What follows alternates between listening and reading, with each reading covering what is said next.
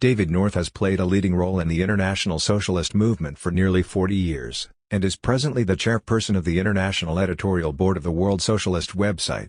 An authority on the life and political ideas of Leon Trotsky, his many published works include The Heritage We Defend, A History of the Fourth International. Introduction. It is difficult to think of another figure in the 20th century, and perhaps in world history, whose life has been the subject of such unrelenting vilification and falsification as Leon Trotsky. The peculiar intensity of the hatred directed against Trotsky, which persists even 70 years after his death, is bound up with his unique historical role. Trotsky was both the leader of the first socialist revolution and also the implacable opponent of the Stalinist regime that subsequently betrayed that revolution. The Soviet Union no longer exists and the Stalinist regime has disappeared into the dustbin of history. But Trotsky remains a relentlessly contemporary political figure. The significance of his life and world history transcends his role in the Russian Revolution. Leon Trotsky was, above all else, the great tribune and theoretician of world socialist revolution. The passions evoked by his name testify to the enduring significance of Trotsky's ideas. Arguments about Trotsky are never simply about what happened in the past. They are just as much about what is happening in the world today, and what is likely to happen in the future. In October 1917 Trotsky played, next to Lenin himself, the most important role in the Bolshevik seizure of power. His role in the overthrow of the bourgeois provisional government was not limited to his operational leadership of the revolutionary insurrection in Petrograd. Though it was Lenin who, between April and October 1917, politically directed the Bolshevik Party toward the conquest of state power, Lenin's strategic line drew heavily on the theory of permanent revolution elaborated by Trotsky. Moreover, the Soviet regime's survival and ultimate victory in the civil war that raged between 1918 and 1921 owed a great deal to Trotsky's activities as principal commander of the Red Army. But the end of the civil war marked a turning point in Soviet history and in Trotsky's position in the Bolshevik leadership. Though it was not immediately apparent, the adoption of the market-oriented new economic policy in 1921, a necessary response by the Soviet regime to the calamitous conditions that existed in the country after 7 years of World War, Revolution and Civil War, strengthened more conservative political tendencies within the Russian Communist Party. This process was exacerbated by the absorption of large sections of party cadre, including many old Bolsheviks, into the rapidly expanding state and party bureaucracy. The setbacks suffered by revolutionary movements in Central and Western Europe between 1919 and 1923, especially in Germany, foreclosed the possibility that the massive social and economic problems confronting the Bolshevik regime would be alleviated through the timely establishment of friendly socialist regimes. Beneath unrelenting domestic and international pressure, the political constituency within the party grew for a redefinition of the basic aims of the Soviet regime, away from the world revolutionary perspective that had inspired the October Revolution, and with which Trotsky was indelibly identified. Prior to 1923 it had been accepted, as a basic premise of Marxist theory, that the development of socialism in Russia could not be achieved on a national basis. Russia, with its predominantly peasant population and limited industrial base, lacked the resources for a socialist reorganization of its economy. While it was necessary for the Soviet government to work patiently for the development of the economic foundations of a socialist economy, the success of the revolutionary project depended on the victory of the working class in the advanced centers of capitalism. However, this internationalist perspective gave way to an essentially autarkic conception of the economic development of the USSR as a national state. The new outlook found expression in the program of socialism in one country advanced in 1924 by Stalin and Bukharin. This nationalist reorientation intersected with the bureaucracy's growing identification of its own privileged social position with national state power. Trotsky's efforts in the autumn of 1923 to draw attention to the symptoms of bureaucratization within the Communist Party and Soviet state immediately evoked a bitter political response, a sure sign that his criticisms impinged on significant material interests.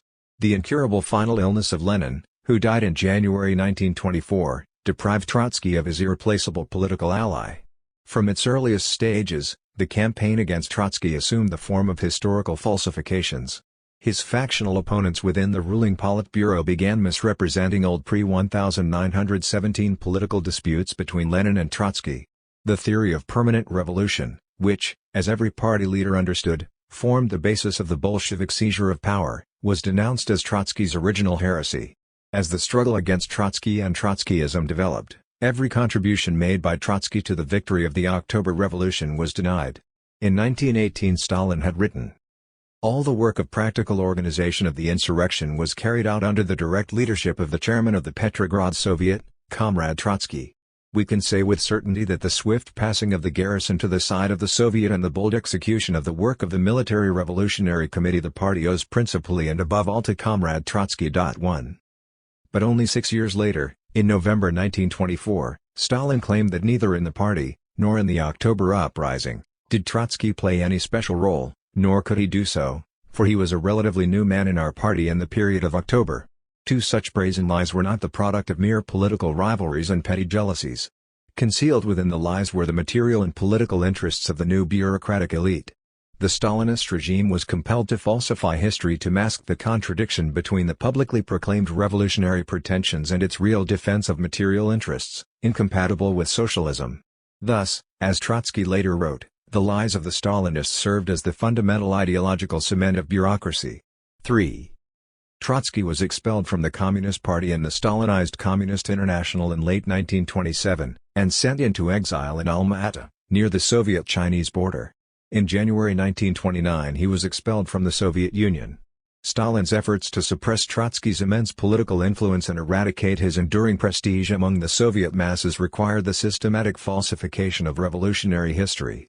Within little more than 1 decade, the early anti-Trotsky falsifications of 1923 to 1924 metastasized into the monstrous frame-ups of the Moscow trials, whose nightmarish accusations against Trotsky and all the other principal leaders of the October Revolution provided Stalin with a pretext for the murder of hundreds of thousands of the finest representatives of the revolutionary socialist intelligentsia and working class within the Soviet Union. No allegation was too hideous or far-fetched for the Stalinist regime. Trotsky was denounced as the arch-enemy of the Soviet people, a murderous conspirator who organized acts of sabotage and terror against the USSR. Depending on Stalin's own political alliances, Trotsky was presented as an agent of fascist Germany at one moment, and an agent of British imperialism at another. In exile in Mexico, Trotsky remained unyielding in his struggle against Stalin's totalitarian regime. Calling in early 1937 for the establishment of an international commission of inquiry into the Moscow trials, Trotsky explained what was at stake in the refutation of Stalin's lies. The Moscow trials are perpetrated under the banner of socialism. We will not concede this banner to the masters of falsehood. If our generation happens to be too weak to establish socialism over the earth, we will hand the spotless banner down to our children. The struggle which is in the offing transcends by far the importance of individuals, factions, and parties. It is the struggle for the future of all mankind. It will be severe. It will be lengthy. Whoever seeks physical comfort and spiritual calm, let him step aside. In time of reaction it is more convenient to lean on the bureaucracy than on the truth. But all those for whom the word socialism is not a hollow sound but the content of their moral life, forward. Neither threats, nor persecutions, nor violations can stop us. Be it even over our bleaching bones, the truth will triumph. We will blaze the trail for it. It will conquer. Under all the severe blows of fate, I shall be happy, as in the best days of my youth. Because, my friends, the highest human happiness is not the exploitation of the present but the preparation of the future. 4. Trotsky was assassinated 3 years later, in August 1940, by an agent of the Soviet secret police. But the state-sponsored campaign of falsification, in which the Stalinist satellite parties of the Kremlin participated with enthusiasm, continued for decades. Even after Khrushchev denounced Stalin's crimes in 1956, the Soviet Union did not lift its anathema against Trotsky. Rather, the radicalization of workers and youth in the 1960s, which was accompanied by a renewal of interest in Trotsky's life and ideas, provoked an intensification of the Kremlin bureaucracy's political and ideological campaign against Trotskyism. This continued almost until the dissolution of the Soviet Union. Only in the final convulsive years of Mikhail Gorbachev's tenure in the Kremlin did the depiction of Trotsky as the arch-enemy of socialism break down beneath a flood of newly published historical documents. His decisive role in the victory of the October Revolution was acknowledged, albeit grudgingly and with many caveats. However, in contrast to every other Bolshevik leader sentenced to death at the Moscow trials, the Soviet government never officially rehabilitated Trotsky. But, despite the continued, though somewhat subdued, official hostility of the Soviet regime, interest in Trotsky's life and writings grew rapidly within the Soviet Union. For the first time, Soviet historians were able to conduct research within long-buried Soviet archives and begin to write about Trotsky. The most outstanding product of this new situation was the work of the Soviet sociologist and historian, The late Vadim Z. Rogovin, 1937–1998, whose 7-volume study of the Trotskyist opposition to Stalinism between 1923 and 1940 ranks as the masterpiece of Soviet/Russian historical literature. It might have been expected that the dissolution of the Soviet Union in 1991 would finally bring an end to the decades-long era of anti-Trotsky slanders. If nothing else, Trotsky's indictment of Stalinism had been vindicated in virtually every detail. Even the circumstances of the USSR's dissolution, in which the ruling bureaucracy sponsored the reintroduction of capitalism and exploited the process to enrich strategically placed party functionaries, followed closely the political and economic scenario anticipated by Trotsky more than a half-century earlier in his prophetic "The Revolution Betrayed." However, the new political situation worked against an honest evaluation of Trotsky's historical role. Within the new Russia, no small number of Stalinist functionaries, who had previously denounced Trotsky as an enemy of the October Revolution, transformed themselves into virulent anti-communists and denounced Trotsky for having led the October Revolution. Moreover, the dissolution of the USSR released former state and party functionaries from even a ceremonial commitment to Marxian socialism. The Stalinist ideology and political outlook completed its natural evolution into an avowedly right-wing nationalistic Russian chauvinism. Among the elements who assemble in Moscow for demonstrations in which portraits of Stalin are held aloft alongside banners emblazoned with a fascist swastika, hatred of Trotsky and socialist internationalism is the critical link between their political past and present. The present volume is concerned with a related but different phenomenon, the emergence, outside the former Soviet Union, of a new campaign of anti-Trotsky historical falsification. Within little more than 5 years, 3 prominent British historians, Ian Thatcher of Brunel College, Geoffrey Swain of Glasgow University, and Robert Service of St Antony's College in Oxford, have published biographies of Trotsky. If these works had arrived at their conclusions based on an objective presentation of well-established facts, the argument with Thatcher, Swain and Service would be over-interpretation. However, the biographies make a travesty of the historical record. Not one of these works observes the standards of serious scholarship. This appalling and inexcusable deficiency arises from the fundamental purpose of these books, to completely discredit Trotsky as a historical figure. In a brief aphorism, Chekhov deplores the apologetic attitude that allows lies, especially those that have been long in circulation, to go unchallenged. The correct attitude is one that declares openly, "This is a lie, therefore it must not exist."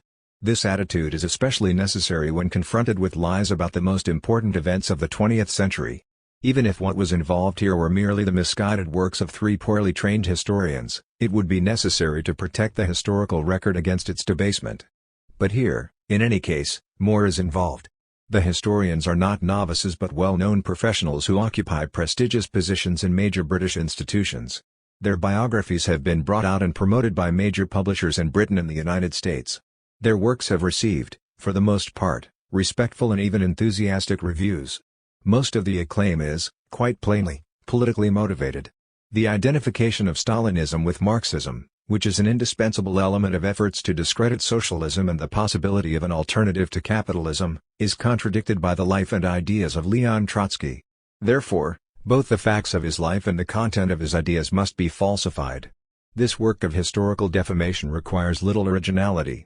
The biographers whose books are examined in this volume draw liberally from the old anti-Trotsky lies of the Stalinist bureaucracy. They recirculate the slanders of the past with the knowledge that in the prevailing environment of intellectual reaction, there simply does not exist any standard of scholarship to which they will be held accountable. A few words about the organization of this book. The first part consists of 2 lectures, delivered in 2001 and 2008, on the subject of Trotsky's historical significance. The second part consists of an examination, written in 2007, of the Trotsky biographies of Thatcher and Swain.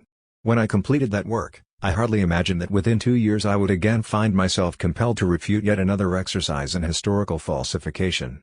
But that was precisely the unpleasant challenge posed by the publication of Professor Service's biography of Trotsky in the autumn of 2009. My analysis of this work unfolded over the course of several months. The initial review, published on the World Socialist website in November 2009, was followed by 3 lectures. The first lecture was in London in December 2009, the second in Sydney, Australia in February 2010, and the third at St Catherine's College in Oxford in May 2010. The review and the 3 lectures comprise the third part of this volume. While there is unavoidably a certain amount of overlapping material in these presentations, the sprawling character of Service's falsifications enabled me to speak and write at length about his biography without excessive repetition. Toward a reconsideration of Trotsky's place in the history of the 20th century. 60 years ago, on August 21, 1940, Leon Trotsky died from wounds that had been inflicted by an agent of the Soviet secret police one day earlier. The Stalinist regime hoped that this murder would not only end the political activities of its greatest opponent, but also eradicate his place in history. Totalitarian pragmatism proved to be short-sighted in its calculations. The killer ended Trotsky's life. But the ideas and the writings of the great revolutionary lived on. Murdering Trotsky did not bring to an end the political work of the world movement that he had founded. The Fourth International, as it turned out, lived to see the collapse of the Stalinist regime. It follows, of course, that the assassination failed to remove Trotsky from history. As historians study and interpret the 20th century, the figure of Leon Trotsky looms ever larger. In few other lives were the struggles, aspirations and tragedies of the last century reflected so profoundly and nobly as in that of Trotsky. If we accept as true the observation of Thomas Mann that, in our time the destiny of man presents itself in political terms, then it can be said that in the 60 years of Trotsky's life, destiny found its most conscious realization. The biography of Leon Trotsky is the concentrated expression of the vicissitudes of the world socialist revolution during the first half of the 20th century. 3 years before his death, in a discussion with a skeptical American journalist, Trotsky explained that he saw his life not as a series of bewildering and ultimately tragic episodes, but as different stages in the historical trajectory of the revolutionary movement. His rise to power in 1917 was the product of a revolutionary upsurge of the working class. For 6 years his power depended on the social and political relations created by that offensive. The decline in Trotsky's personal political fortunes flowed from the ebbing of the revolutionary wave. Trotsky lost power not because he was less skilled a politician than Stalin, but because the social force upon which his power was based, the Russian and international working class, was in political retreat. Indeed, Trotsky's historically conscious approach to politics, so effective during the revolutionary years, placed him at a disadvantage vis-à-vis his unscrupulous adversaries during a period of growing political conservatism. The exhaustion of the Russian working class in the aftermath of the Civil War, the growing political power of the Soviet bureaucracy and the defeats suffered by the European working class, particularly in Germany, were, in the final analysis, the decisive factors in Trotsky's fall from power. The defeats suffered by the international working class were recorded in Trotsky's personal fate. The political demoralization provoked by the defeat of the Chinese Revolution in 1927 provided Stalin with the opportunity to expel the left opposition from the Communist International and to exile Trotsky, first to Alma-Ata and, not long after, outside the borders of the USSR. The victory of Hitler in 1933, made possible by the policies of the Stalinist-led German Communist Party, set into motion a chain of events that led to the Moscow trials, the political catastrophes of Stalinist popular frontism and the final expulsion of Trotsky from Europe to distant Mexico. It was there in Coyoacán, a suburb of Mexico City, that Trotsky was murdered by a Stalinist agent, Ramon Mercader. Trotsky's death came at the high point of the fascist and Stalinist counter-revolution. By 1940 virtually all of Trotsky's old comrades had been liquidated in the Soviet Union. All 4 children of Trotsky were dead. The 2 older daughters had died prematurely as a result of the hardships caused by the persecution of their father. The 2 sons, Sergei and Lev, were murdered by the Stalinist regime. At the time of his death in Paris in February 1938, Lev Sedov was, next to his father, the most important political figure in the Fourth International.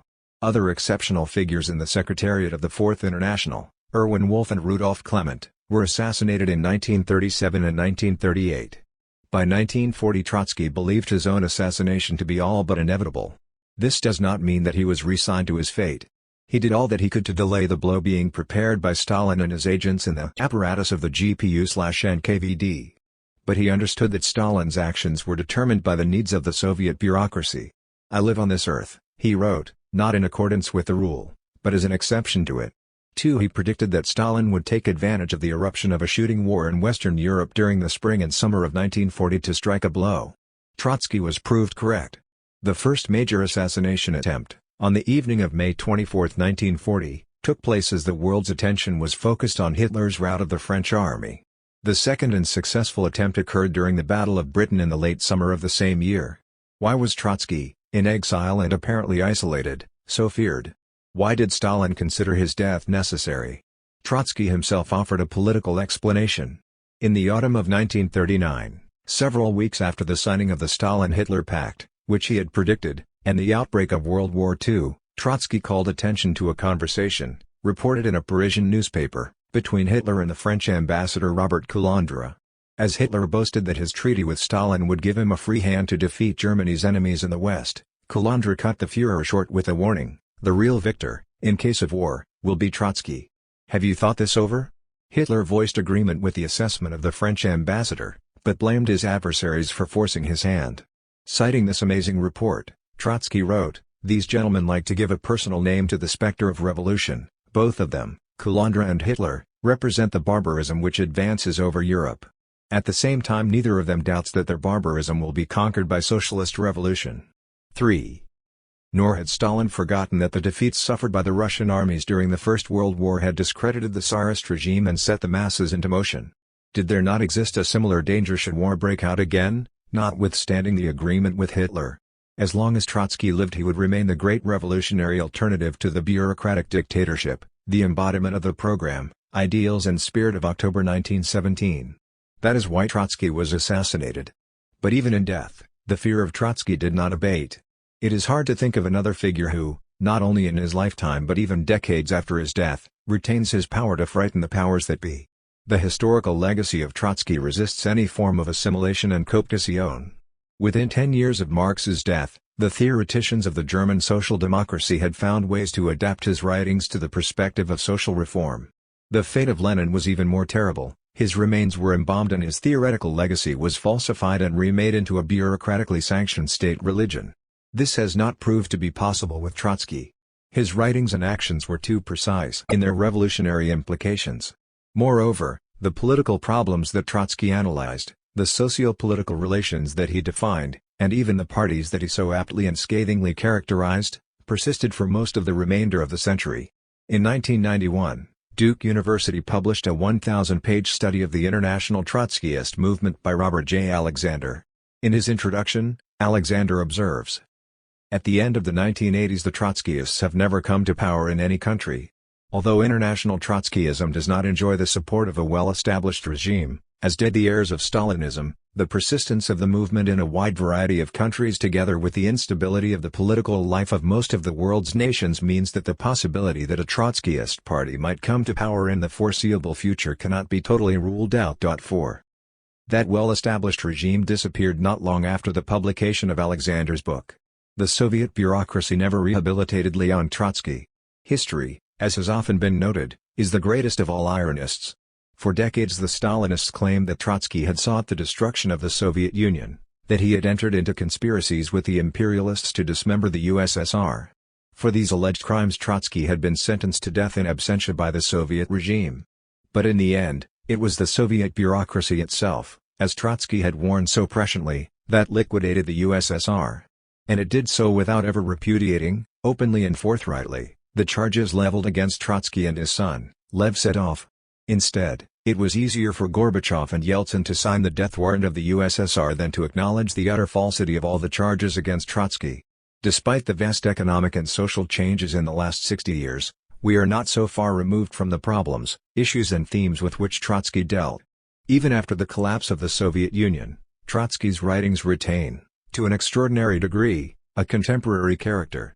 A study of Trotsky's writings is essential not only for an understanding of the politics of the 20th century, but also for the purpose of orienting oneself politically in the very complex world of the 21st century. If the greatness of a political figure is measured by the extent and enduring relevance of his legacy, then Trotsky must be placed in the very first rank of 20th century leaders. Let us for a moment consider the political figures that dominated the world stage in 1940. It is difficult even to mention the names of the totalitarian leaders of that era, Hitler, Mussolini, Stalin, Franco, without uttering an obscenity.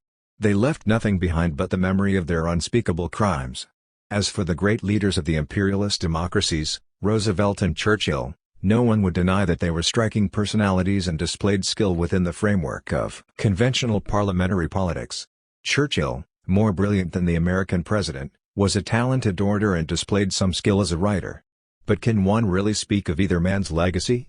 Churchill's hymns to the fading British Empire were regarded as anachronistic even by many of his admirers. His writings are of interest as historical documents, but have very limited contemporary relevance. As for Roosevelt, he was the consummate political pragmatist, who reacted with a combination of guile and intuition to the problems of the day. Would anyone suggest seriously that one would find in the speeches and/or books of Churchill and Roosevelt, the latter, by the way, did not write any analyses and insights that would contribute to an understanding of the political problems that we confront at the outset of the 21st century? Even in their own day, Trotsky towered over his political contemporaries. The influence of all his adversaries was directly bound up with, and dependent upon, their control over the instruments of state power. Separated from that power, they could hardly have commanded world attention. Stalin, separated from the Kremlin and its apparatus of terror, would have been no more than he was before October 1917, a gray blur. Trotsky was deprived of all the official instruments of power in 1927. He was, however, never powerless. Trotsky was fond of quoting the famous sentence, spoken by Dr. Stockman, with which Ibsen closes his Enemy of the People, "The most powerful man is he who stands alone." The insight of the great Norwegian dramatist was realized in the life of the greatest of all the Russian revolutionists. Trotsky provided a timeless demonstration of the power of ideas and ideals that correspond to and articulate the progressive strivings of humanity. Trotsky as a writer. When speaking of Trotsky's ideas, it is difficult to resist the temptation to quote at length from his writings. At the very least, one would certainly succeed in providing one's audience with an exceptional aesthetic experience. Putting aside for a moment one's political sympathies, any reader capable of rendering objective judgment would be hard-pressed to deny that Trotsky ranks among the greatest writers of the 20th century. Some 30 years have passed since I first read a book by Trotsky, his monumental History of the Russian Revolution. I am sure that I am not the only person who still recalls the emotional and intellectual impact of his first encounter with Trotsky's prose. Reading Trotsky in translation, I wondered what estimate of his stature as a writer would be made by those able to read his work in the original Russian. Unexpectedly, an opportunity arose for me to satisfy my curiosity. I attended a lecture on Russian literature by an aged specialist who had fled his homeland in the aftermath of the October Revolution. This was not a man from whom one would expect the slightest sympathy for Trotsky. At the conclusion of his lecture, a survey of Russian literature in the 20th century, I asked him to give his opinion of Trotsky as a writer. I recall vividly both his answer and the thick accent with which it was delivered. Trotsky, he replied, was the greatest master of Russian prose after Tolstoy. Many years later, this assessment was echoed in a remark made by a student I met during my first visit to the Soviet Union in 1989. He confessed that reading Trotsky was for him a very difficult experience. Why was this so? When I read Trotsky, he explained, I am forced to agree with him, but I don't want to. The range of Trotsky's writings, on art, literature and culture, scientific developments, problems of life, and, of course, politics, almost defies comprehension.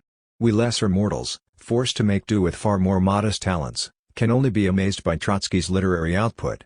How, one asks oneself, did he do it, before the age of word processors and spell check? Perhaps part of the answer lies in Trotsky's remarkable ability to speak extempore almost as beautifully and cogently as he wrote. His dictation, by all accounts, reads better than the polished drafts of even very skilled writers. A major figure in the literature of the 20th century, Trotsky owed a great deal to the great Russian masters of the 19th century, particularly Turgenev, Tolstoy, Herzen, and Belinsky. The same man who wrote proclamations and battle orders in unyielding martial prose that stirred millions could also produce passages of haunting beauty, as, for example, when he recalled one moment during his 1907 escape from Siberian exile. The sleigh skidded along smoothly and noiselessly, like a boat on the glassy surface of a pond. In the gathering darkness the forest looked even more gigantic than before. I could not see the road and hardly felt the motion of my sleigh. It was as though the trees were under a spell and came running towards us, bushes slipped away, old tree stumps covered with snow flew past, everything seemed filled with mystery. The only sound was the fast, regular choo-choo-choo-choo of the reindeer's breathing. Thousands of long-forgotten sounds filled my head in the midst of the silence. Suddenly I heard a sharp whistle in the depths of the dark forest. It seemed mysterious and infinitely remote. Yet it was only Arostayek signaling to his reindeer. Then silence once more whistling far away, more trees rushing noiselessly out of darkness into darkness. 5. Trotsky possessed an exceptional sensitivity to the paradoxes and contradictions of politics. Writing of his own trial after the defeat of the 1905 revolution, Trotsky describes the contrast between the harsh and threatening official environment of the court building, crowded with gendarmes with drawn sabers, and the infinite quantities of flowers that had been delivered to the courtroom by admirers and supporters of the revolutionary defendants. There were flowers in buttonholes, flowers held in hands and on laps, finally flowers simply lying on the benches. The president of the court did not dare to remove these fragrant intruders. In the end, even gendarmerie officers and officers of the court, totally demoralized by the prevailing atmosphere, were handing flowers to the defendants. 6. It was, I believe, no less a writer than George Bernard Shaw who once observed that when Trotsky used his pen to cut off the head of an opponent, he could not resist the opportunity to pick it up and show, to one and all, that it had no brains. Yet, the power of Trotsky's polemics lay in the brilliance with which he exposed the incongruity between the subjective aims of this or that politician and the objective development of social contradictions in a revolutionary epoch. Using the necessary unfolding of the historic process as his measuring rod, Trotsky's withering criticisms were not cruel. They were simply on the mark. Thus, of the principal leader of the bourgeois provisional government in 1917. Kerensky was not a revolutionist, he merely hung around the revolution. He had no theoretical preparation, no political schooling, no ability to think, no political will. The place of these qualities was occupied by a nimble susceptibility, an inflammable temperament, and that kind of eloquence which operates neither upon mind nor will, but upon the nerves. 7. And of the leader of the socialist revolutionaries, Viktor Chernov. A well-read rather than educated man, with a considerable but unintegrated learning, Chernov always had at his disposal a boundless assortment of appropriate quotations, which for a long time caught the imagination of the Russian youth without teaching them much. There was only one single question which this many-worded leader could not answer: whom was he leading and whither? The eclectic formulas of Chernov, ornamented with moralisms and verses, united for a time a most variegated public who at all critical moments pulled in different directions. No wonder Chernov complacently contrasted his methods of forming a party with Lenin's sectarianism. 8. And finally, of the once formidable theoretician of German social democracy. Kautsky has a clear and solitary path to salvation: democracy. All that is necessary is that everyone should acknowledge it and bind himself to it. The right socialists must renounce the sanguinary slaughter with which they have been carrying out the will of the bourgeoisie. The bourgeoisie itself must abandon the idea of using its Nosks and Lieutenant Vogels to defend its privileges to the last breath. Finally, the proletariat must once and for all reject the idea of overthrowing the bourgeoisie by means other than that laid down in the Constitution. If the conditions enumerated are observed, the social revolution will painlessly melt into democracy. In order to succeed, it is sufficient, as we see, for our stormy history to draw a nightcap over its head, and take a pinch of wisdom out of Kautsky's snuff box. 9. One could without difficulty spend an entire day quoting passages in which Trotsky's literary genius finds brilliant expression. But this genius was not simply, nor primarily, a matter of style. There is a deeper and more profound element in Trotsky's literary work that raises him above any other political thinker of his time. To the extent that history can find conscious articulation in the course of its own immediate unfolding, that process is manifested in the writings of Leon Trotsky. In general, there is nothing more ephemeral than political commentary. The half-life of even a well-written newspaper column is generally no longer than the time it takes to drink a cup of coffee. It passes straight from the breakfast table to the wastepaper basket.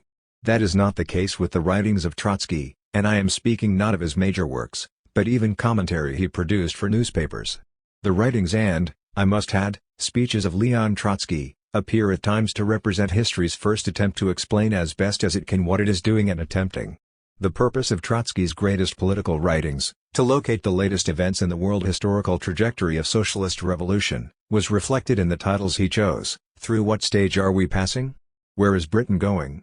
Whither France? Towards Capitalism or Socialism? Lunacharsky once said of Trotsky, he is always aware of his position in history. This was Trotsky's strength, the source of his political resistance against opportunism and all manner of pressures. Trotsky conceived of Marxism as the science of perspective.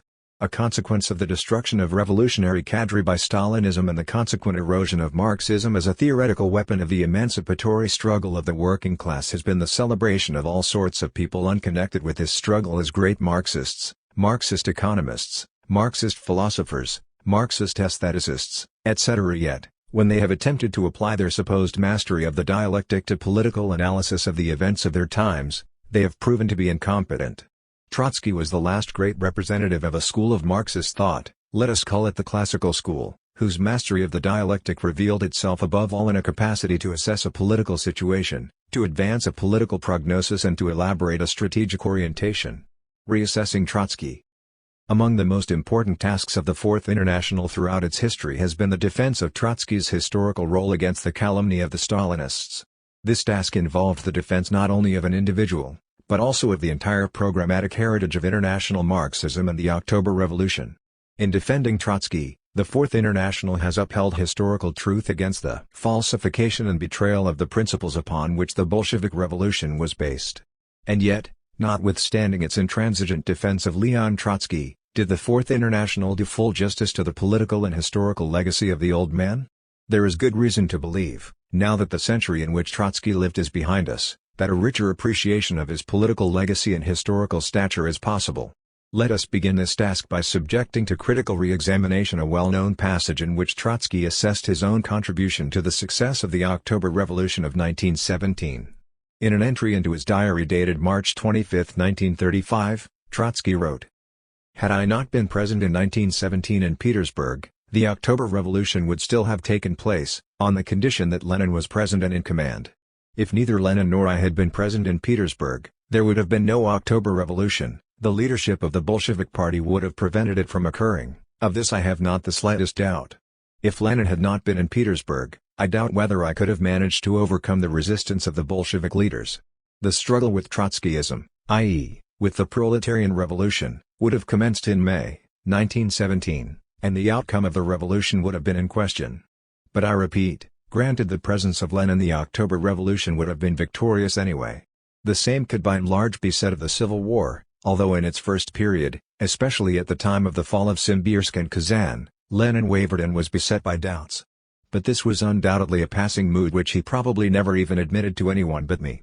Thus I cannot speak of the indispensability of my work, even about the period from 1917 to 1921.10. Is this assessment accurate? In this passage, Trotsky is referring principally to the political struggle within the Bolshevik Party. Quite correctly, he takes as his point of departure the crucial significance of the reorientation of the Bolshevik Party in April 1917. Lenin's greatest achievement in 1917, upon which the success of the revolution depended, was overcoming the resistance of old Bolshevik leaders, particularly Kamenev and Stalin, to a strategic change in Bolshevik policy. And yet, the importance of this struggle within the Bolshevik Party serves to underscore the far-reaching implications of the earlier disputes within the Russian Social Democratic Labour Party over questions of political perspective. Even if one accepts that Lenin played the critical role in overcoming resistance within the Bolshevik Party to adopting an orientation toward the seizure of power and the establishment of a proletarian dictatorship, the fact is that Lenin was waging a struggle against those who adhered to the political line that he himself had upheld for many years in opposition to the perspective of Leon Trotsky. When Lenin returned to Russia in April 1917 and repudiated the perspective of the democratic dictatorship of the proletariat and the peasantry, it was widely understood that he was adopting, even if he failed to acknowledge this openly, the political line with which Trotsky had been associated for more than a decade, that of permanent revolution. The theory of permanent revolution. I will review briefly the basic issues that confronted the Russian revolutionary movement in the final decades of the Tsarist regime. In its efforts to plot the trajectory of Russian socio-political development, Russian socialist thought advanced three possible and conflicting variants.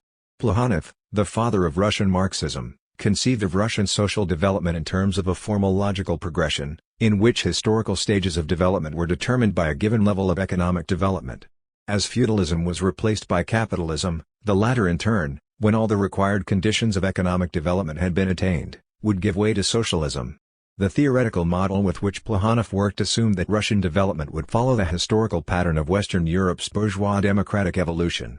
There existed no possibility that Russia might move in a socialist direction before the more advanced countries to its west.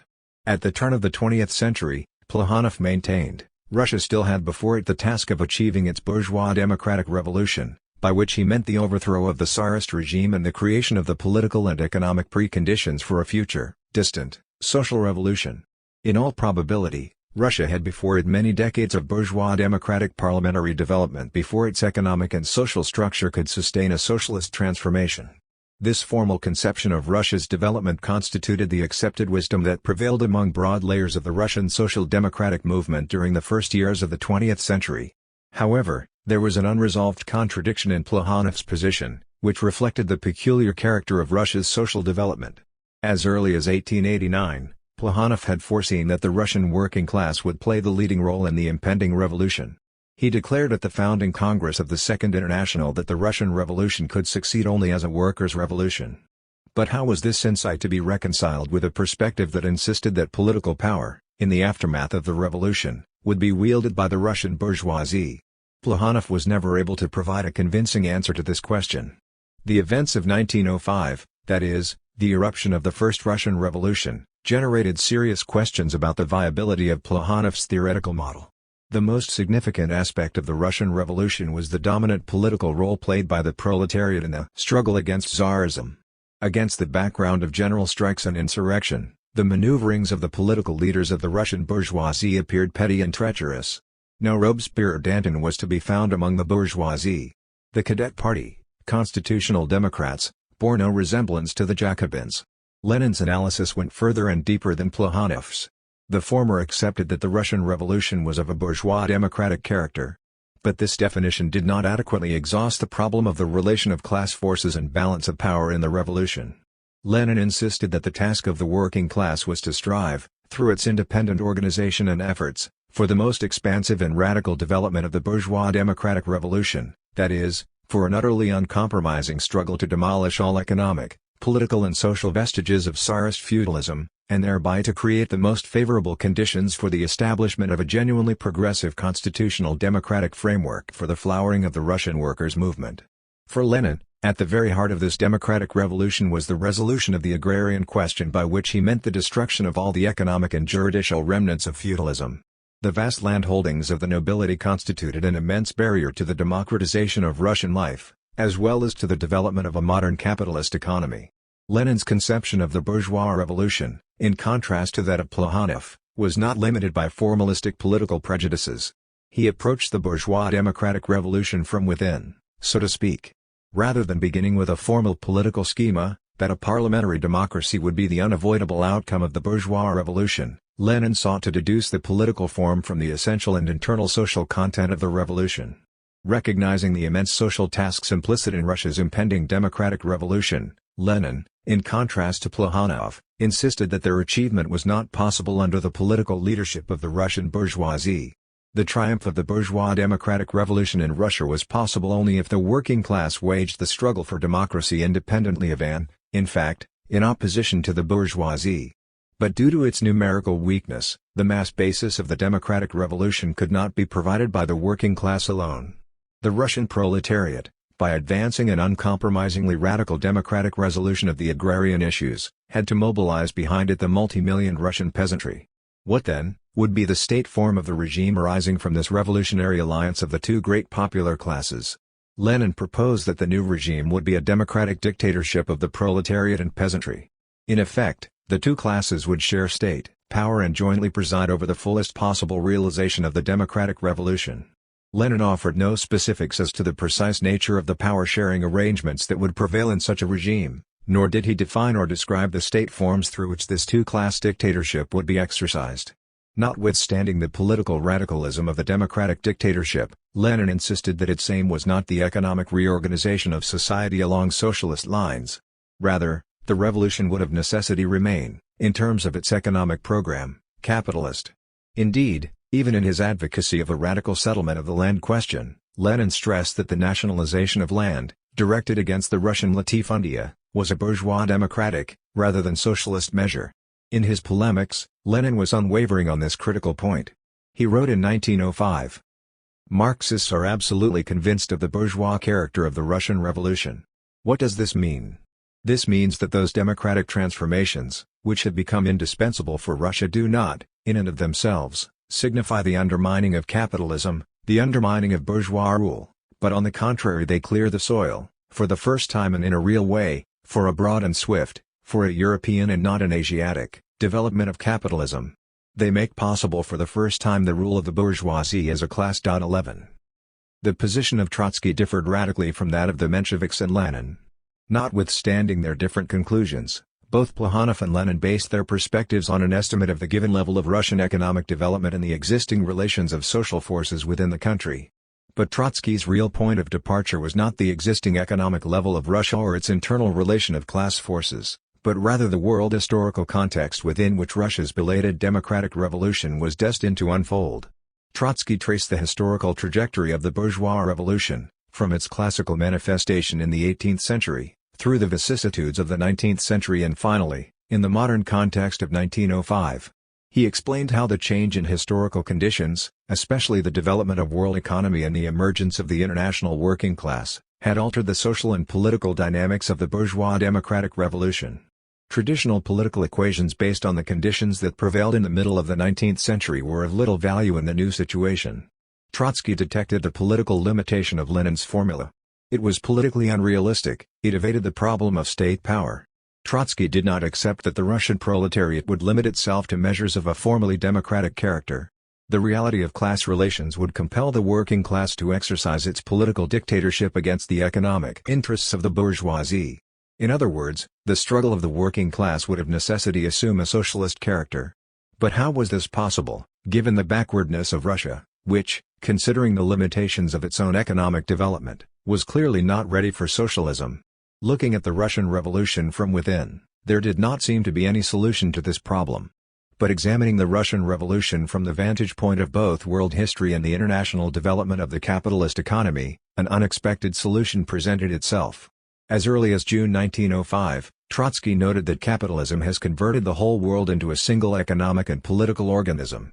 Trotsky grasped the implications of this change in the structure of world economy.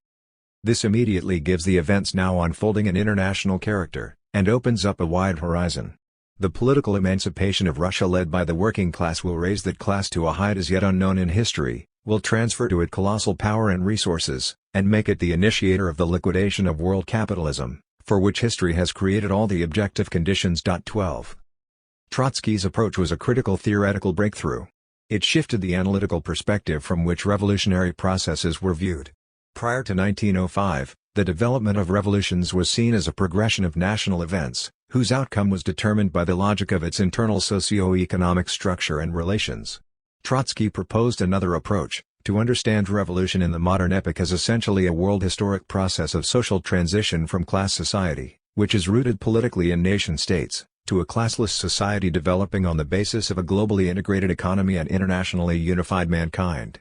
Trotsky developed this conception of the revolutionary process at the point at which the socialist movement was being confronted with a flood of socio-economic and political data that could not be adequately processed within the existing theoretical framework.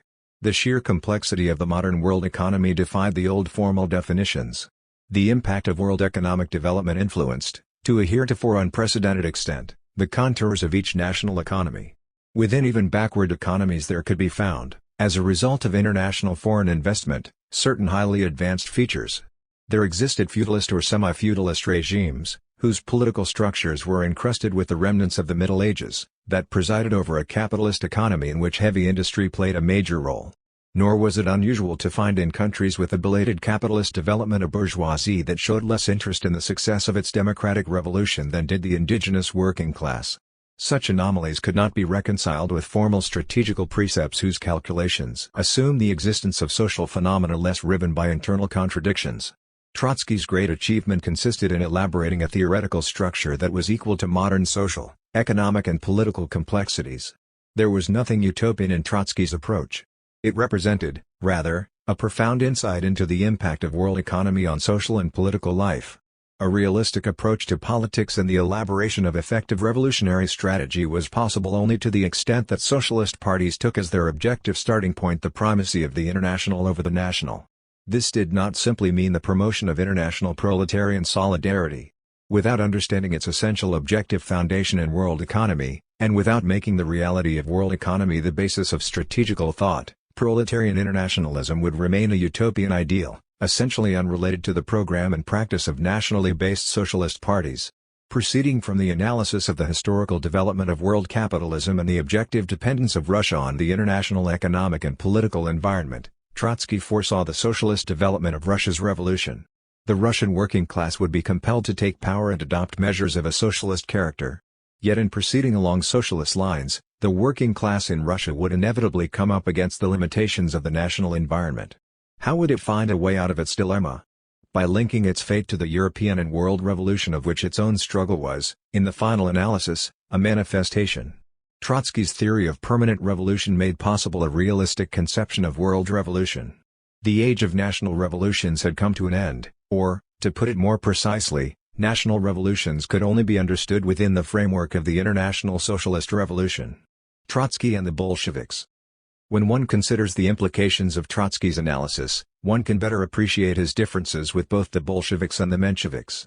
It is not my intention here to minimize in any way the significance of Lenin's great achievement, which was to understand more profoundly than anyone else the political significance of the struggle against political opportunism in the revolutionary movement and to extend that struggle to every level of party work and organization. And yet, as crucial and critical as questions of revolutionary organization are, the experience of the 20th century has taught the working class, or should teach the working class, that even the firmest organization, unless directed by a correct revolutionary perspective, can and will become, in the final analysis, an obstacle to revolution. For Trotsky, what determined his attitude to all tendencies within the Russian Social Democratic labor movement was their perspective and program. To what extent, Trotsky asked, was there a political program based on a correct assessment of the world forces that would determine the evolution and fate of the Russian Revolution? Trotsky, from this standpoint, was justifiably critical of the program and orientation of the Bolshevik Party. Let me read from an article written in 1909 in which he surveyed the different positions held by the varying factions in the Russian Social Democratic Labor Party. Trotsky wrote, Lenin believes that the contradictions between the proletariat's class interests and objective conditions will be resolved by the proletariat imposing a political limitation upon itself and that this self-limitation will be the result of the proletariat's theoretical awareness that the revolution in which it is playing a leading role is a bourgeois revolution. Lenin transfers the objective contradiction into the proletariat's consciousness and resolves it by means of a class asceticism, which is rooted, not in religious faith, but in a scientific schema. It is enough to see this intellectual construct clearly, to realize how hopelessly idealistic it is. The snag is that the Bolsheviks visualize the class struggle of the proletariat only until the moment of the revolution's triumph, after which they see it as temporarily dissolved in the democratic coalition, reappearing in its pure form, this time as a direct struggle for socialism, only after the definitive establishment of a republican system. Whereas the Mensheviks, proceeding from the abstract notion that a revolution is a bourgeois revolution, arrive at the idea that the proletariat must adapt all its tactics to the behavior of the liberal bourgeoisie in order to ensure the transfer of state power to the bourgeoisie. The Bolsheviks proceed from an equally abstract notion, democratic dictatorship, not socialist dictatorship, and arrive at the idea of a proletariat in possession of state power imposing a bourgeois democratic limitation upon itself. It is true that the difference between them in this matter is very considerable, while the anti-revolutionary aspects of Menshevism have already become fully apparent. Those of Bolshevism are likely to become a serious threat only in the event of victory. 13. This was a prescient insight into what was actually to occur in the Russian Revolution. Once the Tsarist regime was overthrown, the limitations of Lenin's perspective of the democratic dictatorship became immediately clear. Trotsky went on to say that the Russian working class would be forced to take power and will be confronted with the objective problems of socialism, but the solution of these problems will, at a certain stage, be prevented by the country's economic backwardness. There is no way out from this contradiction from the framework of a national revolution. So Trotsky recognized that the limitations of Lenin's perspective were not merely in its political calculations, but that those political calculations proceeded from a national, rather than an international, appreciation of the framework in which the Russian Revolution would unfold. Trotsky continued, the workers' government will from the start be faced with the task of uniting its forces with those of the socialist proletariat of Western Europe. Only in this way will its temporary revolutionary hegemony become the prologue to a socialist dictatorship. Thus permanent revolution will become, for the Russian proletariat, a matter of class self-preservation. If the Workers' Party cannot show sufficient initiative for aggressive revolutionary tactics, if it limits itself to the frugal diet of a dictatorship that is merely national and merely democratic, the united reactionary forces of Europe will waste no time in making it clear that a working class, if it happens to be in power, must throw the whole of its strength into the struggle for a socialist revolution. 14. This was the central question.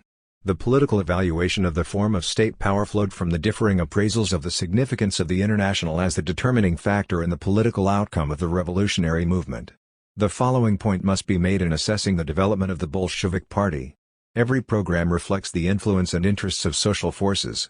In countries with a belated bourgeois development, in which the bourgeoisie is incapable of defending consistently the national and democratic tasks of the revolution, elements of those tasks become part of the program of the working class.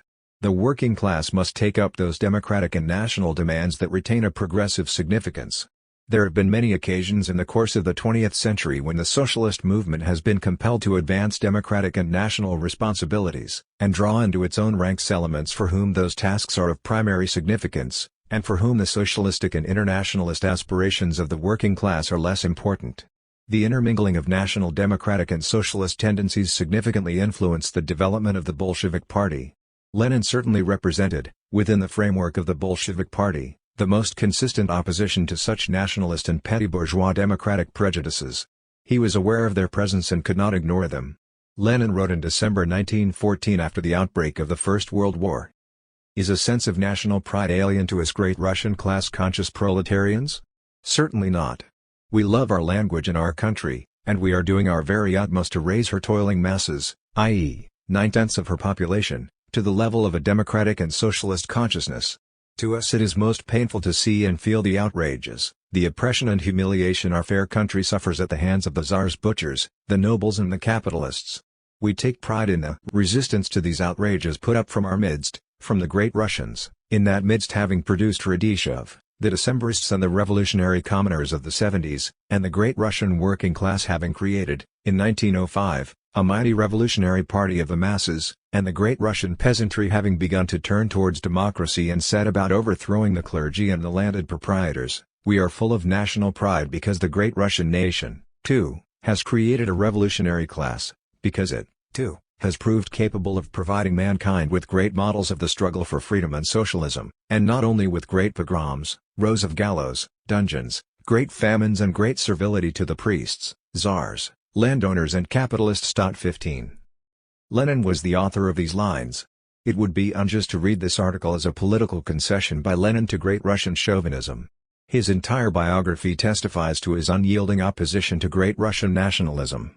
Yet the article, an attempt by Lenin to exert a revolutionary influence on these deep-rooted nationalist sentiments among the working masses and to utilize these sentiments for revolutionary ends, reflected the sensitivity he felt towards the strong nationalist sentiments not only in the working class as a whole, but also within his own party.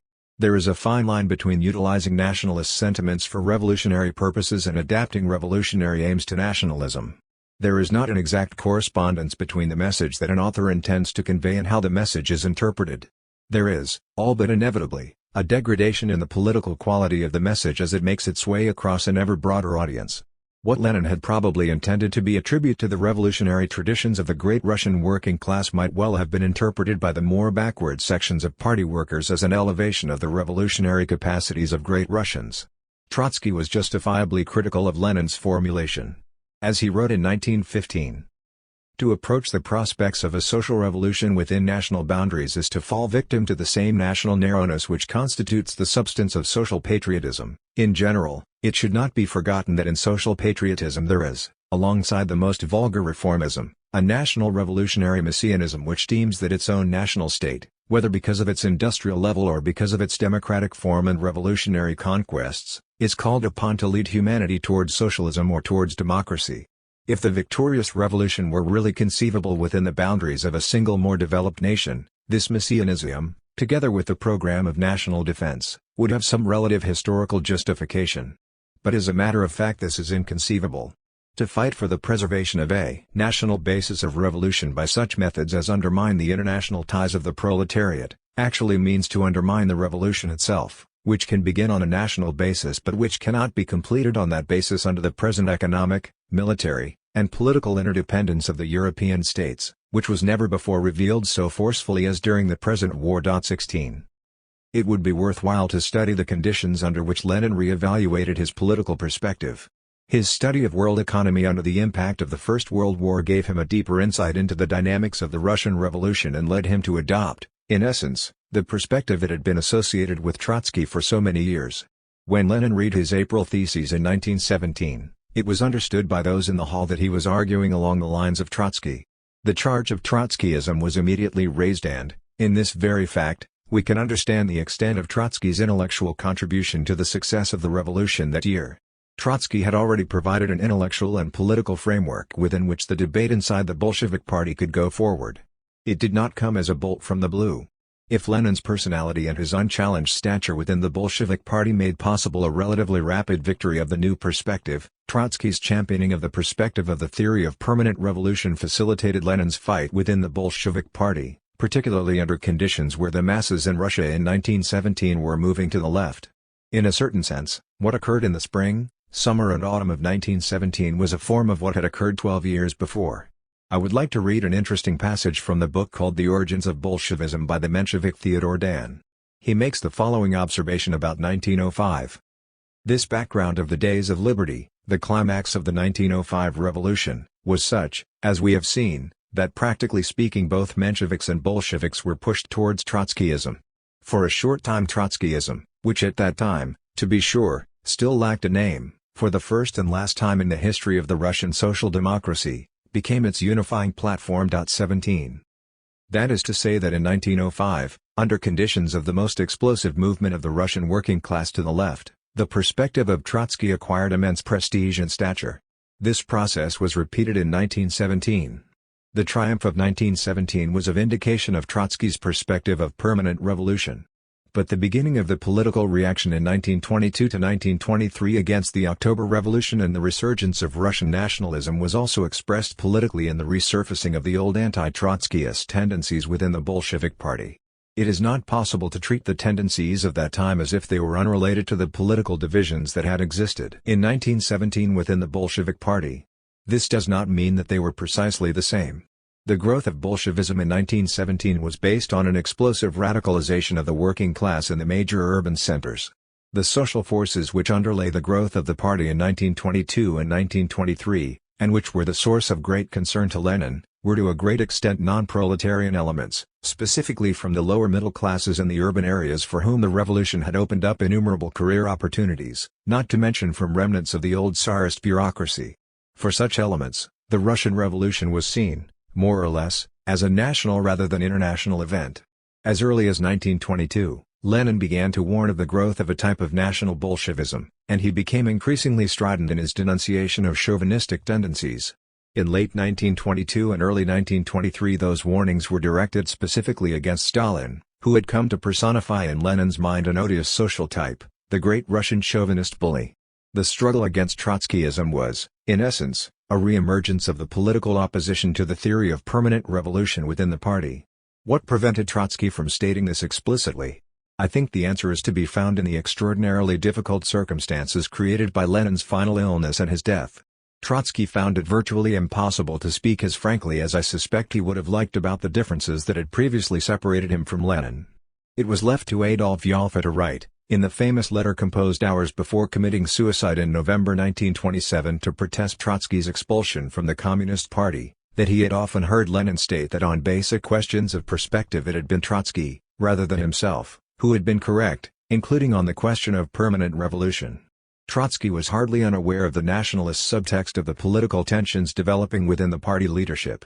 Near the end of his life, Trotsky stated explicitly that the struggle against Trotskyism in the Soviet Union was rooted in the pre-1917 differences within the Bolshevik Party. He wrote in 1939, "It may be said that the whole of Stalinism, taken on a theoretical plane, grew out of the criticism of the permanent revolution as it was formulated in 1905. 18. Trotsky will be remembered and will continue to occupy a vast place in the consciousness of the revolutionary movement as the theoretician of world revolution. Of course, he lived longer than Lenin and was faced with new problems. But there is a basic continuity in all of Trotsky's works from 1905 until his death in 1940. The struggle for the perspective of world revolution is the decisive and essential theme of all his work. All of Lenin is contained in the Russian Revolution. But for Trotsky, it was an episode in his life, a very great episode to be sure, but only an episode in the greater drama of world socialist revolution. A review of Trotsky's work in the aftermath of his fall from political power is beyond the scope of a single lecture.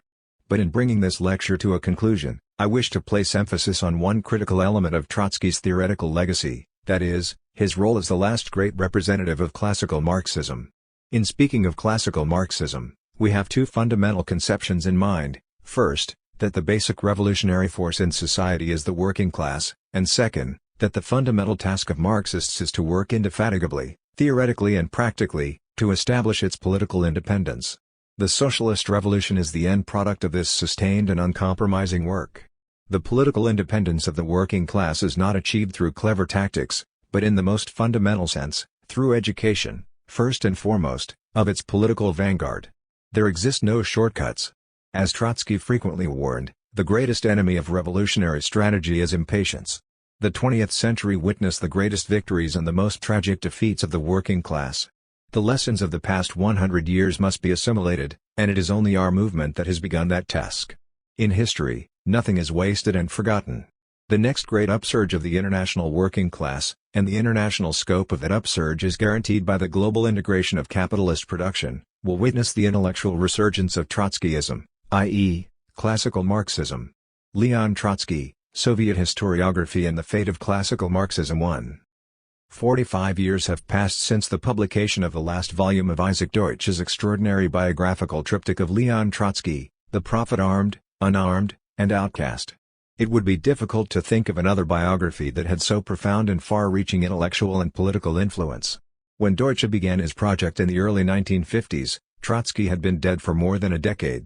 But his murderer, Joseph Stalin, remained very much alive in the Kremlin, the object of a worldwide campaign of public veneration, as disgusting as it was absurd, in which virtually every communist party participated. Deutsch compared his task as a biographer to that of Thomas Carlyle, who had complained that his study of Cromwell had required that he drag the Lord Protector from under a mountain of dead dogs, a huge load of calumny and oblivion. 2. By the time Deutsch completed his third volume in 1963, the political environment had changed dramatically. Stalin died in March 1953. In February 1956, at the 20th Congress of the CPSU, Khrushchev delivered his so-called secret speech. He all but denounced Stalin as a political criminal, responsible for the imprisonment, torture and murder of countless thousands of old Bolsheviks and loyal communists during the purges of the 1930s. Of course, Khrushchev hardly acknowledged the full extent of Stalin's crimes. The indictment was as evasive as it was incomplete. But the impact of Khrushchev's speech was politically devastating. The unstated but inescapable conclusion that flowed from the exposure of Stalin's crimes was that the Moscow trials of 1936 to 1938 were a frame-up and that the old Bolshevik defendants had been murdered. The thought that Trotsky was right haunted countless leaders and members of the CPSU and associated Stalinist parties throughout the world. And if Trotsky was right about the trials, what else had he been right about? Amidst the turmoil that erupted inside the Stalinist parties, initiating a process of internal decomposition that led, within 30 years, to their political disintegration, Deutsch's trilogy assumed immense political significance. The discrediting of Stalin was, to a great extent, a vindication of Trotsky. In the climate of the time, the heroic image of Trotsky evoked by the metaphoric title of Deutsch's biography did not seem at all hyperbolic. Notwithstanding its significant limitations, especially in the final volume, in which Deutsch pursued rather obtrusively his own past political disputes with Trotsky, the 3 volumes introduced the heroic personality of the great revolutionary to a new generation of politically radicalized intellectuals and youth. And what a personality it was! What other figure in modern history exhibited such a vast repertoire of intellectual, political, literary, and martial skills? Deutsch succeeded in imparting to his narrative an immense dramatic tension. But the drama of Trotsky's life did not have to be invented, nor did it require artistic exaggeration. His life was, after all, the concentrated expression of the vast historical drama and tragedy of the Russian Revolution. By the 1960s, the Soviet Union had lost its claim on the imagination of intellectuals and students. Deutsch's biography served as an introduction to the old disputes of the 1920s, in which the work of Trotsky had loomed so large. So many of Deutsch's readers then made their way to a study of Trotsky's writings, which gradually became more widely available. Throughout the 1960s and into the 1970s, interest in the life and work of Trotsky was intense. In 1978, on the eve of Trotsky's centenary, Professor Baruch Napaz published The Social and Political Thought of Leon Trotsky. Napaz's approach to his subject, however critical, reflected the predominant sentiment among Soviet scholars that Trotsky was an important political and intellectual presence. Napaz noted that Trotsky is, even now, and perhaps not unjustly, considered to be the quintessential revolutionary in an age which has not lacked in revolutionary figures. He described Trotsky's achievements in the realm of theory and ideas as prodigious. Trotsky, he wrote, was among the first to analyze the emergence, in the 20th century, of social change in backward societies, and among the first, as well, to attempt to explain the political consequences which would grow out of such change. 3. As a Marxist and an adherent of Trotsky's political conceptions, I respectfully disagree with many elements of Professor Napaz's analysis and interpretation. But his meticulous scholarship certainly demonstrated that Trotsky's life provides fertile ground for serious research. Though Trotsky was a man of action par excellence, he was also an outstanding thinker. Napaz estimated that Trotsky's writings, if brought together in a single edition, would easily fill 60 to 70 thick volumes, without including the vast material contained in the Trotsky archives at Harvard University. 4. Professor Napaz set himself definite limits, a necessity for any scholar attempting to tackle a subject as vast and complex as Trotsky's life and times. He explained that his work was a study of Trotsky's own thought, not that of his opponents or followers, nor of the ideological and political movement which came to be identified with his name. 5. Even with this disciplined focus, Professor Napaz required 598 pages of the Clarendon Press's compact typography to complete his assignment. But he still left the scholarly community with not only a great deal to argue about, but also a great deal to do. And yet, Napaz's book turned out to be almost the last really significant academic contribution to the field of Trotsky studies. That this would be the case would have been hard to foresee in 1978. Napaz's book was, after all, published on the very eve of an event that should have encouraged Trotsky scholarship, the opening on January 2, 1980 of the previously closed section of the Trotsky Archive at the Houghton Library at Harvard University. Until then, Isaac Deutsche, with the special permission of Trotsky's widow Natalia Sadova, had been the only writer to gain access to this vast collection of the revolutionary's private papers. But as it turned out, the opening of this archive had only marginal impact on American and British researchers in the field of Soviet history. During the past 28 years, very little material from this vast archive has found its way into published academic work. This drying up of Trotsky scholarship after 1978 is a curious phenomenon. After all, the deepening crisis of the Soviet Union and Eastern Europe throughout the 1980s certainly justified a more intensive review of the work of Trotsky, who had been the foremost critic of Stalin and Stalinism, and who had foreseen the demise of the USSR. As a matter of fact, Trotsky's depiction, in The Revolution Betrayed, published in 1936, of the process of capitalist restoration anticipated, with astonishing accuracy, the economic transformation of the former USSR under the auspices of Yeltsin in the early 1990s. However, in most English-language works dealing with the history, economics, politics and social structure of the Soviet Union, Trotsky appears as a minor, and even marginal figure. The only notable and original contribution to Trotsky studies that appeared in the 1980s, such a tumultuous decade in Soviet history, was a small monograph, entitled Leon Trotsky and the Art of Insurrection, that focused on Trotsky's achievements as a military strategist.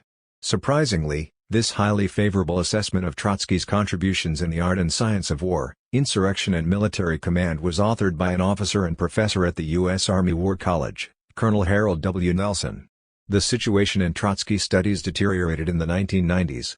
American and British scholarship produced nothing substantial in this field during the entire decade. The only published work that perhaps stands out as an exception, though a minor one, is a single volume of essays, produced by the Edinburgh University Press in 1992 under the title The Trotsky Reappraisal. During this decade, a disturbing trend emerged in Britain, which consisted of recycling and legitimizing old anti-Trotsky slanders. This trend was exemplified by the so-called Journal of Trotsky Studies, which was produced at the University of Glasgow. The favorite theme of this journal was that Trotsky's writings were full of self-serving distortions. This claim was repeatedly made without any respect for the factual record. Among its more absurd contributions was an article that set out to prove that Trotsky, in his History of the Russian Revolution, had vastly exaggerated his own role in the October insurrection. It informed us that while serious revolutionaries like Stalin went out into the streets to do the heavy lifting, a somewhat befuddled Trotsky was left behind in the Smolny Institute to answer the phones. Mercifully, this journal expired after 4 issues. The current decade has seen no improvement. 2 new Trotsky biographies were published, the first in 2003 and the second in 2006, by Professors Ian Thatcher and Jeffrey Swain. These works contained no new research. I have already provided a detailed analysis of their work in an extended review, entitled Leon Trotsky and the Post-Soviet School of Historical. It is worth contrasting the prevailing treatment of Trotsky to the massive volume of material on Stalin. He seems to exert a never-ending fascination on historians. Of course, Stalin, no less than Hitler, is a legitimate subject of scholarly research. There are no appropriate or inappropriate subjects for historical study. But, as Wilde might have suggested, the one unconditional requirement for the writing of history, like for the writing of novels, is that it should be done well. The problem is that much of the writing on Stalin is done badly. Many of the works are crassly journalistic, exploiting in a sensationalist manner material acquired from the Soviet archives. Works by Roginski and Sebag Montefiore provide examples of this genre. More troubling, however, are studies by scholars who seem genuinely anxious to rehabilitate Stalin and Stalinism. At times, the conclusions arrived at by such historians are truly bizarre. For example, Professor Stephen Kotkin, in his book Magnetic Mountain, argues that Stalinism was the culmination of the Enlightenment project. Stalinism, he writes, constituted a quintessential Enlightenment utopia, an attempt, via the instrumentality of the state, to impose a rational ordering on society, while at the same time overcoming the wrenching class divisions brought about by 19th-century industrialization. That attempt, in turn, was rooted in a tradition of urban-modeled, socially oriented utopias that helped make the Enlightenment possible. Magnitogorsk had very deep roots. 7. At its worst, this tendency, in the guise of providing more nuanced appreciations of historical events, advances strange justifications of Stalin and his crimes. Along these lines, in Robert W. Thurston's Life and Terror in Stalin's Russia 1934-1941, published by the Yale University Press in 1996, we are offered this appraisal of Stalin's prosecutor, Andrei Vyshinsky. Thus, in 1935-36, despite his appalling role in the show trials that began in August 1936, Vyshinsky advocated major improvements in legal procedures. Simultaneously he scorned key NKVD practices and urged much greater tolerance of ordinary citizens' criticisms, so long as they did not touch fundamental policy. 8. And, referring to Kamenev, Zinoviev and other defendants in the 1936 trial, Thurston offers this thinly concealed legitimization of their condemnation by Stalin. Probably guilty of nothing more than talking about political changes, these men, according to Western standards of justice, did not deserve punishment. But they had engaged in opposition, had contacts with Trotsky and leaked secret documents to the West, and had wanted to remove Stalin, all of which they had lied about, while proclaiming their complete loyalty. These points provided material for Stalin's suspicious mind. Why were such people lying? How many more like them existed, and what were their real intentions? Given the Trotsky bloc and the language of the Ryutin Memorandum, it might have been easy for people less morbid than Stalin to visualize terrorism at work in some of the many industrial accidents of the period. He embellished matters considerably and told massive lies of his own, but the evidence just given suggests that at this point he took steps to eliminate people who had misled him and conspired with an archenemy, Trotsky. This decision, though unjust, was not part of a plan to create political terror. 9. While the Stalin industry is a going concern in the field of Soviet scholarship, the protracted depression in Trotsky studies continues. This finds expression not only in the very limited and generally poor quality of research into Trotsky's life, but also in the absence of significant work on his political comrades in the left opposition. How many of the leaders of the left opposition, beginning with Christian Rakovsky and Adolf Yalfa, have been the subject of full-length English-language biographies? What work has been done on Smirnov, Smilga, Boguslavsky, Tervaganyan, and Vronsky? There has not been, as yet, any comprehensive study of the left opposition and its activities. A persistent theme of many contemporary works on the Great Terror is that it had little to do with Trotsky, who by the 1930s, it is claimed, was without any influence within the Soviet Union. But is this really true? What research has been conducted into the activities of oppositionists? And even if Stalin's repression made systematic agitation impossible, is it really the case that the Trotskyist bulletin of the opposition exercised no influence on the thinking of disaffected elements within the Soviet state and party apparatus? Moreover, had all recollection of Trotsky among Civil War veterans of the Red Army, within the officer corps and among rank-and-file soldiers, vanished by 1936? Was Victor Serge simply exercising his artistic license when he wrote in 1937 of Trotsky that within the Soviet Union, everyone thinks of him, since it is forbidden to think of him, as long as the old man lives, there will be no security for the triumphant bureaucracy. 10. These questions cannot be answered until the necessary research is carried out. But why has this work not been done? This is a complex question which, I suspect, will itself at some point become a subject for students of intellectual history. I will not claim to have the definitive answer, but I would like to point to several factors that may have affected the perception and reception of Trotsky in the academic and scholarly community. Let me state from the outset that references to Trotsky's political irrelevance are neither credible nor serious. Trotsky quite clearly played a decisive role in the Russian Revolution, one of the key events of the 20th century. He was also, as it so happens, one of this century's most brilliant literary figures.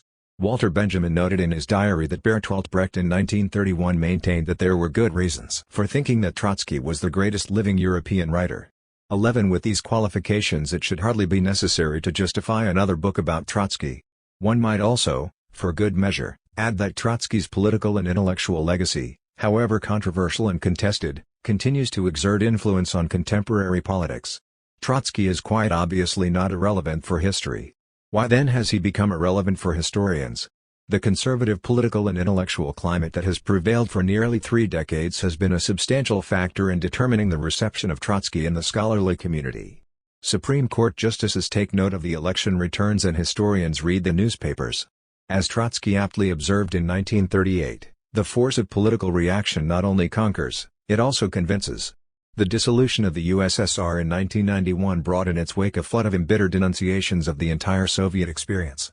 The works of right-wing opponents of the socialist project like Martin Malia, Robert Conquest, the indefatigable Richard Pipes and former Stalinist François Furet promoted an intellectually stultifying environment that discouraged a serious, let alone sympathetic, investigation of the political heritage of Russian and European Marxism.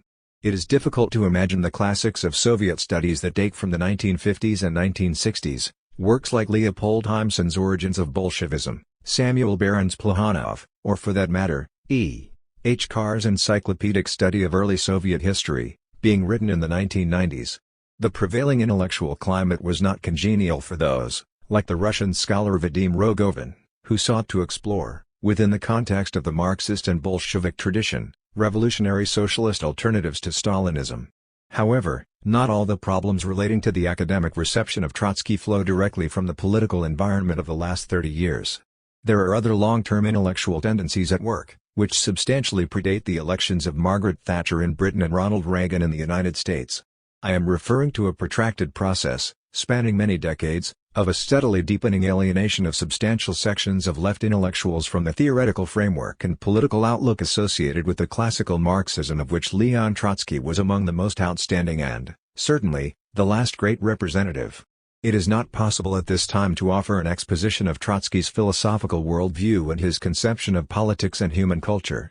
But it must be said, for the sake of the argument being presented here, that crucial elements of this worldview included an irreconcilable commitment to philosophical materialism, belief in the law-governed character of the historical process, confidence in the power of human reason, to the extent that this faculty is understood materialistically, and its ability to discover objective truth, and, associated with this, belief in the progressive role of science. Trotsky was a determinist, an optimist, and an internationalist, convinced that the socialist revolution arose necessarily out of the insoluble contradictions of the world capitalist system. Above all, he insisted that there existed a revolutionary force within society, the working class, that would overthrow the capitalist system and lay the foundations for world socialism. None of these elements of the outlook of classical Marxism, least of all its optimism, has survived within any significant section of the left intelligentsia. Even by the 1920s, the shattering impact of World War I, the collapse of the Second International, and, somewhat later, in the aftermath of the October Revolution, the political defeats suffered by the working class in Central and Western Europe, undermined confidence in the Marxist outlook and perspective among substantial sections of the left petty bourgeois intelligentsia. As early as 1926, Hendrik de Man's frontal assault on Marxism, the psychology of socialism, gave voice to the growing skepticism among left intellectuals in the materialist explanation of the development of political consciousness and in the efficacy of Marxist political practice. Marxism's confidence in the revolutionary effect of objective socio-economic processes on mass working class consciousness, de Man argued, was misplaced. The rationally grounded appeals of Marxists to objective class interests were inadequate as a means of winning the working class to socialism. Many of the arguments advanced by de Man subsequently found their way into the writings of the theoreticians of the Frankfurt School. The victory of Hitler in 1933, the Moscow trials, the defeat of the Spanish Revolution and, finally, the Stalin-Hitler Pact completed the political demoralization of the left intelligentsia. The basic perspective of socialism, they believed, had been discredited. The working class had failed. There existed no revolutionary subject in contemporary society.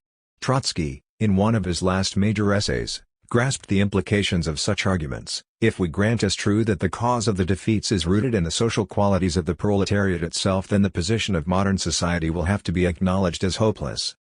Just 7 years later, in their Dialectic of the Enlightenment, Max Horkheimer and Theodor Adorno arrived at precisely this conclusion.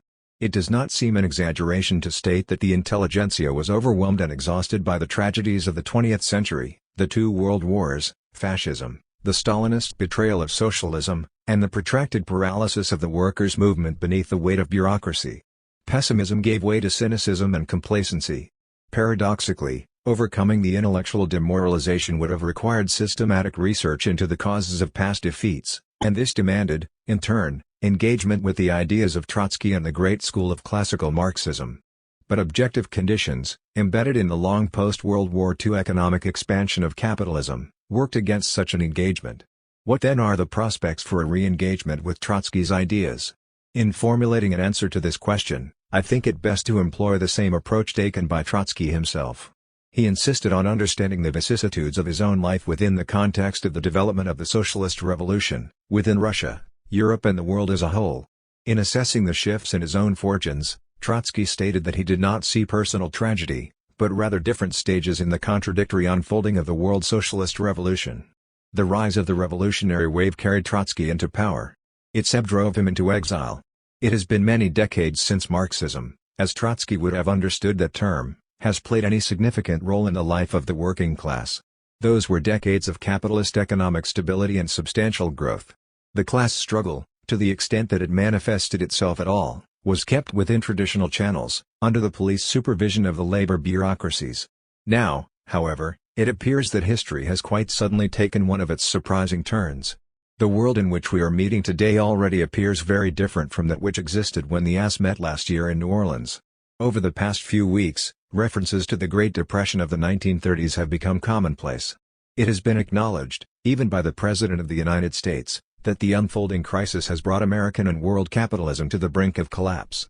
It is not difficult to imagine that this is a crisis that Leon Trotsky, who coined the phrase the death agony of capitalism, would have understood very well. The old catastrophe theory which so many anti-Marxists have had a good laugh over no longer seems so funny, let alone outlandish. Social being does, in the final analysis, determine social consciousness. If, as seems very likely, the deepening crisis compels on the part of historians a re-examination of long-standing and discredited assumptions, and with it, a more critical attitude toward the existing forms of society, then I suspect that we will soon be witnessing a renewal of intense scholarly interest in the life and work of Leon Trotsky. Part 2. The Post-Soviet School of Historical Falsification, a review of two biographies of Leon Trotsky by Professors Jeffrey Swain and Ian Thatcher. 1. Stalin's Terror and the Political Lodge. The year 2007 marks the 70th anniversary of the most terrible event in the history of the Soviet Union.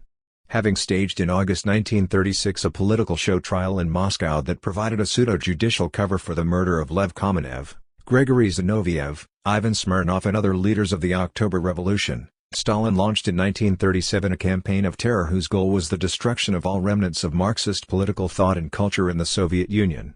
The terror targeted for extermination virtually everyone who had played a significant role in the October Revolution of 1917, or who had at any point in their careers been identified with any form of Marxian and socialist opposition to the Stalinist regime, or were associated, either personally or through their comrades, friends and family, with a Marxian political, intellectual and cultural milieu. Even after the passage of 70 years, the number of those murdered by the Stalinist regime in 1937 to 1938 has not been conclusively established. According to a recent analysis by Professor Michael Ellman of the University of Amsterdam, the best estimate that can currently be made of the number of repression deaths in 1937 to 1938 is the range of 950,000 to 1.2 million, i.e., about a million. This is the estimate which should be used by historians, teachers and journalists concerned with 20th-century Russian, and world, history. 2. Ellman notes that the discovery of new evidence may at some point require a revision of this figure. There exists substantial archival evidence that provides a detailed picture of how Stalin and his henchmen in the Politburo and NKVD organized and carried out their campaign of mass murder. The military collegium of the USSR Supreme Court played a central role in the process of judicially sanctioned mass murder.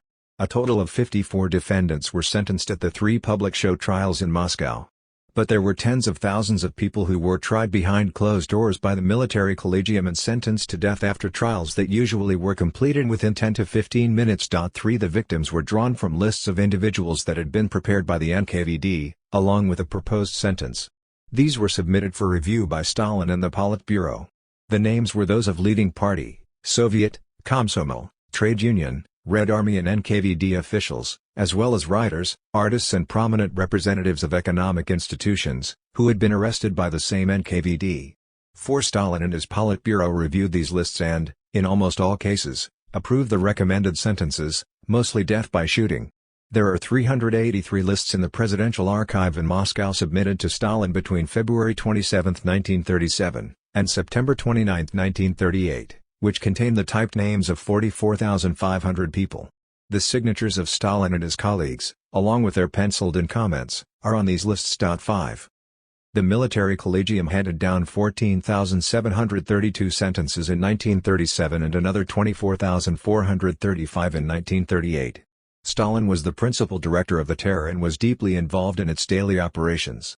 On just one day, September 12, 1938, Stalin approved 3,167 death sentences for action by the military collegium. 6 There exists a substantial amount of information on how the military collegium conducted its work.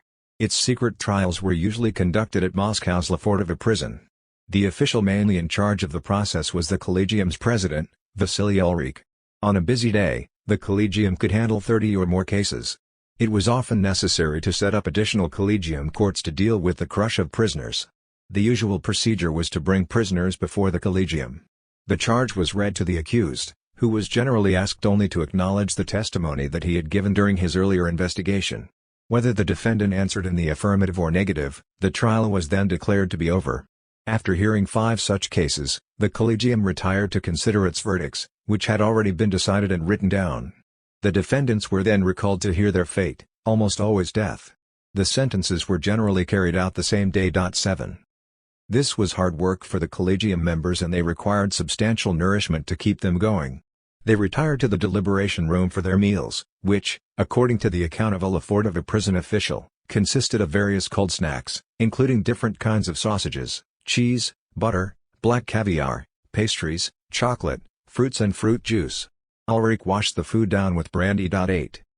The collegium members did not only hand down verdicts.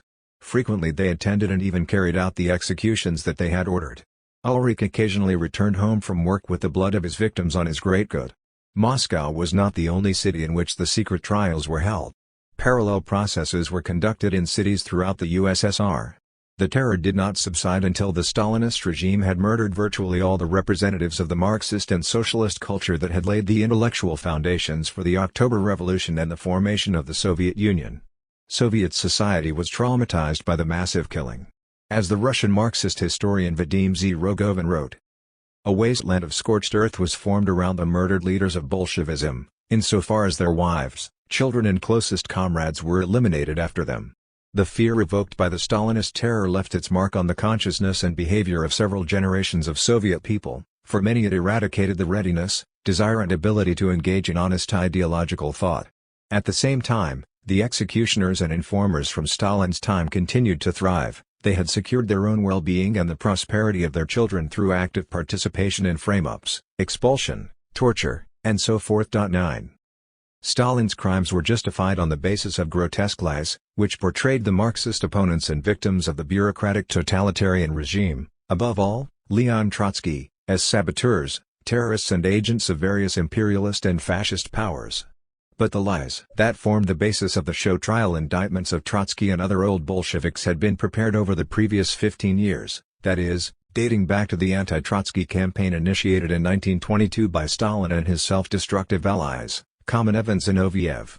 As Trotsky explained in the aftermath of the first 2 Moscow trials, The proceeding of August 1936 was followed by the second show trial in January 1937. The origins of the judicial frame-up were to be found in the falsification of the historical record that had been required by the political struggle against Trotskyism, that is, against the political opposition to the bureaucratic regime headed by Stalin.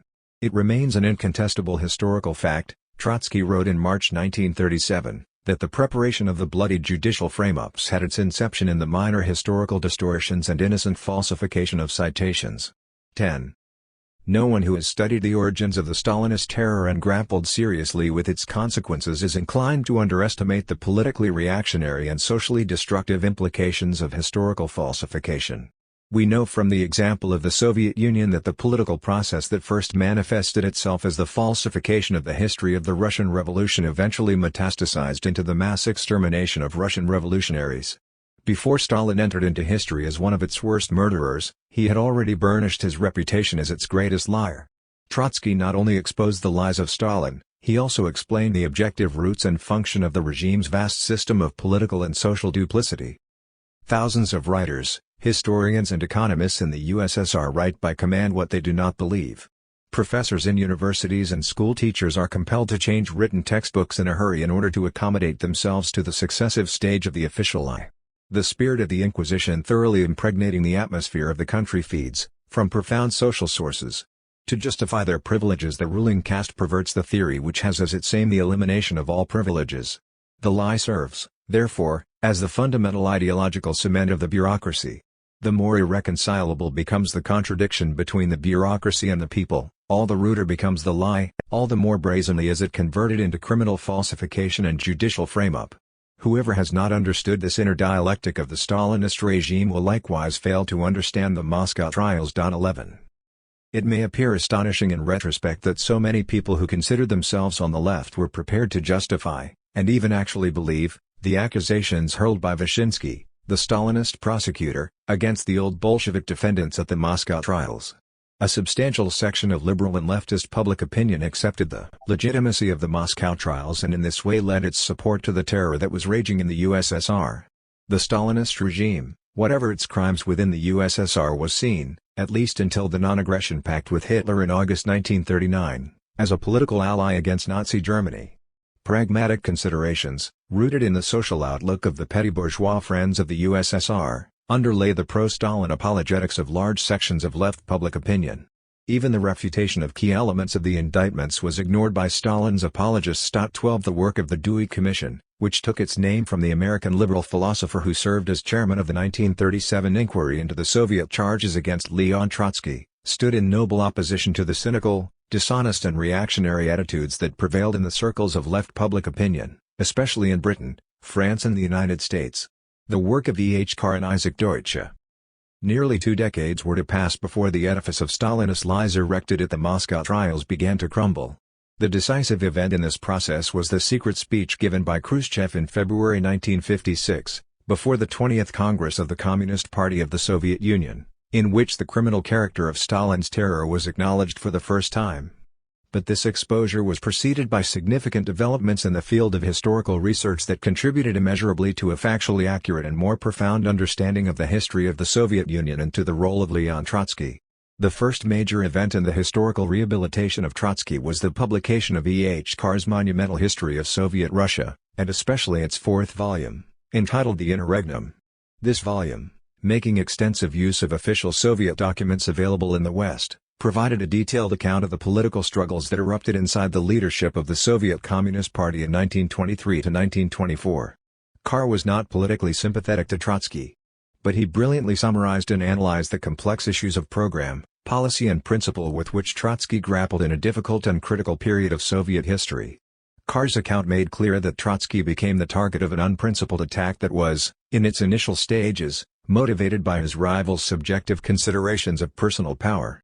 While Carr found much to criticize in Trotsky's response to the provocations of Stalin, Zinoviev, and Kamenev, the historian left no doubt that he viewed Trotsky as, alongside of Lenin, the towering figure of the Bolshevik Revolution. In many spheres of revolutionary political activity, Carr maintained in a later volume, Trotsky outshone even Lenin. As for Stalin, Carr wrote that Trotsky eclipsed him in almost all. But the decline in revolutionary fervor inside the USSR, ever more noticeable after 1922, affected Trotsky's political fortunes. Trotsky was a hero of the revolution, wrote Carr. He fell when the heroic age was over. 13. The second major event in the study of Soviet history was the publication of Isaac Deutsch's magisterial biographical trilogy, The Prophet Armed, The Prophet Unarmed, and The Prophet Outcast.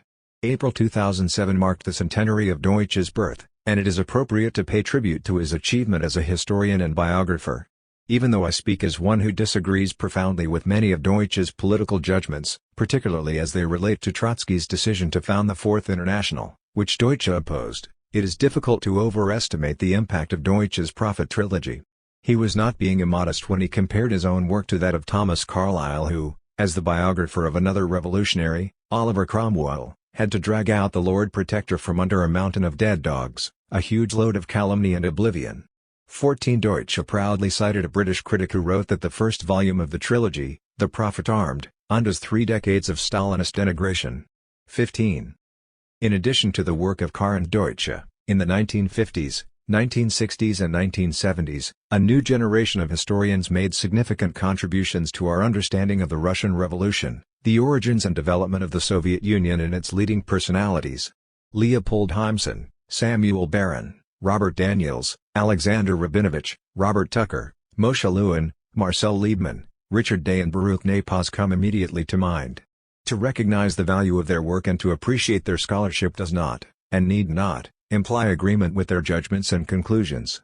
The enduring significance of their collective efforts, and those of others whom I have not named, is that they contributed to the refutation of the lies, distortions and half-truths in which the history of the Russian Revolution and the Soviet Union had been enshrouded for so many decades. And not only falsifications of the Soviet government, but also the stultifying anti-Marxist propaganda of the U.S. government in the era of the Cold War. To have some sense of the impact of these historians' work on the intellectual climate of their times, permit me to cite several passages from the text of a study of Trotsky's life that was published in 1973 as part of the well-known Great Lives Observed series. This series, published by Prentice Hall, the long-established distributor of academic textbooks, was a mainstay of university history courses in the 1960s and 1970s. Thousands of students taking courses in Russian or modern European history would have been introduced to the figure of Leon Trotsky through this volume, and this is what they would have read in its very first paragraph. With the passage of time, historical figures either shrink or grow in stature.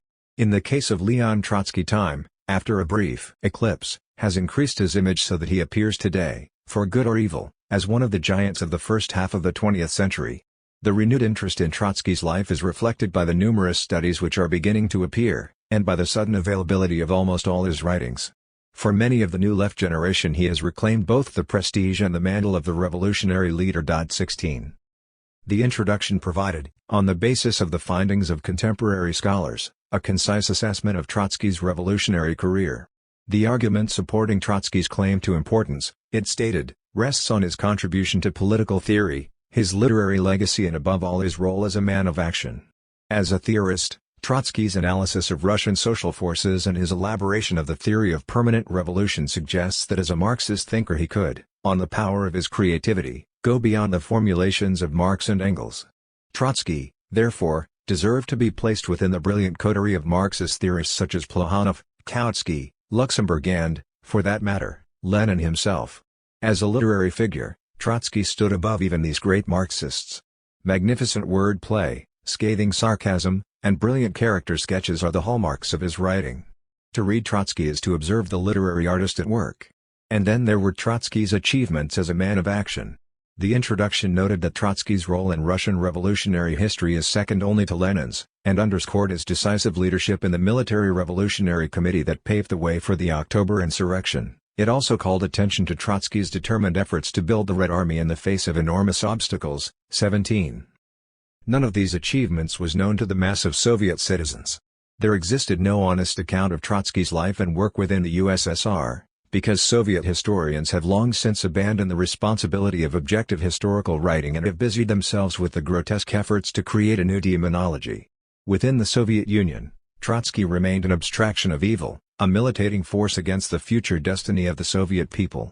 18. But outside the USSR, the situation was different.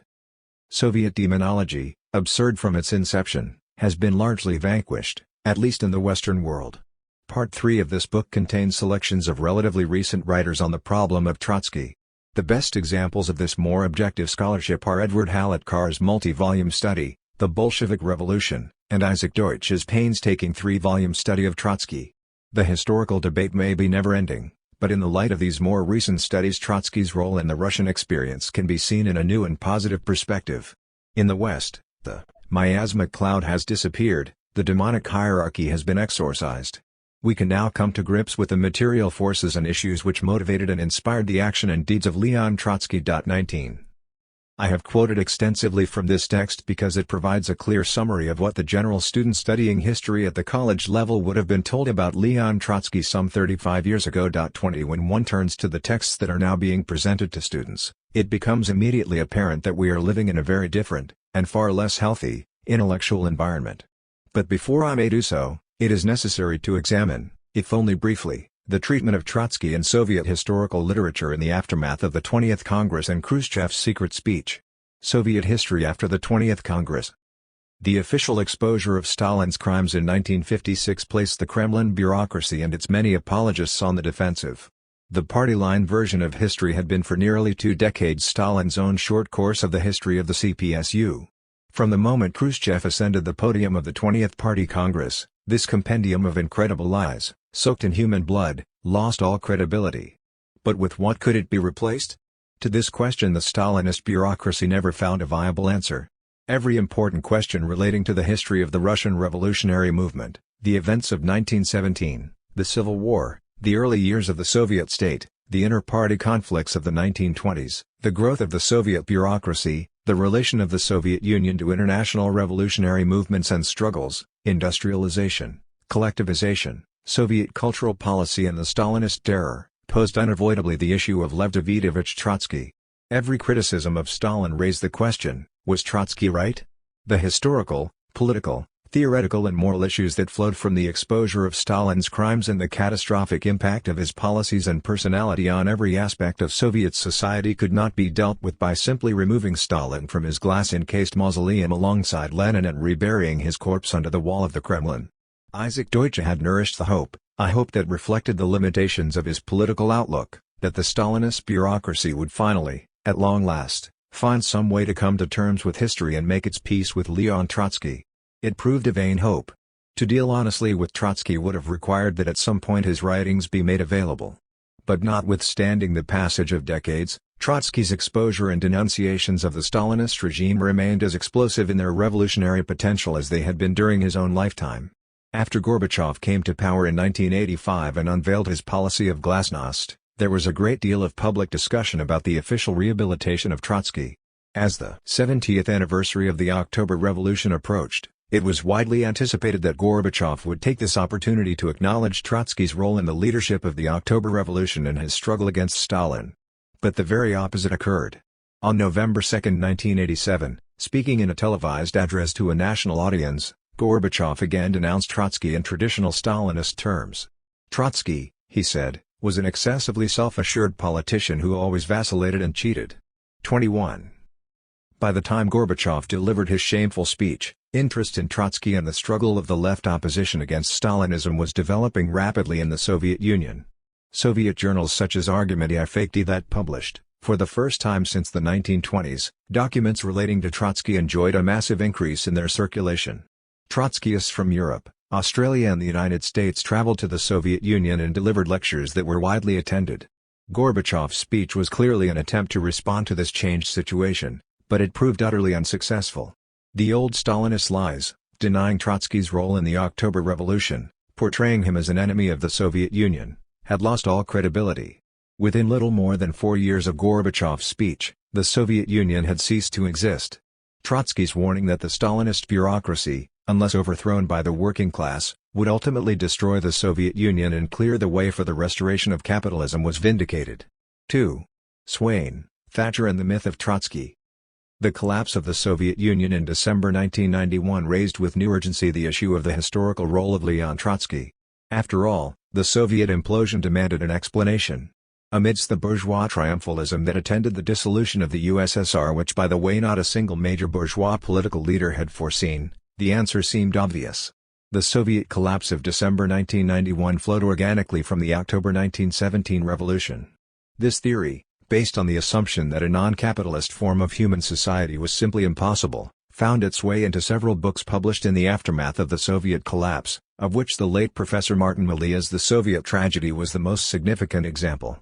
However, books of this sort evaded the problem of historical alternatives, that is, were the policies pursued by Stalin and his successors the only options available to the USSR? Had the Soviet Union pursued different policies at various points in its 74-year history, might that have produced a significantly different historical outcome? To put the matter as succinctly as possible, was there an alternative to Stalinism? I am not posing this as an abstract hypothetical counterfactual. Did there exist a socialist opposition to Stalinism? Did this opposition propose serious and substantial alternatives in terms of policy and program? The answers to such crucial questions demand a serious re-engagement with the ideas of Leon Trotsky and the oppositional movement that he led within the USSR and internationally. This, however, has not happened. Rather than building upon the achievements of earlier generations of scholars and drawing upon the vast new archival resources that have become available over the past 15 years, the dominant tendency in the historiography of the Soviet Union has been in a very different direction. The years since the fall of the USSR have seen the emergence of what can best be described as the post-Soviet school of historical falsification. The principal objective of this school is to discredit Leon Trotsky as a significant historical figure and to deny that he represented an alternative to Stalinism or that his political legacy contains anything relevant in the present and valuable for the future. Every historian is entitled to his or her viewpoint. But their interpretation of history must be grounded in a serious, honest and principled attitude toward the assembling of facts and the presentation of evidence. It is this essential quality that is deplorably absent in two new biographies of Leon Trotsky, one by Professor Geoffrey Swain of the University of Glasgow and the other by Professor Ian D. Thatcher of Brunel University in West London. These works have been brought out by large and influential publishing houses. Swain's biography has been published by Pearson Longman, Thatcher's by Routledge. Their treatment of the life of Leon Trotsky is without the slightest scholarly merit.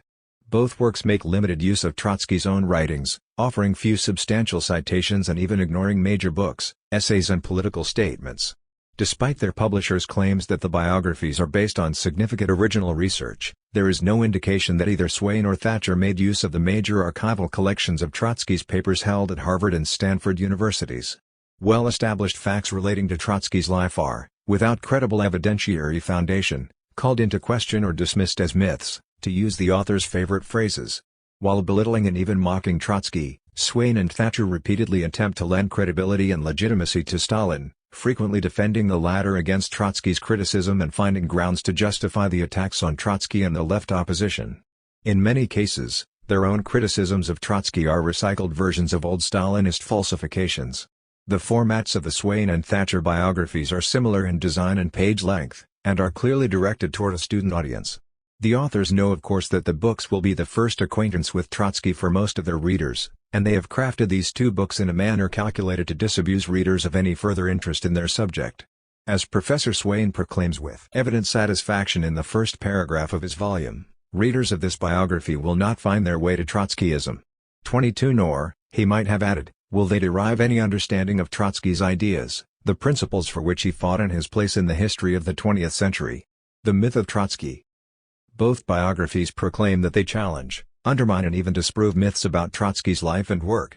In a brief foreword to the Thatcher biography, the publisher asserts that key myths about Trotsky's heroic work as a revolutionary, especially in Russia's first revolution in 1905 and the Russian Civil War, are thrown into question. 23 Swain asserts that in his book a rather different picture of Trotsky emerges to that traditionally drawn, more of the man and less of the myth. 24 What myths are they setting out to dispel? Significantly, both authors denounce the work of Isaac Deutsche, whom they hold responsible for creating the heroic historical persona that prevails to this day. Thatcher asserts condescendingly that Deutsche's trilogy reads like a boy's own adventure story, a characteristic which gives an indication of the attractions, as well as the weaknesses, of Deutsche's tomes. Thatcher implies that Deutsche's biography is a dubious exercise in hero worship, which abounds with instances in which Trotsky saw further and deeper than those around him. With evident sarcasm, Thatcher suggests that Deutsche credited Trotsky with an improbably long list of political, practical and intellectual achievements. He accuses Deutsche of indulging in improper invention and of diversions into fiction. These flaws, writes Thatcher, do detract from the work's status as a history, and as historians we must approach Deutsche both critically and with caution. 25. In fact, all historical works, even masterpieces of the genre, must be read critically. But Thatcher denigrates Deutsche's work not for its weaknesses, but for its greatest strength, its masterly restoration of Trotsky's revolutionary persona. As for the specific example used by Thatcher to support his claim of invention and diversions into fiction, he provides what turns out to be an incomplete citation from The Prophet Armed. When read in its entirety, Deutsche's use of analogy to recreate the mood that prevailed within the Bolshevik leadership at a time of intense crisis, the conflict over the Brest-Litovsk Treaty in February 1918, may be appreciated as an example of the author's extraordinary literary skills and psychological insight. 26.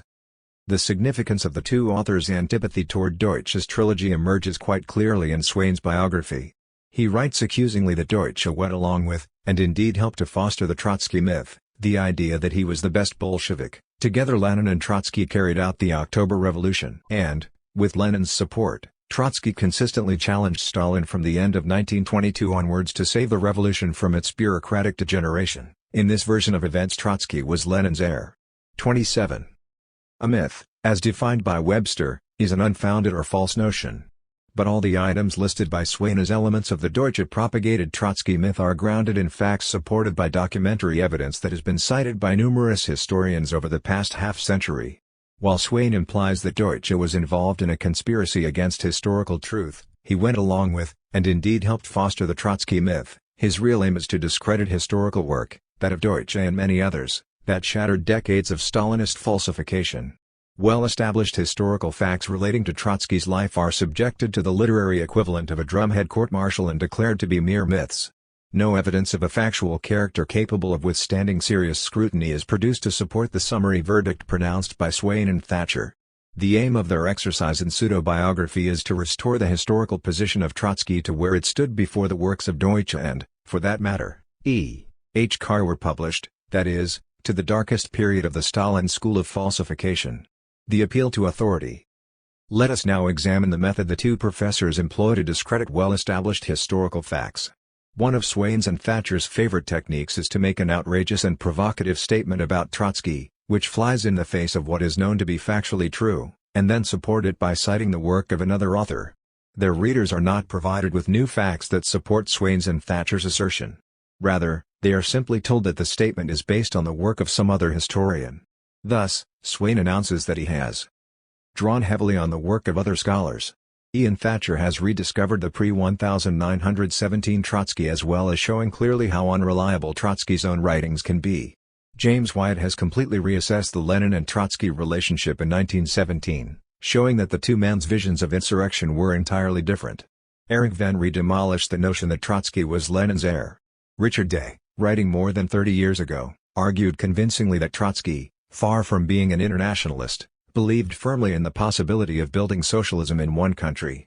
More controversially, Nikolai Valentinov suggested nearly 50 years ago that in 1925, far from opposing Stalin, Trotsky was in alliance with him, although Valentinov's suggestion of a pact sealed at a secret meeting has not stood the test of time. Other evidence confirms a period of testy collaboration. 28. Presented here is what is known in logic as an appeal to authority. However, such an appeal is valid only to the extent of the authority's credibility. In this particular instance, the argument is not settled simply by citing Thatcher, White, Van Ree, Day, and Valentinov. We must know more about them, their work, and the evidence upon which they base their conclusions. And we must also know whether they actually held the position being attributed to them. As we shall see, the last question is particularly important, for when dealing with the work of Professors Swain and Thatcher, absolutely nothing can be taken for granted. In regard to Swain's reference to Professor James White of the University of Glasgow, for anyone familiar with his work the latter hardly qualifies as a historian whose judgments on the subject of Trotsky can be accepted as authoritative, or, for that matter, even credible. 29. As for Van Ree, who is also one of Thatcher's favorite sources, his work as a historian must certainly be approached with caution, if not a face mask. As an ex-Maoist who is now a passionate anti-communist, he recently offered, in a book entitled World Revolution, The Communist Movement from Marx to Kim Il-jung, the following assessment of Lenin and Trotsky. Yet all things considered they too were rogues, leaders of gangs of political thugs. They enjoyed prosecuting civil war. They proclaimed the Red Terror because they imagined themselves to be actors in a fantastic historical drama. They had the privilege of being allowed to repeat the performance at which Maximilien de Robespierre had failed, and they were determined that this time round no one would be left alive who could possibly turn their fortunes against them. Lenin and Trotsky took pride in the fact that they did not care a jot about democracy or human rights. They enjoyed the exercise of their own brutality. 30. Aside from their overheated character, none of these statements could be cited as an example of sober historical judgment. Professor Van Ree is evidently a very angry man with quite a few political chips on his shoulder. He is not qualified to render decisive judgment on the nature of the Lenin-Trotsky relationship. However, I should note that according to the account given by Van Ree in the above-cited work, Lenin and Trotsky were partners in crime who shared the same criminal worldview. Holding that view, how could Van Ree demolish the notion that Trotsky was Lenin's heir? Moreover, in a discussion of the relationship between Lenin and Trotsky, the word heir has a political rather than legal connotation. Whether or not Trotsky should be considered Lenin's heir is precisely the sort of question over which historians will probably argue for decades to come. It is not likely to be settled in one essay, even one written by a scholar of substantially greater skill, knowledge, insight and judgment than Mr. Van Ree. For Swain to assert that Van Ree demolished the notion that Trotsky was Lenin's heir proves only that Swain has not thought through with sufficient care the complex historical, political, social and theoretical issues that arise in any serious study of the Lenin-Trotsky relationship. Let us now consider Swain's invocation of Professor Richard B. Day to substantiate his own provocative thesis that Trotsky, far from being an internationalist, firmly believed in the possibility of building socialism in one country. I must confess that I rubbed my eyes in amazement upon seeing Professor Day cited as an authority for such an outlandish statement. In contrast to the gentleman to whom I have already referred, Professor Day is an outstanding and respected historian who for many decades has carried out serious work on the struggles within the Soviet government during the 1920s over economic policy. In particular, he has subjected the work of E. A. Preobrazhensky to serious analysis and shed light on significant differences that existed within the left opposition on important problems of economic theory and policy. Swain's reference to Day contains both distortion and falsification. In the work cited by Swain, Leon Trotsky and the Politics of Economic Isolation, Day employs certain formulations suggesting that Trotsky did not reject the possibility of socialism in one country, but opposed the conception that this could be achieved, as Stalin proposed, on an autarkic basis. Moreover, Day's discussion of Trotsky's position on socialism in one country must be read in the context of the book's presentation of the debate over Soviet economic policy. Swain, however, seizes on several ambiguous phrases employed by Day in the opening pages of his book, and proceeds to misrepresent the central analytical line of Leon Trotsky in the Politics of Economic Isolation. Whatever the limitations of Day's argument, there is absolutely nothing in his book to support Swain's claim that Trotsky was not an internationalist. 31 This is a blatant falsification of the argument presented in Leon Trotsky and the Politics of Economic Isolation. 32 I will not waste my time refuting the reference to Valentinov, an old Menshevik and bitter opponent of Trotsky. Swain does not even bother to provide us with an actual quote from Valentinov. No evidence whatever is offered to substantiate this claim. As for Valentinov's tale of a pact sealed at a secret meeting, Swain himself acknowledges that it has not stood the test of time. In other words, it was a fabrication. But why then does Swain even bring it up? Rhetorical internationalism. Swain's use of sources whom he acknowledges to be unreliable is characteristic of his cynical attitude to the historical record. He has no compunction about making statements that contradict everything that is known and documented about Trotsky's life. He tells us that Trotsky believed in world revolution, but no more and no less than every other Bolshevik, and like all other Bolsheviks this belief was largely rhetorical. 33 In other words, there was, according to Swain, no difference in the place that the perspective of world revolution played in the life-work of Leon Trotsky from that which it played in the thoughts and activities of Molotov, Voroshilov and Stalin. How does one even begin to answer an absurdity of this magnitude? Readers are to believe that the political conceptions that governed Trotsky's political activity over a period of nearly 40 years, and which found expression in countless speeches and thousands of pages of written documents, represented nothing more than external posturing devoid of serious intellectual, emotional and moral substance. Everything was merely a political subterfuge, a cover for what were essentially nationalist preoccupations related to the factional power struggle that Trotsky was conducting in the Soviet Union. As Swain writes, His critique of the failed German Revolution in 1923 was simply camouflage for an attack on his then domestic opponents Zinoviev and Kamenev.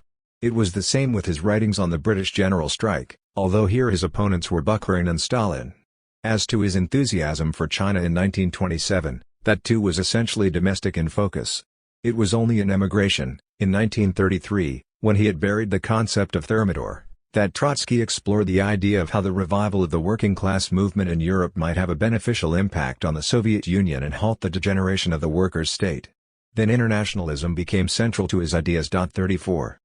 Swain evidently assumes that his student readership will be totally ignorant of the events and issues under discussion. He produces no evidence of a factual character to back his conclusion. Nor does he attempt to support his argument on the basis of an analysis of Trotsky's writings. This glaring omission reflects his general disinterest in Trotsky as a writer. Swain makes a point of telling his readers that his biography makes no reference to the great work by Professor Baruch Napaz, The Social and Political Thought of Leon Trotsky. Swain acknowledges that this may come as a surprise to Trotsky scholars. But he defends his omission by arguing that Napaz attributed greater importance to Trotsky's writings than they merit. Napaz collects together Trotsky's writing under certain themes, bringing together early and later essays into a coherent exposition. This approach makes Trotsky a far greater thinker than he was in reality. Trotsky wrote an enormous amount and, as a journalist, he was always happy to write on subjects about which he knew very little. 35. When a historian delivers such an unqualified judgment, it is to be expected that he will proceed to substantiate his claim. Swain should have supported it by pointing to specific essays or articles in which Trotsky showed himself to be ignorant of the subject matter with which he was dealing. Swain fails to present a single citation to support his argument. Instead, he continues in the same vein, Trotsky could write beautifully, but he was no philosopher. 36 In fact, Trotsky never claimed to be one. But this did not prevent him from grasping more profoundly and precisely the social, political and economic realities of the age in which he lived than the philosophers of his generation. Who better understood the nature of 20th-century imperialism and fascism, Martin Heidegger, who ostentatiously proclaimed his allegiance to Hitler, or Trotsky? Who had deeper and clearer insights into the bankruptcy of Fabian reformism in Britain, Bertrand Russell or Trotsky? 37. A more honest and capable historian might have included in an analysis of Trotsky's stature as a writer the following extract from the diaries of the great German literary critic, Walter Benjamin, June 3, 1931, the previous evening, a discussion with Brecht, Brentano, and Hesse in the Café du Centre. The conversation turned to Trotsky. Brecht maintained there were good reasons for thinking that Trotsky was the greatest living European writer.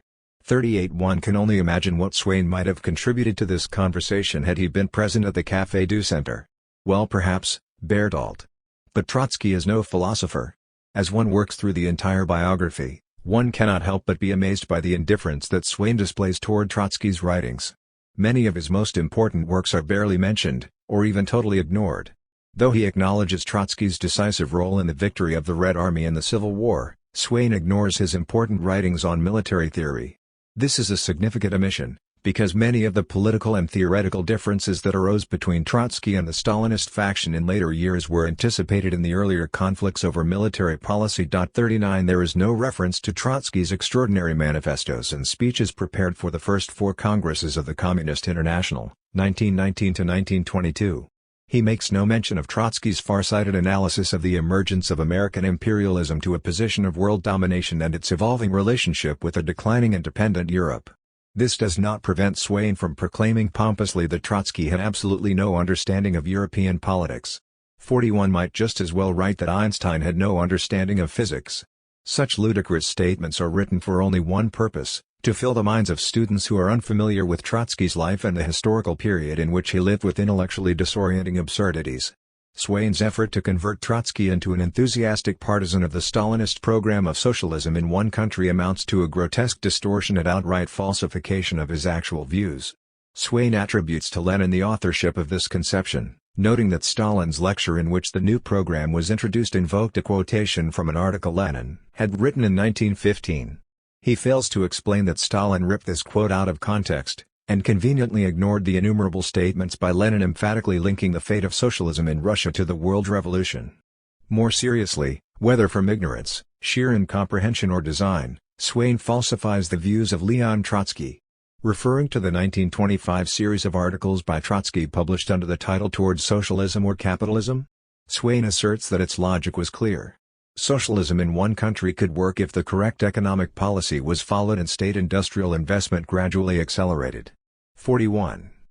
If one identifies the possibility of initiating socialist construction within the USSR, which Trotsky advocated and encouraged, with the long-term viability of a Soviet form of nationalism, which Trotsky emphatically rejected, the theoretical content and political implications of the debate over economic policy are rendered incomprehensible.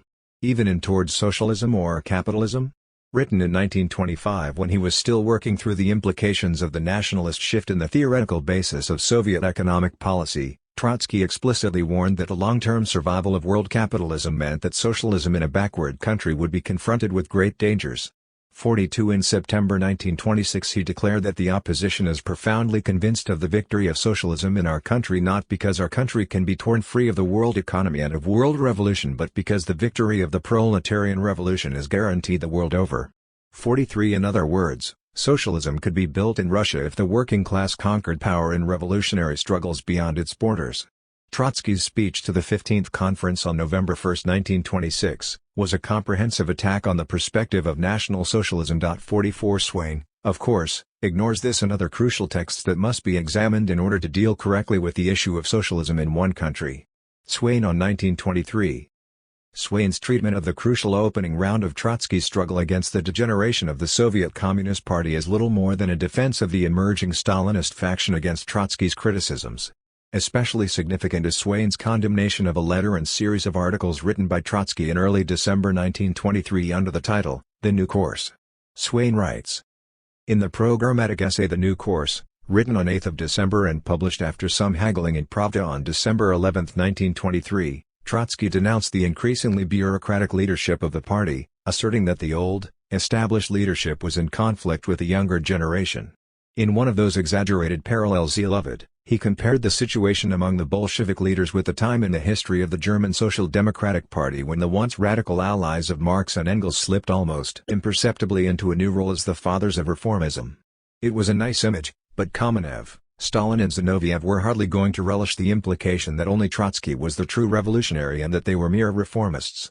In writing The New Course, Trotsky not only insulted his Politburo colleagues but, in Bolshevik terms, he gave them the moral high ground. He had reached an agreement and then broken it. He had done the same with Lenin at the height of the Brest-Litovsk crisis. During the trade union debate he had joined the Zinoviev Commission only to declare he would take no part in its work. The resolution against factionalism adopted at the 10th Party Congress had been aimed specifically at preventing this sort of behavior. Whether or not Trotsky's behavior had verged on factionalism in autumn 1923 could be open to interpretation, but the new course was factionalist beyond doubt. He had signed up to a compromise, and then broken with it, challenging the revolutionary credentials of his Politburo comrades in the process. 45. What Swain offers here is not an objective account of the political origins, issues and events related to the conflict that erupted inside the Soviet Communist Party, but rather his own highly partisan defense of those who were the objects of Trotsky's criticisms. Swain's angry references to Trotsky's behavior during the Brest-Litovsk crisis in 1918 and the trade union conflict in 1920 read as if they were copied from the texts of Stalin's own speeches. Swain tells us that Kamenev, Zinoviev and Stalin were hardly going to relish Trotsky's criticisms, as if that somehow invalidates what Trotsky wrote in The New Course. It is peculiar, to say the least, for a historian writing in 2006 to upbraid Trotsky for having engaged in factionalist behavior in launching what was to become one of the epochal political conflicts of the 20th century. Swain, enjoying the benefit of hindsight, knows how all of this was to eventually turn out. The suppression of inter-party democracy, against which Trotsky raised his protest, was ultimately to grow into a brutal totalitarian dictatorship that carried out mass murder. And while Trotsky's criticisms may have bruised the egos of Kamenev and Zinoviev, the two old Bolsheviks suffered a far more terrible fate at the hands of Stalin 13 years later. Moreover, for Swain to chastise Trotsky's warning of the danger of political degeneration of the older generation of Bolshevik leaders as exaggerated is nothing less than incredible. As history was to demonstrate all too tragically, Trotsky's invocation of the example of the German Social Democratic leaders was, if anything, an underestimation of the dimensions of the tragedy that awaited the Bolshevik Party. As for the specific charge that the writing of The New Course was inappropriate and factional behavior, it is not based on an honest reading of the historical record. Swain conveniently fails to note that the Politburo was dominated by a secret faction formed by Stalin, Zinoviev, and Kamenev, which was grounded not on programmatic agreement, but rather on a shared determination to undermine Trotsky's political influence. Trotsky was working inside a Politburo whose deliberations were tainted by ex-party agreements worked out behind the scenes by Stalin, Zinoviev, and Kamenev. Moreover, as E. H. Carr explained quite cogently in 1954, Trotsky's letter of December 8, 1923, part of the set of documents known as the New Course, was of an entirely principled character. Carr also explains that the triumvirate and Trotsky had approached the drafting of the December 5, 1923, resolution on party reform with very different aims and criteria. For Stalin, Kamenev, and Zinoviev, the actual content of the resolution was of secondary or even tertiary significance. Their interest in arriving at an agreement with Trotsky was based on purely tactical considerations, related to the struggle for power. With opposition to the increasingly bureaucratic and high-handed methods of the leadership spreading, the triumvirs were seeking to prevent, or at least delay, Trotsky's open break with the Central Committee leadership. For Trotsky, in contrast, the resolution raised matters of high principle. Carr noted the difference between Trotsky and his opponents. Trotsky, accustomed to see differences within the party fought out and settled through the drafting of party resolutions, attached to a victory on paper a practical value which, in the new conditions of party leadership, it no longer possessed. 46. Carr's assessment is endorsed by historian Robert V. Daniels in his influential The Conscience of the Revolution. Explaining the sequence of events that led to the writing of the New Course, Daniels writes, Trotsky, aware of the hostility toward him that was barely concealed behind the resolution, undertook to stress its reform implications in an open letter to a party meeting on December 8. This New Course letter was an enthusiastic endorsement and explanation of the resolution of December 5, with emphasis on the role of the party rank and file in its execution. 47. Entirely absent from Swain's account is an analysis of the objective processes that underlay the deepening political conflict. Swain offers virtually no assessment of the changes that were taking place under the impact of the new economic policy, NEP, within the Soviet Union and their reflection within the party. He provides no political or intellectual portraits of Trotsky's opponents. He does not examine the changing composition of the Bolshevik Party, or examine the phenomenon of bureaucratism that was to have such catastrophic consequences for the fate of the Bolshevik Party and Soviet society. Swain's dismissal of Trotsky's final exile. Swain devotes just 25 pages to the last 12 years of Trotsky's life. To describe his treatment of those years as superficial would be a compliment. The most catastrophic event in post-World War I European history, the accession of Hitler and his Nazi party to power in Germany, barely receives a mention. Swain takes no note of the relationship between this event and the most important political decisions made by Trotsky during his final exile, his call for a political revolution in the USSR and for the founding of the Fourth International. After briefly noting that Trotsky, arriving in Prinkipo in 1929 following his expulsion from the USSR, called on his supporters to remain inside the Communist International, Swain writes, by 1933 he had changed his mind. 48. No reference is made to the cataclysmic event that produced this change in policy, the accession of Hitler to power as a result of the betrayal of the Communist International and its German party. Swain makes no assessment of Trotsky's writings on the German crisis. One has only to compare Swain's near silence on the subject to E. H. Carr's treatment of Trotsky's efforts to rouse the German working class against the fascist threat. In his last work, The Twilight of the Comintern, Carr considered Trotsky's writings on the German crisis of 1931–33 to be of such importance that he included an appendix devoted to this subject. Trotsky, he wrote, maintained during the period of Hitler's rise to power so persistent and, for the most part, so prescient a commentary on the course of events in Germany as to deserve record. 49. Similarly, the Moscow trials and the ensuing purges are assigned a few sentences, substantially less than Swain devotes to Trotsky's brief personal relationship with Frida Kahlo in Mexico. The writing of Trotsky's most important political treatise The Revolution Betrayed is noted in one sentence. Trotsky's passionate essays on the Spanish Revolution, warning that the Popular Front policies of the Stalinists were clearing the path for a Franco victory, go unmentioned. The Transitional Program, the founding document of the Fourth International, is not referred to. Swain also ignores the last great polemical documents written by Trotsky on the nature of the USSR. Finally, Swain concludes his biography with the observation that Trotsky might have done better had he quit politics after the 1917 October Revolution and devoted himself entirely to journalism, in which, presumably, Trotsky would have been able, as Swain has already told us, to write on subjects about which he knew very little. 3. Thatcher's method of historical falsification. I have already made brief reference to the method of Ian Thatcher. Let us return to this subject by reviewing 3 paragraphs that appear in the introduction to Thatcher's biography of Trotsky. From Trotsky's account of 1917 only he emerges with honor. If in 1924 one accepted the arguments of Lessons of October, then only one man could replace the now dead Lenin, namely Leon Trotsky.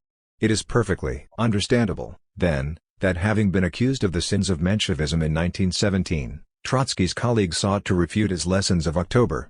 This they did in a series of speeches and articles, which were then gathered together and published in Russian and in translations in book form. Leading Bolsheviks, including Kamenev, Stalin, Zinoviev and Bukharin, and key representatives from the Communist International, the Comintern, and the Communist Youth League, the Komsomol, argued that Trotsky's essay was not a genuine history of the October Revolution.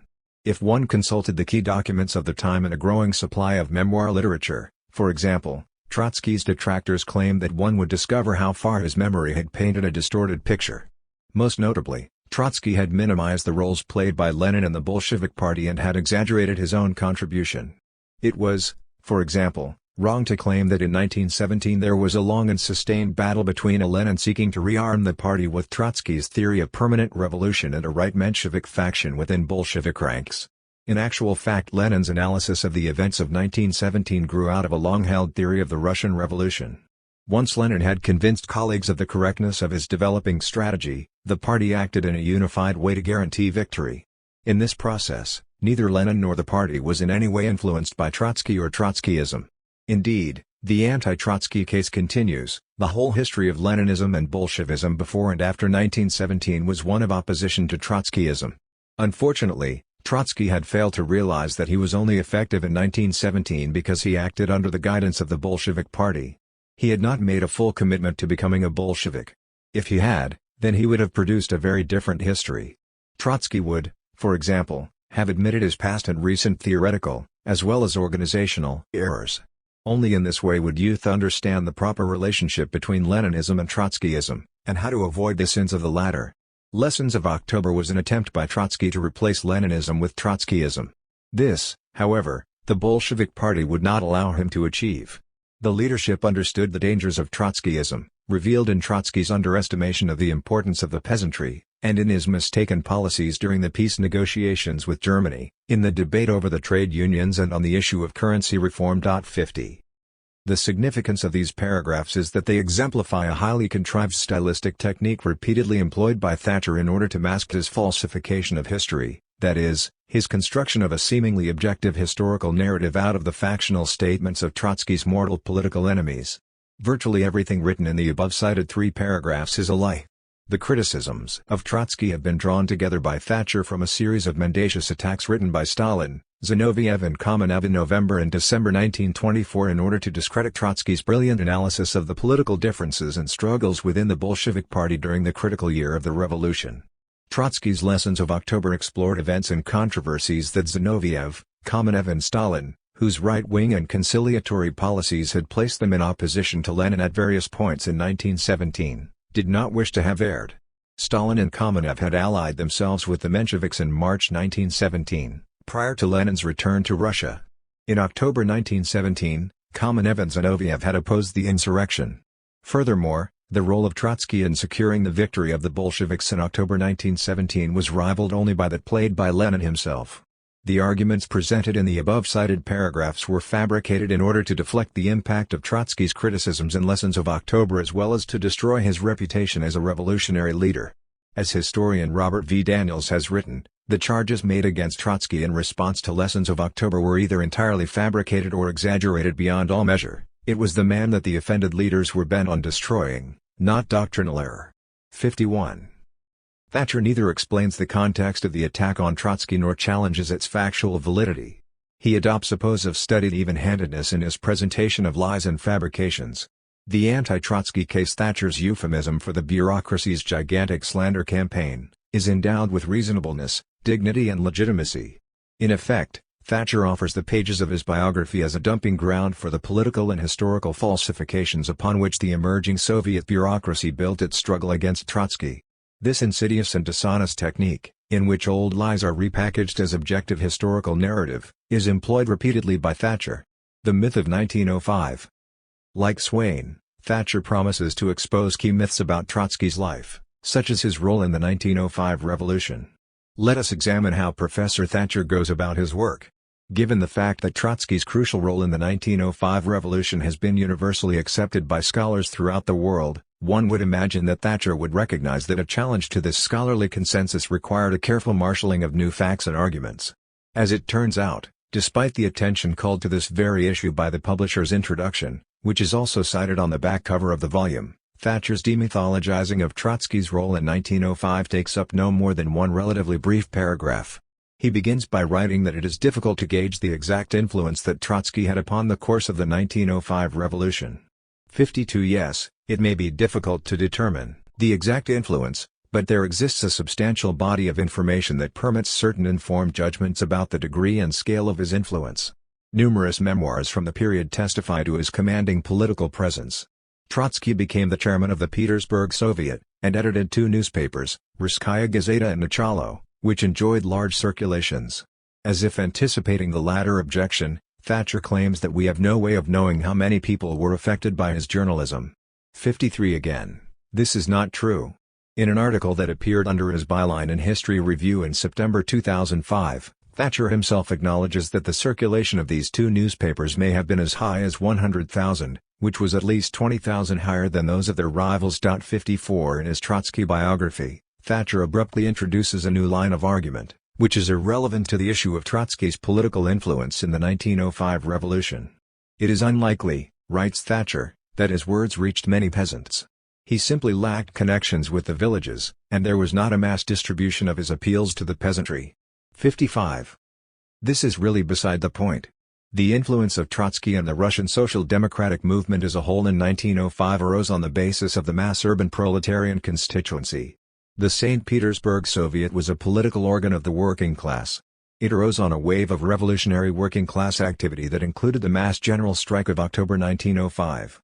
The peasantry joined the unrest en masse only in 1906, in the aftermath of the physical suppression of the socialist-led working class movement. Thatcher continues, even in the capital, his main stomping ground, he did not create or found any specific institution or faction. He was not, for example, the guiding force behind the emergence of the Soviet of Workers' Deputies, even though he may subsequently have been, as one participant records, the unchallenged leader of the Mensheviks in the Petersburg Soviet. Emphasis added. 56 Like the issue of the peasantry, the question of Trotsky's factional affiliations is tossed in by Thatcher for no other reason than to try to build a case against the established historical record. At that point in the history of the Russian Social Democratic movement, factional identities were far more fluid than they were to become by 1917. Indeed, Trotsky's political position was actually strengthened by his relative independence from the main political factions. Let us note Thatcher's awkward formulation: Trotsky may subsequently have been the unchallenged leader of the Mensheviks in the Soviet. Only may have been? Thatcher presents no evidence to the contrary, even though one can safely assume he would have trumpeted it had he been able to find it.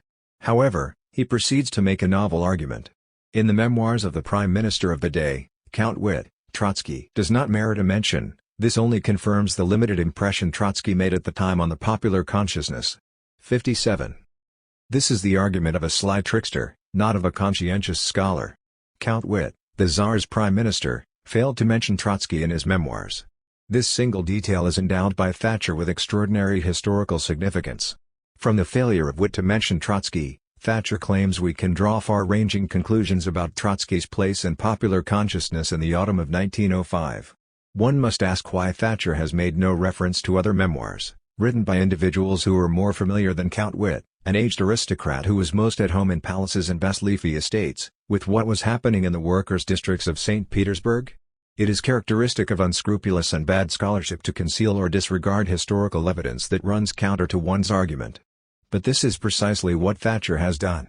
For example, he should have brought to the attention of his student readers the recollections of Anatoly Lunacharsky, who was a participant in the 1905 revolution as a member of the Bolshevik faction. In his renowned revolutionary silhouettes, Lunacharsky provided this estimate of Trotsky's role in 1905. His popularity among the Petersburg proletariat at the time of his arrest was tremendous and increased still more as a result of his picturesque and heroic behavior in court. I must say that of all the social democratic leaders of 1905-06, Trotsky undoubtedly showed himself, despite his youth, to be the best prepared. Less than any of them did he bear the stamp of a certain kind of émigré narrowness of outlook which, as I have said, even affected Lenin at that time. Trotsky understood better than all the others what it meant to conduct the political struggle on a broad, national scale. He emerged from the revolution having acquired an enormous degree of popularity, whereas neither Lenin nor Martov had effectively gained any at all. Plekhanov had lost a great deal, thanks to his display of quasi-cadet tendencies. Trotsky stood then in the very front rank. 58. Lunacharsky also recalled an incident during which Trotsky was praised, in the presence of Lenin, as the strong man of the St. Petersburg Soviet. This was a time of factional conflict between Lenin and Trotsky, and so the former did not necessarily enjoy hearing of his rival's political triumph. According to Lunacharsky, Lenin's face darkened for a moment, then he said, "Well, Trotsky has earned it by his brilliant and unflagging work." 59. Thatcher also chose not to mention another contemporary memoir, that of the Menshevik leader Theodor Dan, which leaves no question about the immense political influence of Leon Trotsky in 1905. The political perspective with which Trotsky was now associated, the recognition of the proletarian and socialist character of the revolution, captured the imagination of substantial forces among both the Bolshevik and Menshevik. Dan recalled that practically speaking both Mensheviks and Bolsheviks were pushed toward Trotskyism. For a short time Trotskyism, which at that time, to be sure, still lacked a name, for the first and last time in the history of the Russian social democracy, became its unifying platform. Hence it was no accident also that after the arrest, in November, of Krustalov, the chairman of the Petersburg Soviet of Workers' Deputies, it was precisely Trotsky, who became his natural heir, challenged by no one. For the few short days the Soviet itself still had to live. 60. Thatcher's failure to cite important eyewitness sources that contradict and disprove his attempt to call into question Trotsky's role in the 1905 revolution, discredits not only his biography but places his integrity as a historian under a shadow. I must stress that his improper handling of this particular issue, i.e., Trotsky's role in 1905, is not an isolated episode. It is emblematic of the method he employs throughout his biography to discredit Trotsky. Thatcher's falsification of the inter-party struggle. Thatcher's treatment of the political struggle that arose within the Russian Communist Party in the early 1920s is a travesty of scholarly writing. As in the introduction, Thatcher incorporates the arguments of Trotsky's factional opponents into what he attempts to palm off as an objective presentation of historical events. For example, in a crucial section of the biography that deals with the eruption of the inter-party struggle in October 1923, Thatcher writes that Trotsky took up his anti-bureaucracy program with his usual sense of urgency and passion, believing that the party was entering a new epoch through which only his methods would ensure a safe passage, emphasis added. 61. Thatcher continues. His colleagues on the party's leading bodies were, however, not convinced. They doubted whether matters were really as bad as Trotsky depicted. Yes, there were economic problems, but these were quite expected. In any case there was no imminent danger of collapse. The party anticipated several years of hard and steady work before it could claim to have fully rectified the economy. Looking at the party, Trotsky's comrades claimed that they could congratulate themselves on educating a new generation of cadres. The influx of this fresh blood would no doubt expedite the resolution of important tasks. Having rejected Trotsky's analysis of imagined ills besetting the regime, a majority of the old Bolsheviks wondered whether he could be trusted to develop sound and sensible policies. If Trotsky was prone to exaggeration of difficulties, he was, they argued, remarkably vague in his solutions. For a majority of the Politburo, Trotsky was part of a problem, not an answer. For example, if he was concerned by an absence of systematic leadership, why did he not attend important meetings of the Council of Labor and Defense and of the Cabinet? There was little evidence of conscientiousness in Trotsky's work habits. Furthermore, there was a marked absence of concrete proposals from Trotsky. This was hardly surprising, since his policy record was far from promising. In recent times Trotsky had suffered a series of defeats as he opposed Lenin over, amongst other matters, the Brest-Litovsk peace and the trade unions. For his colleagues, Trotsky's discontents were not rooted in reality, but in a hurt sense of pride stemming from personal disappointments. Thus, Trotsky could not have been pleased when, in April 1923, the 12th Congress shelved his more militant approach to religious affairs.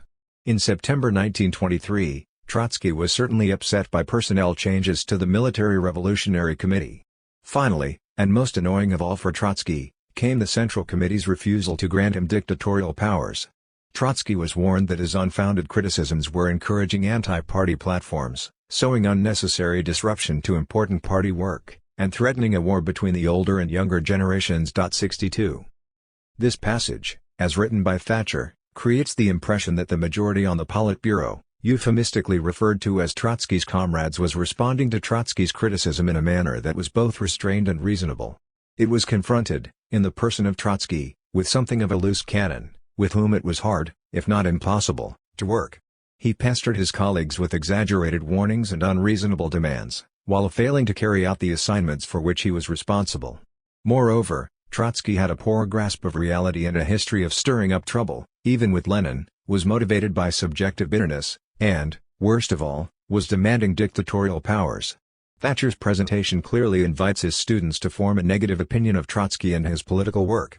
What Thatcher has not communicated to his readers is that the above-quoted passage is his own tendentious rephrasing of an unscrupulous and dishonest factional document produced by Trotsky's bitter political opponents, soporifically referred to by Thatcher as comrades and colleagues on October 19, 1923, in response to Trotsky's important letter of October 8, 1923, and the famous oppositional letter of the 46th of October 15, 1923. There are no quotation marks and no footnotes. There is no clear indication given by Thatcher that the arguments he so benignly summarizes were, in fact, a pack of factionally motivated lies and half-truths. 63. Nor does Thatcher inform his readers that Trotsky prepared a withering response to this letter, which he dispatched on October 23, 1923, to refute the accusations of Zinoviev, Kamenev, and Stalin, who had formed an unprincipled anti-Trotsky faction known as the Triumvirs. One has only to consult E.H. Carr's The Interregnum, in which this material is reviewed, or at least that part of it that had come to light by the early 1950s, to recognize the deliberately misleading character of Thatcher's approach. Carr cites passages from Trotsky's stinging retort to the Triumvirs, and leaves no doubt as to where truth lay in this exchange. 64. Trotsky's speech at the 13th Congress.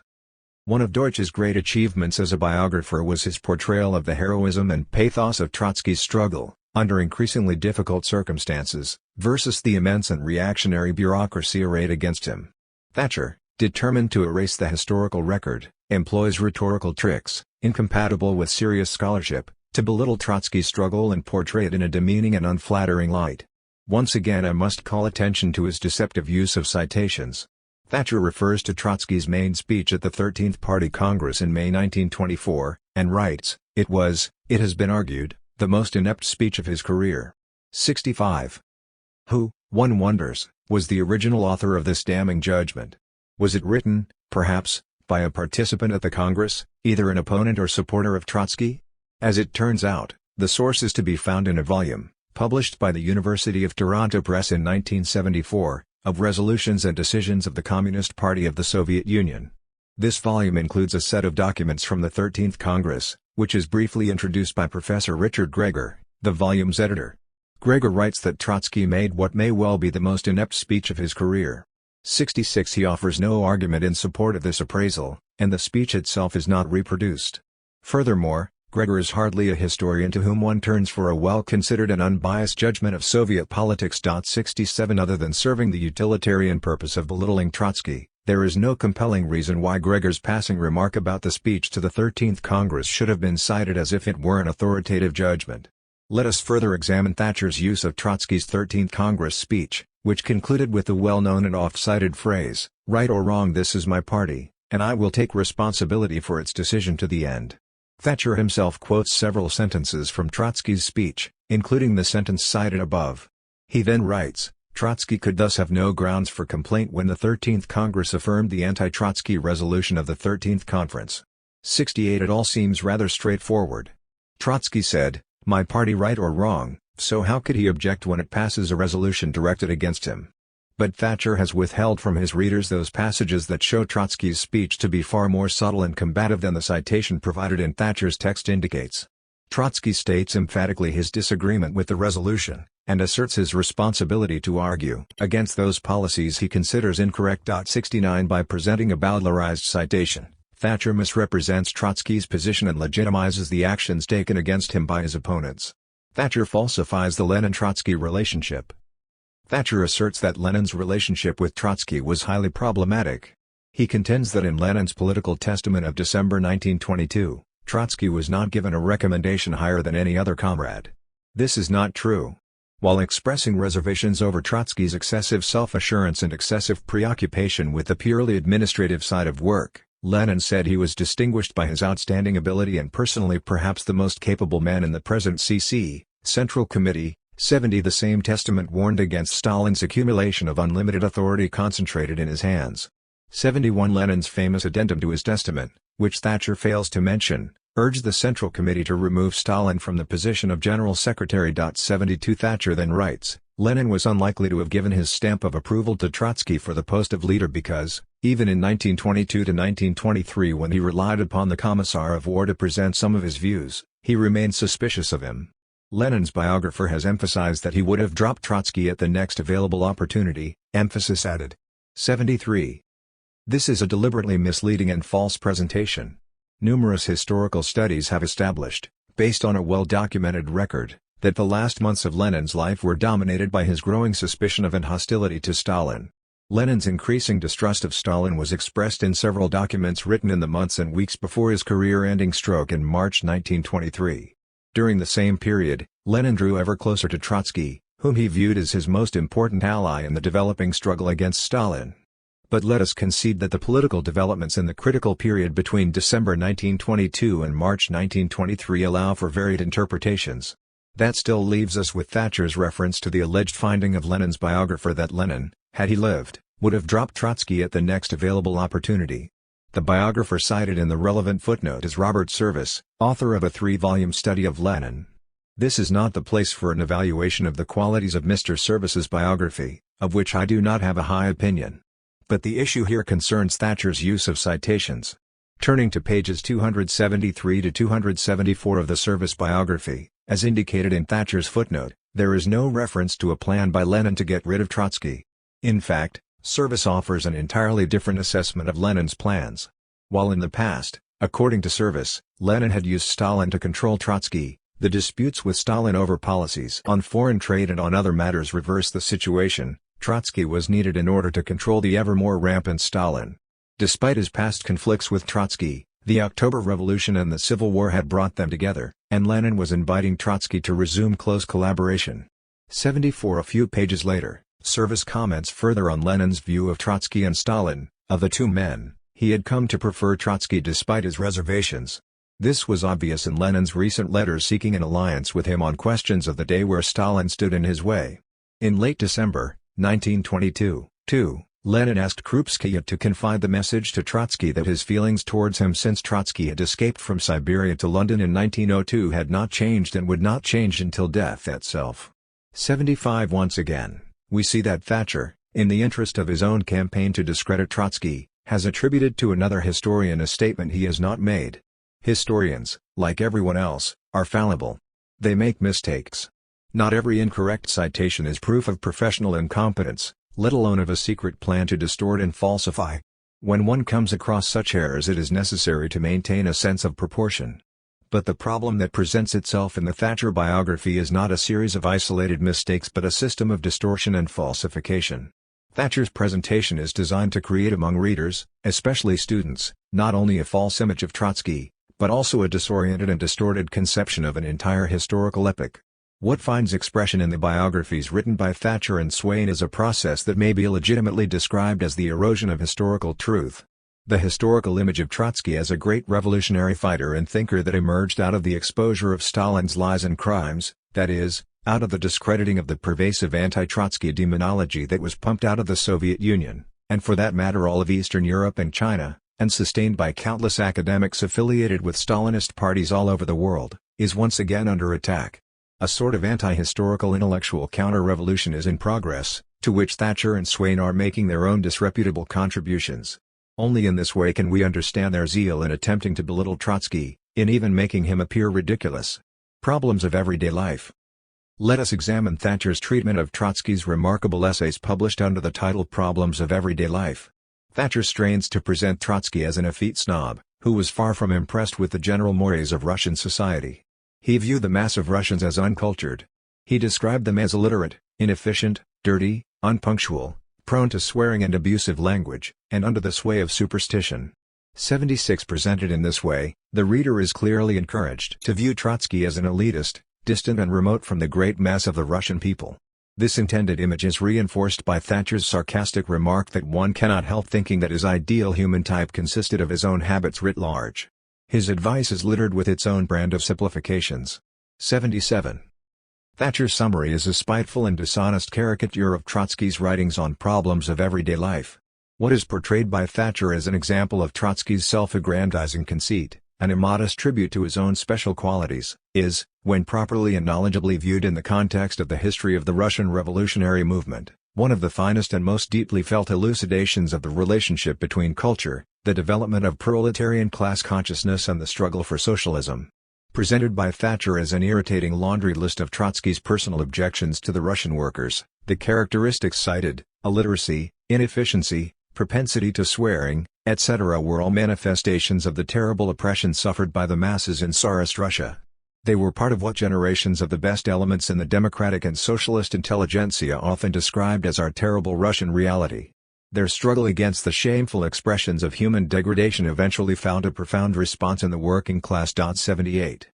When these writings are read as contributions to the development of class consciousness and Kulturnost, it is possible to appreciate the broader dimensions and ramifications of the issues raised by Trotsky in his Problems of Everyday Life, and of the significance of his essays such as the struggle for cultured speech and civility and politeness as a necessary lubricant in daily relations.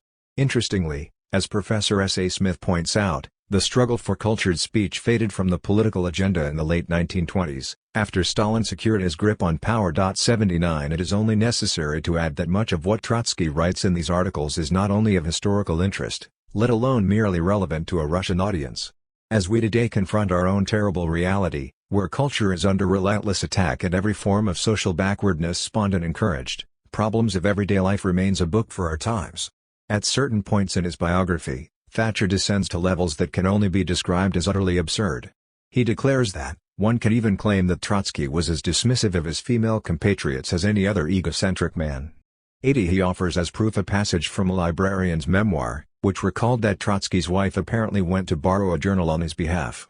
And so, writes Thatcher, we discover Trotsky using his wife as a unpaid secretary. 81 Thatcher also berates Trotsky for failing, as he had advised in one of his essays, to view reality through a woman's eyes very seriously. What evidence does Thatcher present to support this reprimand?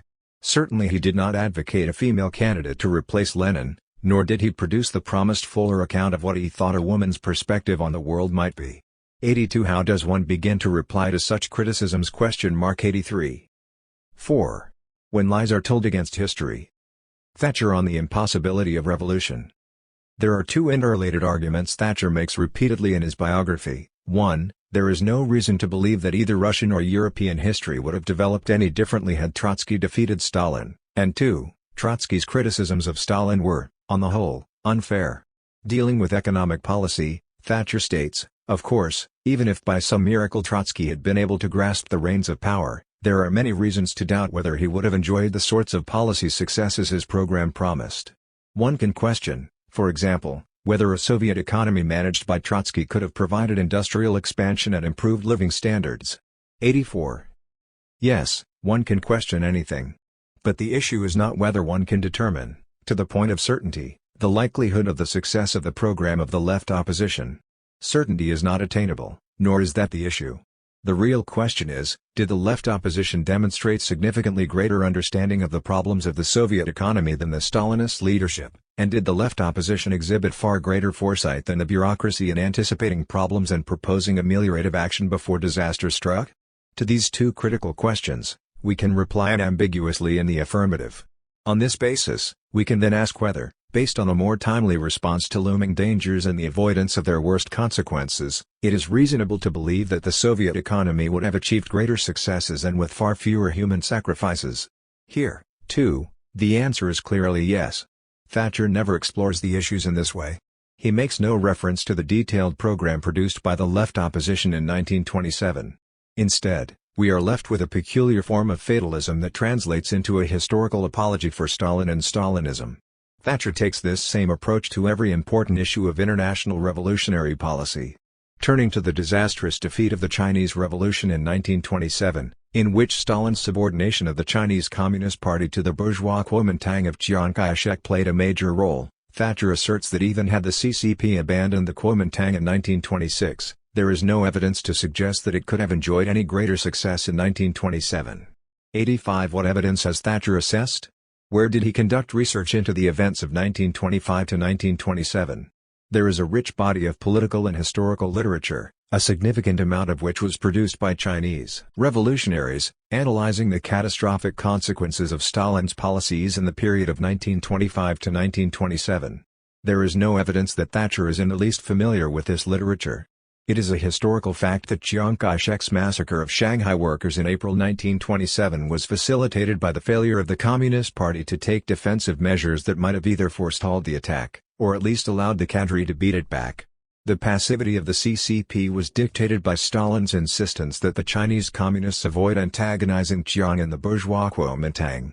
For nearly a year, Trotsky and the left opposition warned of the suicidal dangers arising from such a policy. To claim that it would have made no difference, even had their warnings been acted upon in a timely manner, is to elevate hopelessness to the status of an immutable historical condition, at least as far as socialist revolution is concerned. On the question of Germany, Thatcher argues along the same lines.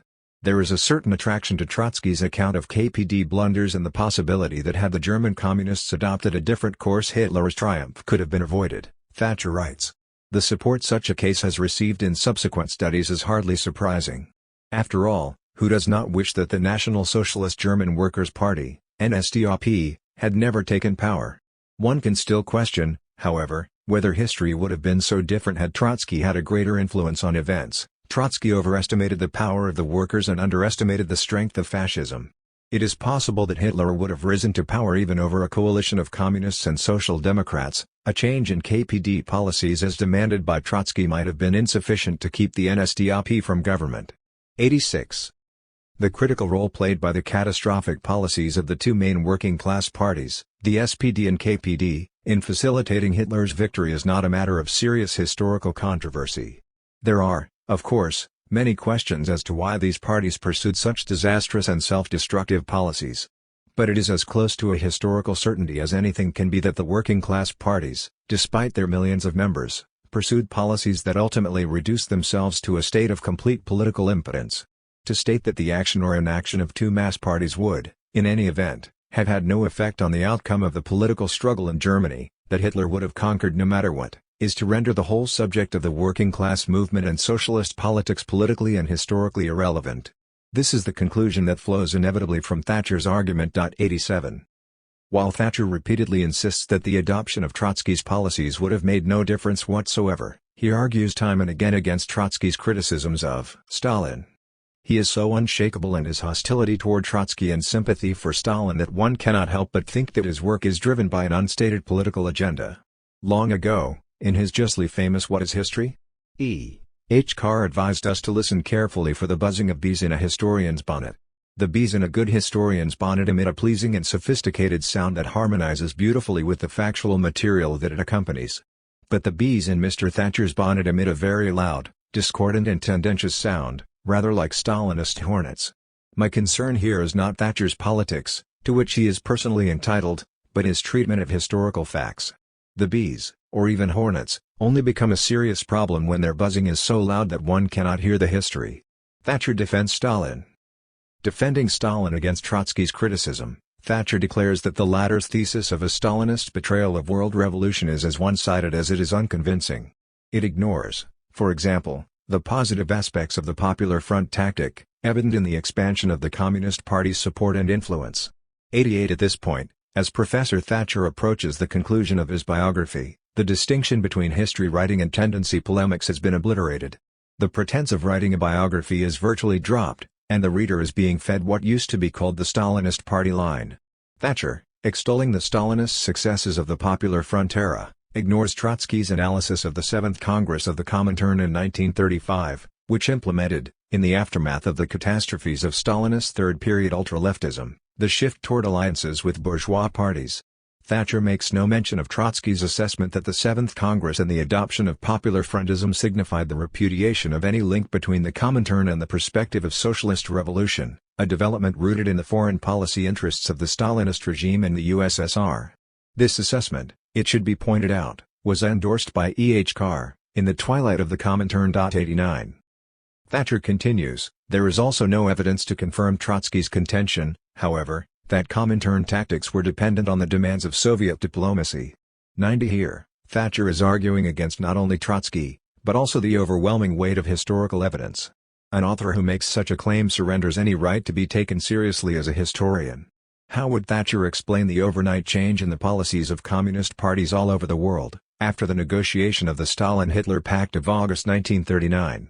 There is also the matter of the physical liquidation of large numbers of leading members of national communist parties during the Stalinist terror of 1937 to 1939. Virtually the entire leadership of the Polish Communist Party was wiped out, because Stalin deemed it susceptible to Trotskyist influences. Large sections of the old leadership of the German Communist Party, which had escaped Hitler by fleeing to the USSR, were executed in Moscow during the terror. The KPD General Secretary, Ernst Thielmann, who had been captured by the Nazis, was abandoned by Stalin, who declined an opportunity to have him released to Soviet custody after the signing of the pact with Hitler. Thielmann perished in a concentration camp.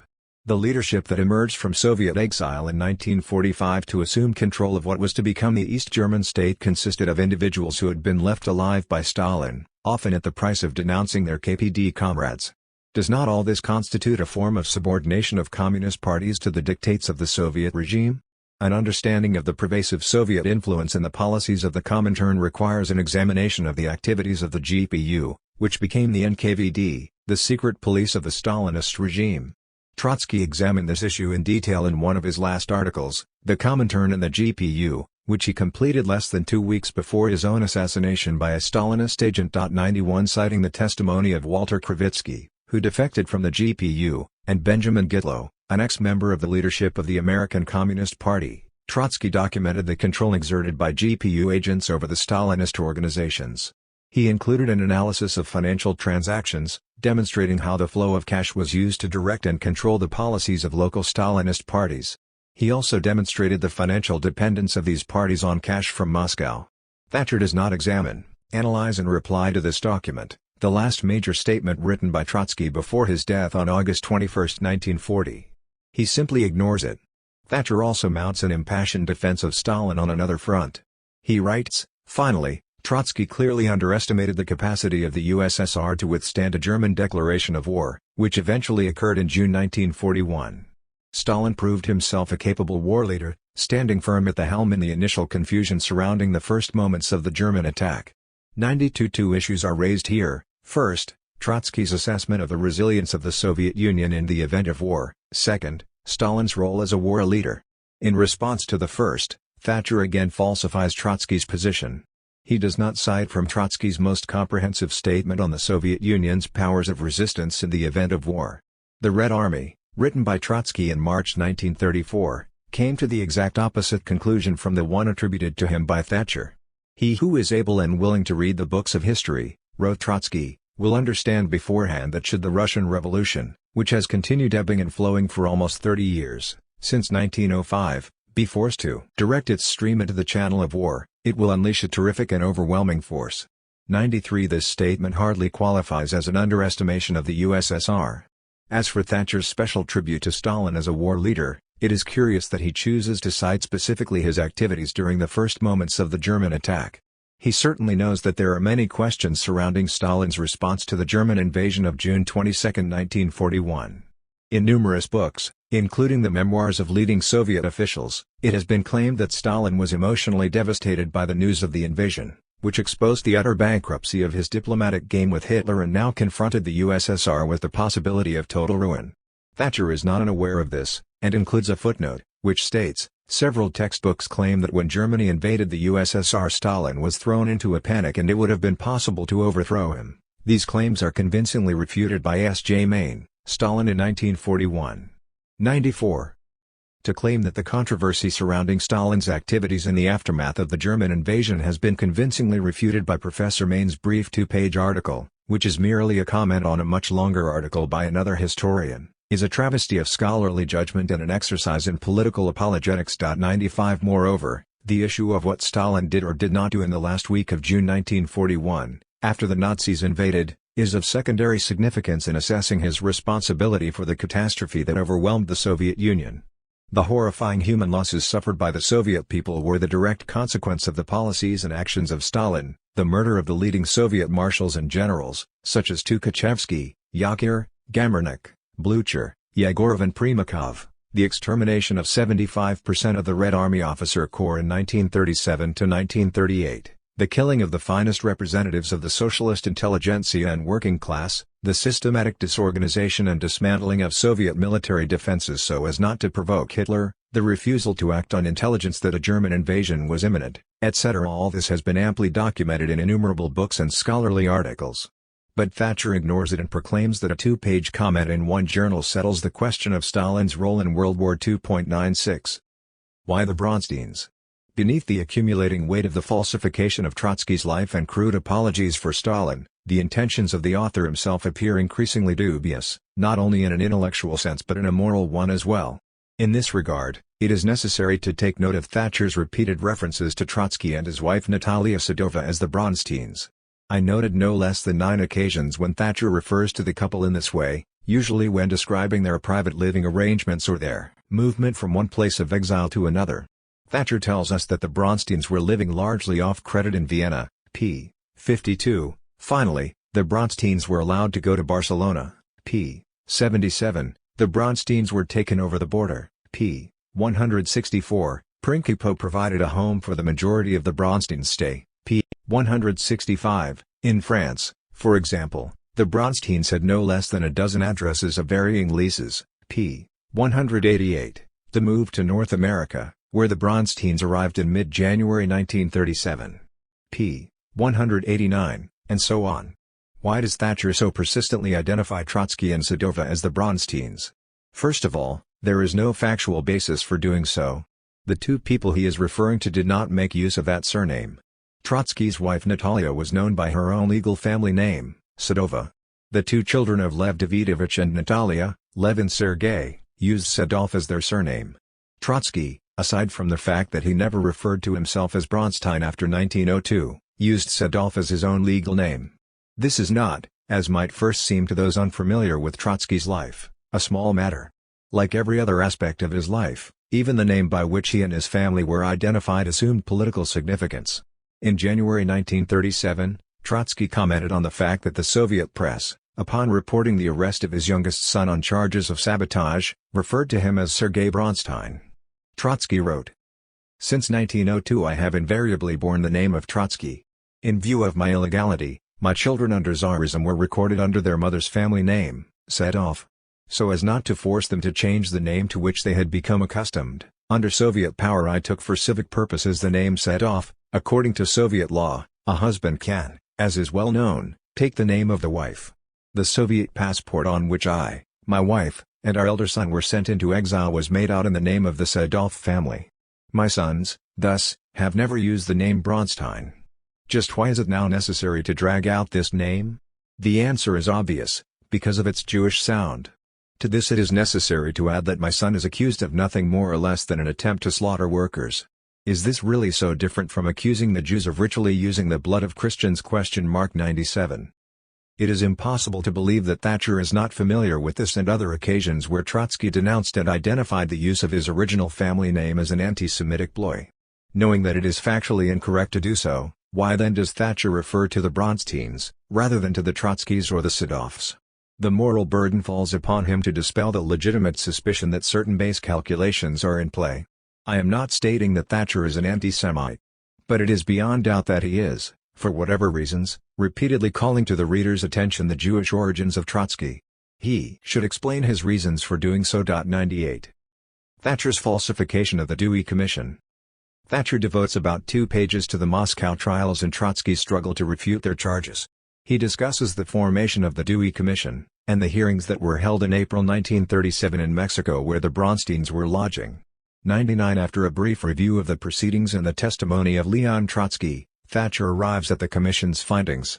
He writes, "The Moscow trials were declared an unreliable guide to the truth, the accusations against Trotsky unproven, emphasis added." 100. This is a falsification of the findings of the Dewey Commission. On September 21, 1937, the Commission announced its findings, of which there were 23. The first 21 consisted of refutations of specific allegations against Trotsky that were crucial to the claims of the Soviet prosecutors. The decisive summary conclusions were presented in findings 22 and 23. They stated, 22. We therefore find the Moscow trials to be frame-ups. 23. We therefore find Trotsky and his son, Sadov not guilty. 101. Note the difference between the words used by the Dewey Commission and those selected by Thatcher. There is a profound difference between defining a proceeding as a frame-up, the word used by the Dewey Commission, and as an unreliable guide to the truth, the words used by Thatcher. A frame-up is a pseudo-legal proceeding in which evidence is contrived and concocted to produce a predetermined verdict of guilty. It is not merely an unreliable guide to truth. Its aim is the suppression of truth, and it makes use of lies to facilitate, under a pseudo-legal cover, the imprisonment or execution of a wrongfully accused individual. Thatcher could have simply quoted finding 22 of the Dewey Commission. Instead, he used the 5 words unreliable guide to the truth to say something very different from the one-word frame-up used by the Commission. 102. There is also a fundamental legal difference between a finding of not guilty, handed down by the Dewey Commission, and a verdict of unproven, the term used by Thatcher. A verdict of not guilty leaves the presumption of the defendant's innocence undisturbed. A verdict of unproven is quite a different matter. It carries the implication that while there existed insufficient evidence to return a verdict of guilty, the jury was not convinced of the innocence of the accused. Thatcher, who lived and taught in Glasgow for many years, knows very well the distinction between not guilty and unproven. One of the peculiarities of Scottish law is that it allows juries to return a verdict of not proven. This has been a subject of substantial legal controversy for several centuries, precisely because of the lingering moral shadow that the so-called third verdict leaves behind on the accused. 103. It requires a high degree of naivete to believe that Thatcher's substitution of unproven for the words not guilty is an innocent error. He is unquestionably guilty of deliberately falsifying the findings of the Dewey Commission. What, the reader may ask, is the purpose of such a falsification? And why should one treat it as such a grave matter? The reader should bear in mind the methods employed by Thatcher and Swain, which we have already examined. As they quote each other and their own works are cited by others, the virus of falsification spreads insidiously via a complacent academic community into the broader public. In this particular example, the immense original force of the Dewey Commission verdict is diluted and falsified. In time, as the denunciation of the Moscow trials as a frame-up and the unambiguous acquittal of Trotsky and Sadov fall from historical memory, Thatcher's formulations, eventually to be recycled by other careless historians, contribute to the erosion of previously established facts and objective truth. Thatcher's final comments on Trotsky's historical role. After more than 200 pages of distortions, half-truths and outright falsifications, we arrive at Thatcher's final appraisal of Trotsky. Trotsky, then, he informs his readers, was not a great political leader or prophet. He spent the majority of his political life in opposition, the exponent of views commanding minority support. 104. To this remark his readers should respond, "Well, Professor Thatcher, that is simply your opinion." And, indeed, it is an opinion unsupported by credible scholarly work, and therefore the reader has no reason to take it particularly seriously. One is reminded of Hegel's admonition, what can be more useless than to learn a string of bald opinions, and what more unimportant? 105. As for the basis of this opinion, that Trotsky spent most of his life in opposition, this tells us more about Thatcher's views and character than it does about the revolutionary leader upon whom he is passing judgment. Thatcher continues. Is there anything of lasting merit in Trotsky's works, or were he and his writing of relevance only to his time and experience? An answer to this question will depend, at least in part, on how one rates Marxism and Trotsky's standing as a Marxist. To begin with the latter question, it is doubtful whether Trotsky made any lasting contribution to Marxist thought. He may even have been unaware of some of Marx's most basic writings. In The Revolution Betrayed, for example, Trotsky insisted several times that Marx had nothing to say about Russia, that the master expected a socialist revolution to begin in the countries of advanced capitalism. This ignores Marx's interest in the question of whether backward Russia could bypass capitalism and undertake a direct transition to socialism on the basis of the peasant commune. Marx's response, of evident relevance to Trotsky's theory of permanent revolution, was given in several of his writings, including the preface to the 1881 Russian edition of the Communist Manifesto. Here Marx answered in the affirmative. A Russian revolution could aim at a direct transition to socialism, but only if it sparked socialist revolutions in the advanced West. If Trotsky had been aware of this and the other texts in which Marx addressed the problem of building socialism in Russia, he would surely have claimed a stronger link between the theory of permanent revolution and Marx, as well as less originality for his conception of the revolutionary process in Russia. If we assume that Trotsky did not know of Marx's concern with Russia, then this points to the conclusion that Trotsky's Marxism was a product of the Russian environment. Emphasis added. 106. In this passage the author combines, in equal measure, ignorance and insolence. This is the sort of writing that could have appeared in scores of Stalinist journals prior to the collapse of the USSR. The specific claim that Trotsky insisted that Marx had nothing to say about Russia, is a crass misrepresentation of what Trotsky wrote. He explained precisely why it was impossible to derive an analysis of Soviet society from a mechanical application of Marx's historical conceptions. 107 In this, Trotsky demonstrated not his ignorance of Marx's work, but his creative approach to Marxism. Moreover, he based key arguments in The Revolution Betrayed on observations of Marx. Trotsky, to cite just one example, employed the concept of generalized want, suggested by Marx in the German ideology, to explain the origins and social function of the bureaucracy in the USSR as the gendarme, the police enforcer of social inequality. Thatcher's claim that Trotsky was not aware of Marx's writings in 1881 on the prospects for socialism in Russia, and, moreover, that the former did not recognize the link between his own theory of permanent revolution and Marx's work is easily contradicted. Thatcher apparently has not read the essay, Marxism and the Relation Between Proletarian and Peasant Revolution, written in December 1928. Trotsky specifically reviewed the 1881 correspondence between Marx and the old Russian revolutionist Vera Zasulich, in which Marx worked through the theoretical issues that were concisely summed up in the January 1882, not 1881 as Thatcher writes, preface to the Russian edition of the Communist Manifesto. As for his own intellectual debt to Marx, Trotsky wrote in this essay that the idea of permanent revolution was one of the most important ideas of Marx and Engels. 108 So here we have Thatcher arguing in his conclusion that Trotsky was unfamiliar with key writings of Marx on the subject of Russia, and it turns out that this fantastic hypothesis is merely the product of Thatcher's failure to do his basic intellectual homework! 109. Having sarcastically posed the question of Trotsky's relevance, Thatcher should tell us why he has written a 240-page book to proclaim his irrelevance. Why did he establish, with his former colleague from the University of Glasgow, James D. White, the short-lived Journal of Trotsky Studies, whose publication represented Thatcher's first major anti-Trotsky project? Why has Swain written his 237-page biography? It is worth noting that Thatcher has no doubts about the relevance of Stalin.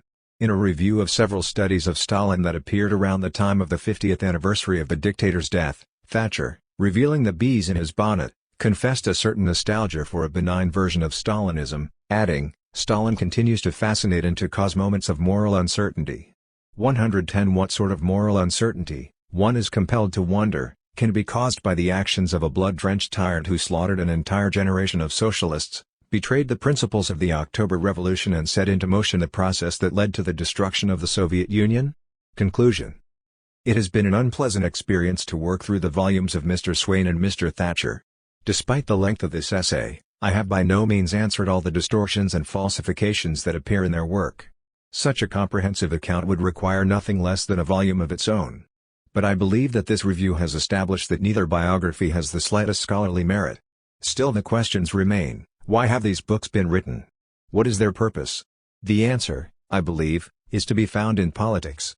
While Thatcher speculates cynically at the conclusion of his book on the relevance of its subject, he hardly believes that Trotsky is so marginal a historical figure. Indeed, Thatcher's obsessive interest in Trotsky suggests he holds privately a very different view. And well he should, for the significance of Trotsky as a historical figure is inextricably linked to the vicissitudes of the international class struggle. To determine the relevance of Trotsky, one must ask several other questions. What is the relevance of socialism? What is the relevance of Marxism? What is the relevance of the class struggle in modern society? Has capitalism attained a new and permanent level of stability? Has the very concept of a crisis of capitalism become historically outmoded? These are the questions that must be asked when considering the place of Trotsky in history and the significance of his ideas in the contemporary world. Leon Trotsky's ideas do not seem all that remote in the light of objective developments. First, the developments in technology and their impact upon the processes of production and exchange have produced a global economy that places tremendous strains on the old national state structures. Moreover, the precipitous decline in the world economic position of the United States significantly limits the likelihood of a new world order that will regulate interstate relations and maintain global stability. The world capitalist system is heading toward a systemic breakdown on the scale of the period of 1914 to 1945. The fragility of the existing global economic and geopolitical order has been intensified by domestic class-based social tensions. During the past quarter century, we have witnessed a collapse of the old mass parties and organizations of the working class. It is hard to think of a political party anywhere in the world that retains any significant degree of credibility among the masses. The old communist parties, social democratic parties, and labor parties have either collapsed, as is the case with most of the Stalinist organizations, or stagger on as organizations sustained only by a thoroughly corrupt apparatus. To describe them as working class is to completely abuse the historical meaning of the term. They are all right-wing bourgeois parties, no less committed to the defense of capitalism and the imperialist interests of the global transnationals than the old traditional bourgeois parties. But this collapse of every form of Stalinist and social democratic reformist-based working-class organization proceeds against the backdrop of rising social inequality and intensifying class antagonisms. The old organizations simply lack the political means and credibility to harness the deepening social discontent and channel it into paths that do not threaten the stability of the capitalist system. At some point the intensification of class conflict will find intellectual and political expression. There will be a search for alternatives to the present setup. This will create an intellectual and social constituency for a revival of interest in the history of the socialist movement, in the revolutionary struggles of the past. It is inevitable that the development of such a climate will lead to a renewed interest in the life and work of Leon Trotsky. That is what happened during the last great wave of radicalization of workers and students. The more politically thoughtful sections of the bourgeoisie recognize this danger and fear it. This is, as we know, the era of preemptive war, and these works represent a sort of preemptive strike against the re-emergence of Trotskyist influence. This is why distinguished publishing houses like Routledge and Longman commission biographies such as those produced by Swain and Thatcher. The political crisis intersects with a profound intellectual crisis. How is one to explain the benign reception of these two miserable books? It is, I believe, bound up with the predominance, for more than a quarter century, of truly reactionary modes of thought, associated with postmodernism, which repudiate the very concept of objective truth. In the course of this review essay, I have referred several times to E. H. Carr, and I will do so again. Nearly a half-century ago, he warned against the infiltration into history of the Nietzschean principle, formulated in Beyond Good and Evil, the falseness of an opinion is not for us any objection to it. 111 The contemporary repudiation of objective truth, supported by the claim that the only issue is the internal coherence of a narrative, which is to be judged on its own terms, is inimical to serious scholarly work, or even to rational thought. It encourages a climate where anything goes, where falsification flourishes, where there is no protest when lies are told about history. And what does this mean? I began this essay with a review of the Moscow trials and Stalin's terror. I explained that what started with historical falsification ended with mass murder. That process is repeating itself in our own time. Whoever wishes to consider the implications and consequences of historical lies has only to consider the lies that were employed to prepare public opinion for the war in Iraq. Weapons of mass destruction was a lie that has already led to the deaths of hundreds of thousands. A new generation now confronts immense and life-threatening problems. Everywhere it faces crisis and decay. The very future of the planet is in question if answers are not found to the crisis of the world capitalist system. The study of history must play a central role in the discovery of those answers required by humanity in the 21st century. But how can history be studied if its record is falsified? The working people and youth of the world need truth, and the struggle to discover and defend it is the intellectual driving force of human progress. Part 3. Robert Service's contribution to the falsification of history. Leon Trotsky in exile in Prinkipo, Turkey circa 1930. The Big Lie continues. 1. A review of Trotsky, a biography by Robert Service. Trotsky, a biography, by Robert Service, 600 pages, Harvard University Press, 2009. The Spectre of Leon Trotsky. In 1955 James Burnham, the intellectual godfather of modern American neoconservatism, reviewed The Prophet Armed, the first volume of Isaac Deutsch's monumental biography of Leon, Lev Davidovich, Trotsky. 15 years had passed since Burnham had resigned from the Fourth International at the climax of a political struggle in which he had crossed polemical swords with Leon Trotsky. It had been a difficult experience for Burnham, who felt somewhat overmatched in this political and literary contest. "I must stop a while and wonder," Burnham had written in a document addressed to Trotsky, "at the technical perfection of the verbal structure you have created, the dynamic sweep of your rhetoric, the burning expression of your unconquerable devotion to the socialist ideal, the sudden, witty, flashing metaphors that sparkle through your pages." 2. In the aftermath of his repudiation of socialism, Burnham moved rapidly to the extreme right, as Trotsky had predicted. By the mid-1950s he viewed Trotsky's life and work through the prism of his own ideological commitment to a global struggle against Marxism. Deutsch's work filled Burnham with alarm. The problem was not literary in character. Burnham readily acknowledged the author's masterful reconstruction of Trotsky's revolutionary persona. Mr. Deutsch has cast his story of Trotsky in the Greek mold, and with sufficient justification, Burnham wrote. His Trotsky is a protagonist of the most dazzling brilliance, who rises in 1905, 1917 and in the Civil War to successive heights where he fuses with history and becomes her voice.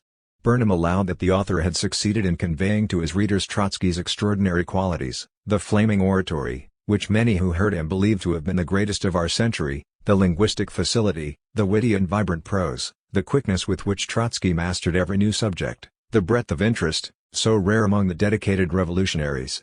Burnham noted that Deutsch's portrait of Trotsky was not one-sided, that he conscientiously displays, also, Trotsky's weaknesses. But despite the many literary virtues of the biography, Burnham denounced it as an intellectual disaster. Burnham's reason for his condemnation was that Mr. Deutsch writes from a point of view that accepts and legitimizes the Bolshevik Revolution. The biography was organically warped and unacceptable. Not all the scholarly references from all the libraries are enough to wash out the Bolshevik stain. Burnham confessed his horror that Deutsch had received all the courtesies of our leading research institutions, the aid of our foundations, the pages of our magazines, publication and promotion by the great Anglo-Saxon Oxford Press.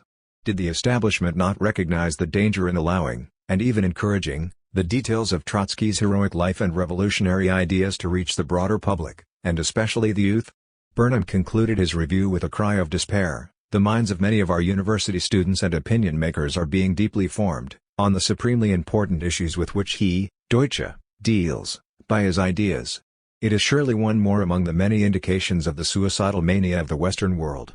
3. The conclusion that implicitly flowed from this review was that Deutsch's book and others like it, which portrayed the October Revolution and its leaders sympathetically, should not be published. Burnham's fears, at least from his political standpoint, were not without justification.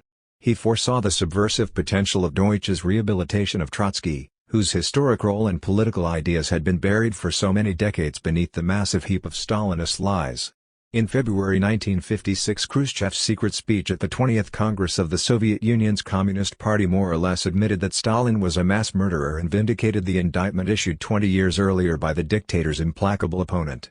In the years that followed, the political stature of Leon Trotsky rapidly grew throughout the world.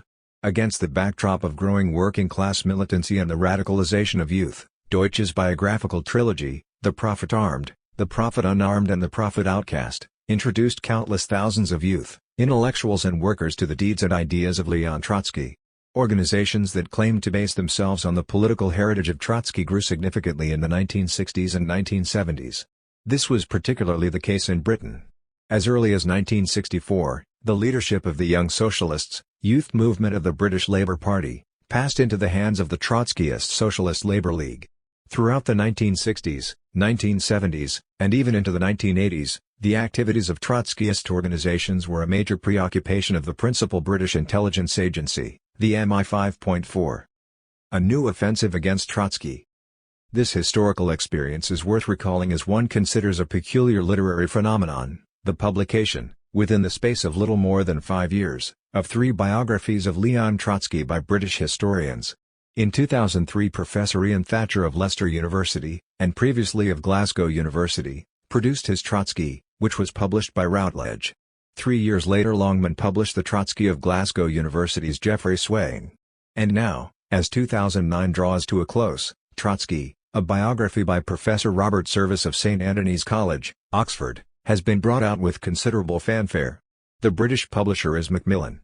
In the United States, Service's book has been published by Harvard University Press. What underlies this evident interest of British academics in Leon Trotsky, who has been dead for 70 years? This reviewer has in another place 5 submitted the works of Thatcher and Swain to an exhaustive analysis, and proved that they are crass exercises in historical falsification, of absolutely no value to anyone interested in learning about the life and ideas of Leon Trotsky.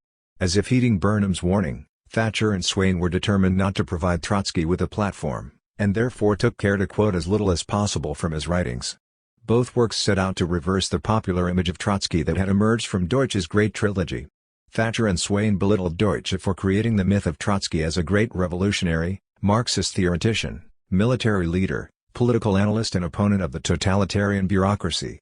The Thatcher-Swain biographies set out to create a new anti-Trotsky narrative, utilizing slanders and fabrications of old Stalinist vintage in the interest of contemporary anti-communism.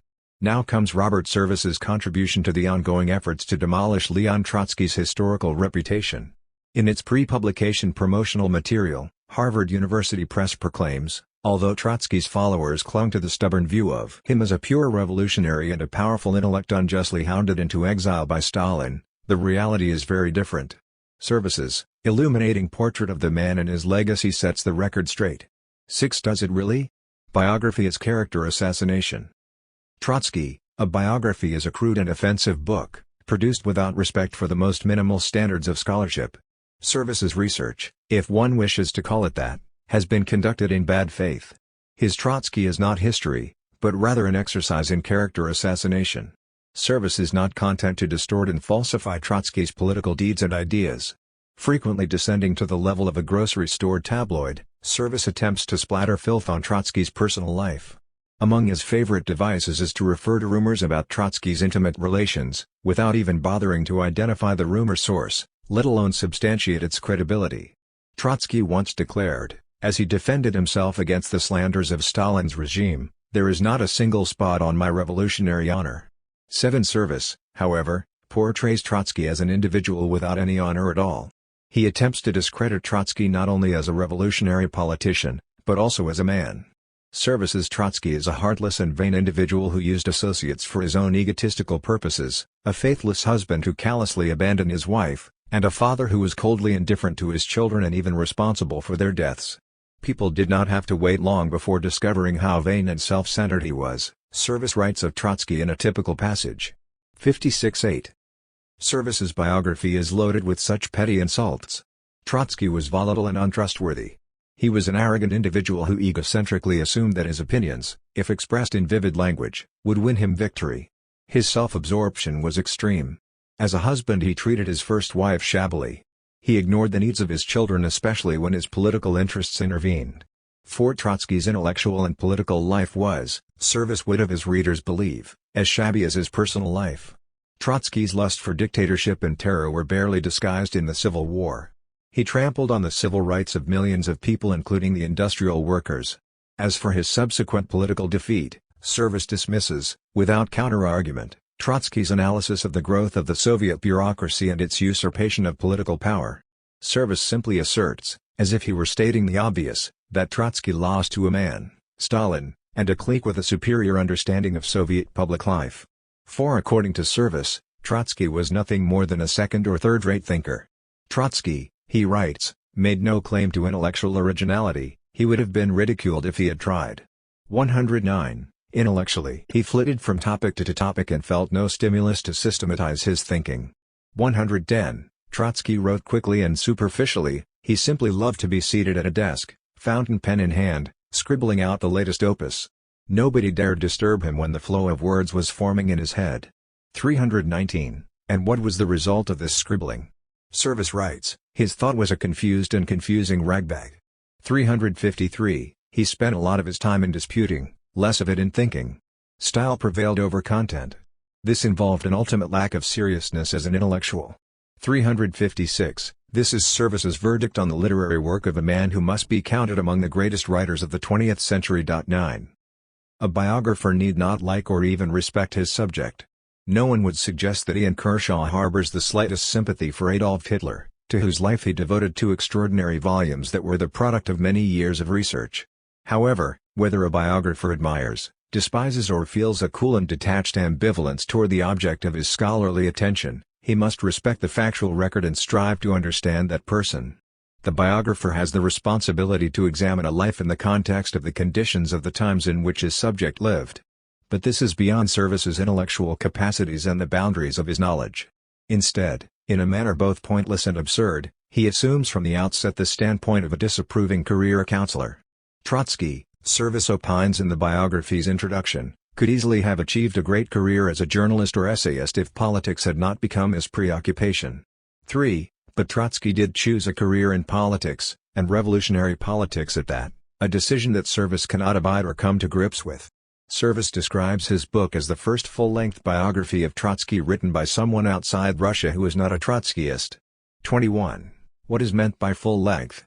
Service's biography is certainly long, plodding on for 501 pages of actual text. But in terms of content, it is no more than a supersized version of the biographies produced by Thatcher and Swain. Like the earlier works, this is a biography without history.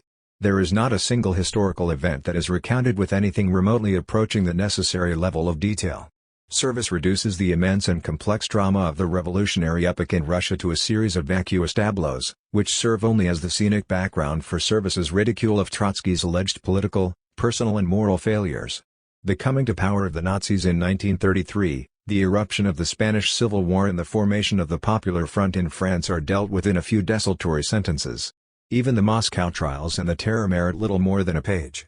Far more attention is given by Service to Trotsky's brief intimacy with Frida Kahlo, a compendium of errors. Moreover, the biography is full of factual errors that call attention to the author's extremely limited comprehension of the historical material.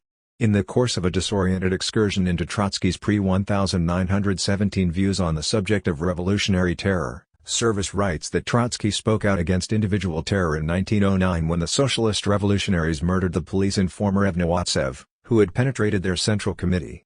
113. In fact, Otsev, the correct transliteration from the Russian spelling, was not murdered in 1909. He was not murdered at all. Otsev, who had organized terrorist acts, including assassinations, while working as an agent of the Okhrana inside the Socialist Revolutionary Party, survived his exposure and died of natural causes in 1918. Service fails to quote even a single sentence from Trotsky's important article on the Otsev affair. Discussing the events of 1923 in Germany, Service asserts that the revolution failed after street fighting petered out in Berlin. 310. In fact, there was no fighting in Berlin. The leadership of the Communist Party called off the uprising before fighting could begin in the capital. The only serious fighting in a major German city occurred in Hamburg. In a passing reference to the Chinese Revolution, Service states that the Communist International sent instructions for an insurrection against Chiang Kai-shek and the Kuomintang in April 1927. It was just the excuse that Chiang needed to conduct a bloody suppression of communists in Shanghai and elsewhere. 355. This is wrong. No such plan existed and no such instructions were sent. Service confuses the events in Shanghai in April 1927 with later developments in Canton. In another passage, Service writes that in June 1928 Trotsky was working on his critique of the program of the Comintern's Fifth Congress. 371. Actually, the Fifth Congress was held in 1924. The critique to which Service is referring was addressed to the Sixth Congress, held in the summer of 1928. Service even manages to get the year of the death of Trotsky's widow, Natalia Sadova, wrong. He states, she died in 1960, deeply mourned by her network of Mexican, French and American friends. 496. In fact, Sadova died in January 1962 at the age of 79. Several months before her death, in November 1961, as one would expect a biographer of Trotsky to know, Natalia Sadova had written to the Soviet government demanding a review of the Moscow trials and the rehabilitation of Trotsky. At the end of the book, in yet another gross blunder, Service misidentifies the wife and daughter of Trotsky's youngest son Sergei, as being the wife and daughter of the older son Lev. 500-501. These errors got by not only the editors at Macmillan and Harvard University Press, but also eluded the none too watchful eye of Professor Ian Thatcher, who, we are informed by Service, read the entire manuscript. Following the same procedure as Thatcher and Swain, Service fails to engage himself with Trotsky's writings. With the exception of Trotsky's My Life, which Service attempts to discredit, there is no persuasive evidence that the biographer worked systematically through any of Trotsky's published books and pamphlets prior to writing this biography. Aside from the writings of Ian Thatcher, whom he profusely praises, Service has paid little attention to existing scholarly literature on Trotsky. Service affects an attitude of contempt toward biographers, educated in the Marxist tradition, who have taken Trotsky's literary output seriously. The late Pierre Brouet, a highly respected historian and the author of a massively researched and authoritative biography of Trotsky, is dismissed as an idolater. Deutsche is mocked as one who worshipped at Trotsky's shrine. 21 There is reason to doubt that Service actually read the work of most of the other historians to whom he pays perfunctory tribute in his preface. For example, Service takes note of Professor Alexander Rabinovich as a historian who subjected Trotsky to skeptical scrutiny, and lumps him together with James White of Glasgow University, who ridiculously denies that Trotsky played any significant role in the October 1917 seizure of power.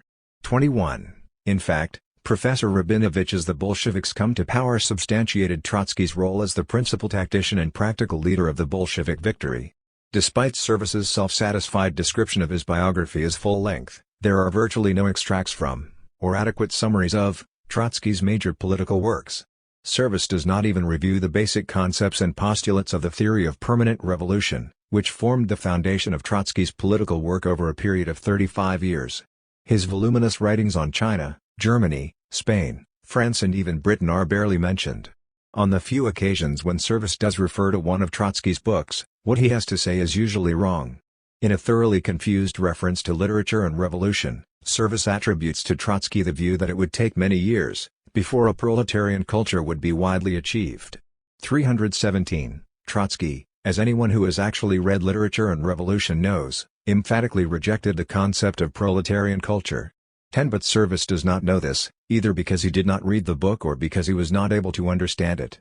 By now the reader must be wondering how Service, without paying attention to Trotsky's writings, manages to keep himself occupied for 501 pages. How is it possible to write a full-length biography of a man who was among the most prolific writers of the 20th century, without paying the necessary attention to his literary output? Unearthing Trotsky's Buried Life. As if anticipating this question, Service informs his readers at the very outset that his central concern is not with what Trotsky wrote or actually did. This book's purpose, Service writes, is to dig up the buried life. He allows that the evidence starts with the works, his books, articles and speeches, which he published in his lifetime. But that is not sufficient. Even the study of all of Trotsky's writings would tell us about his big objectives without always elucidating his personal or factional purposes at any given moment. As an active politician he could not always afford to spell out what he was up to. 4-5 Service continues. His written legacy should not be allowed to become the entire story. It is sometimes in the supposedly trivial residues rather than in the grand public statements that the perspective of his career is most effectively reconstructed. His lifestyle, income, housing, family relationships, mannerisms and everyday assumptions about the rest of humanity. As with Lenin and Stalin, moreover, it is as important to pinpoint what Trotsky was silent about as what he chose to speak or write about. His unuttered basic assumptions were integral to the amalgam of his life, emphasis added. 5 This statement is truly one with which Stalin, who was very careful not to tell other people what he really thought, could agree. It is entirely in line with the inquisitorial principle employed by Stalin in the organization of the Moscow trials. Evidence of crimes against the Soviet state was not to be found in the public statements, writings and deeds of the old Bolshevik defendants. Rather, their terrorist conspiracies flowed from the unuttered basic assumptions that had been camouflaged beneath the public record. And how does Professor Service intend to ferret out Trotsky's unuttered basic assumptions? Service announces that Trotsky's buried life can be uncovered by examining unpublished early drafts of his writings. The excisions and amendments tell us about what he did not want others to know. This is particularly true of his autobiography. 5 This statement forms the basis of Service's major accusation against Trotsky, that his autobiography My Life, which he wrote in 1930, is an unreliable and suspect work. Service complains that Trotsky's account of himself has been accepted uncritically by generations of readers. The reality was different, for whenever inconvenient facts obscured his desired image he removed or distorted them. 11 Trotsky's embarrassments. And precisely what did Trotsky conceal or falsify in My Life? There are two major discrepancies that Service claims to have discovered when he compared the first draft of Trotsky's autobiography, which is deposited at Stanford University's Hoover Institution, with the published version. The first is Trotsky's supposed efforts to conceal the extent of the wealth of his father David Bronstein. The second, to which Service devotes obsessive attention, is Trotsky's supposed attempts to downplay his Jewish origins. Service writes, "As a Marxist he was embarrassed about the wealth of his parents, and he never properly acknowledged their extraordinary qualities and achievements. What is more, the published account of his boyhood in his autobiography tended to drop those passages where he appeared timid or pampered, and without denying his Jewish origin he trimmed back the references to it. By examining the drafts and proofs, we can catch glimpses of aspects of his upbringing that have long lain hidden. Thus he stated publicly only that his father was a prosperous, competent farmer. This hugely understated the reality. David Bronstein, married to Annetta, was among the most dynamic farmers for miles around in Kherson province. By hard work and determination he had dragged himself up the ladder of economic success and had every right to be proud of his achievement." 12. Before answering Service's allegation that Trotsky downplayed his father's wealth and sought to conceal his ethnic and religious background, let us first draw attention to the dubious character of the underlying claim, that the progression of drafts to their completed form is best understood as a process of concealment and falsification. Service asserts what he must first prove. To support his charge, he would have to show why Trotsky's excisions and amendments should not be seen as the proper exercise of artistic discretion by a great master. There are many reasons, which have nothing to do with the intention to conceal, why Trotsky may have removed certain passages and added others. Service fails to provide a single example in which Trotsky's published account of his childhood differs in any material way from the earlier draft. At any rate, Service's allegations are entirely without substance. That Trotsky was embarrassed about the wealth of his parents is a claim for which Service can cite no authority other than his own imagination. Trotsky's account traced his father's rising prosperity, though it must be pointed out that David Bronstein only achieved significant wealth well after Trotsky had left home. The Bronstein family did not move from the mud house in which Trotsky was born into a house built with bricks until the future revolutionary was almost 17 years old. But Trotsky provides in My Life a richly detailed and affectionate account of his father's relentless struggle to rise in the world and to accumulate wealth. Writing of his own social position as a child, Trotsky stated, "As son of a prosperous landowner, I belonged to the privileged class rather than to the oppressed." 11. Max Eastman's 1926 biographical account of Trotsky's early life states that David Bronstein got rich working and hiring the peasants to work with him. He controlled almost 3,000 acres of land around the little Ukrainian village of Ianovka, owned the mill, and was altogether the important man of the place. Eastman knew these facts because Trotsky related them to him. Trotsky is proud of his father, proud of the fact that he died working and understanding. He loves to talk about him. 12. Eastman wrote. Service's own account of the Bronstein family, whom he refers to as plucky Jews. 14 is based entirely on what was published in My Life and Eastman's Young Trotsky. He has conducted no new and independent research that either adds to, or refutes, the information provided by Trotsky and Eastman. There is not a single detail in Service's account of Trotsky's early childhood that cannot be traced back to these two earlier works. Even more astonishing, in light of his claims to have exposed the untrustworthiness of Trotsky's autobiography, Service relies for his depiction of Trotsky's youth almost entirely on the published version of My Life, not on the earlier draft. In the second chapter of his biography, entitled Upbringing, Service includes 9 substantial extracts from Trotsky's autobiographical writing. 8 of them are reproduced from the published version of My Life, only 1 is from the earlier draft. In not one instance is Service able to pinpoint an important discrepancy between the published work and the draft. That does not mean that Service comes up entirely empty-handed in his exploration of the draft version of My Life. For example, he discovers that a young school friend whom Trotsky identifies as Carlson in the published edition of the autobiography was identified as Kreitzer in the draft. 505. This discovery, proudly noted by Service in a footnote, must surely be counted as a major breakthrough in the field of Trotsky studies. If he had accomplished nothing else, Service has, with one mighty footnote, restored young Kreitzer's name to its proper place in history. Trotsky's origins. Let us now turn to Service's contention that Trotsky sought to downplay his Jewish ancestry. There is, to be blunt, something rather unpleasant and suspect about Service's preoccupation with this matter. The fact that Trotsky was a Jew occupies a central place in Service's biography. It is never far from Service's mind. He is constantly reminding his readers of this fact, as if he were worried that it might slip from their attention. Indeed, given the emphasis placed on Trotsky's ethnicity, this book might have very well been titled, Trotsky, the Biography of a Jew. Before we explore this disturbing element of Service's biography in greater detail, let us first respond to the allegation that Trotsky sought to conceal or deflect attention from his ancestry. This claim is as false as the biographer's contention that Trotsky sought to downplay the wealth of his parents. As always, Service assumes that his audience will never bother to read Trotsky's autobiography, in which Trotsky exhibits not the slightest reticence in discussing his ethnic and religious background. And how could he have possibly avoided the subject? The circumstances of his childhood were inextricably intertwined with his Jewish ancestry. Trotsky's depiction of his Jewish background and its place in his intellectual and political development is entirely consistent with what is known of the broader Odessa-influenced social and cultural milieu within which he lived. Trotsky writes candidly about the place of religion in the life of his family. In my father's family there was no strict observation of religion. At first, appearances were kept up through sheer inertia. On holy days my parents journeyed to the synagogue in the colony. Mother abstained from sewing on Saturdays, at least within the sight of others. But all this ceremonial observance of religion lessened as years went on, as the children grew up and the prosperity of the family increased. Father did not believe in God from his youth, and in later years spoke openly about it in front of mother and the children. Mother preferred to avoid the subject, but when the occasion required would raise her eyes in prayer. 13. As for his own relation to his Jewish origins, Trotsky explained, "In my mental equipment, nationality never occupied an independent place, as it was felt but little in everyday life. It is true that after the laws of 1881, which restricted the rights of Jews in Russia, my father was unable to buy more land, as he was so anxious to do, but could only lease it under cover.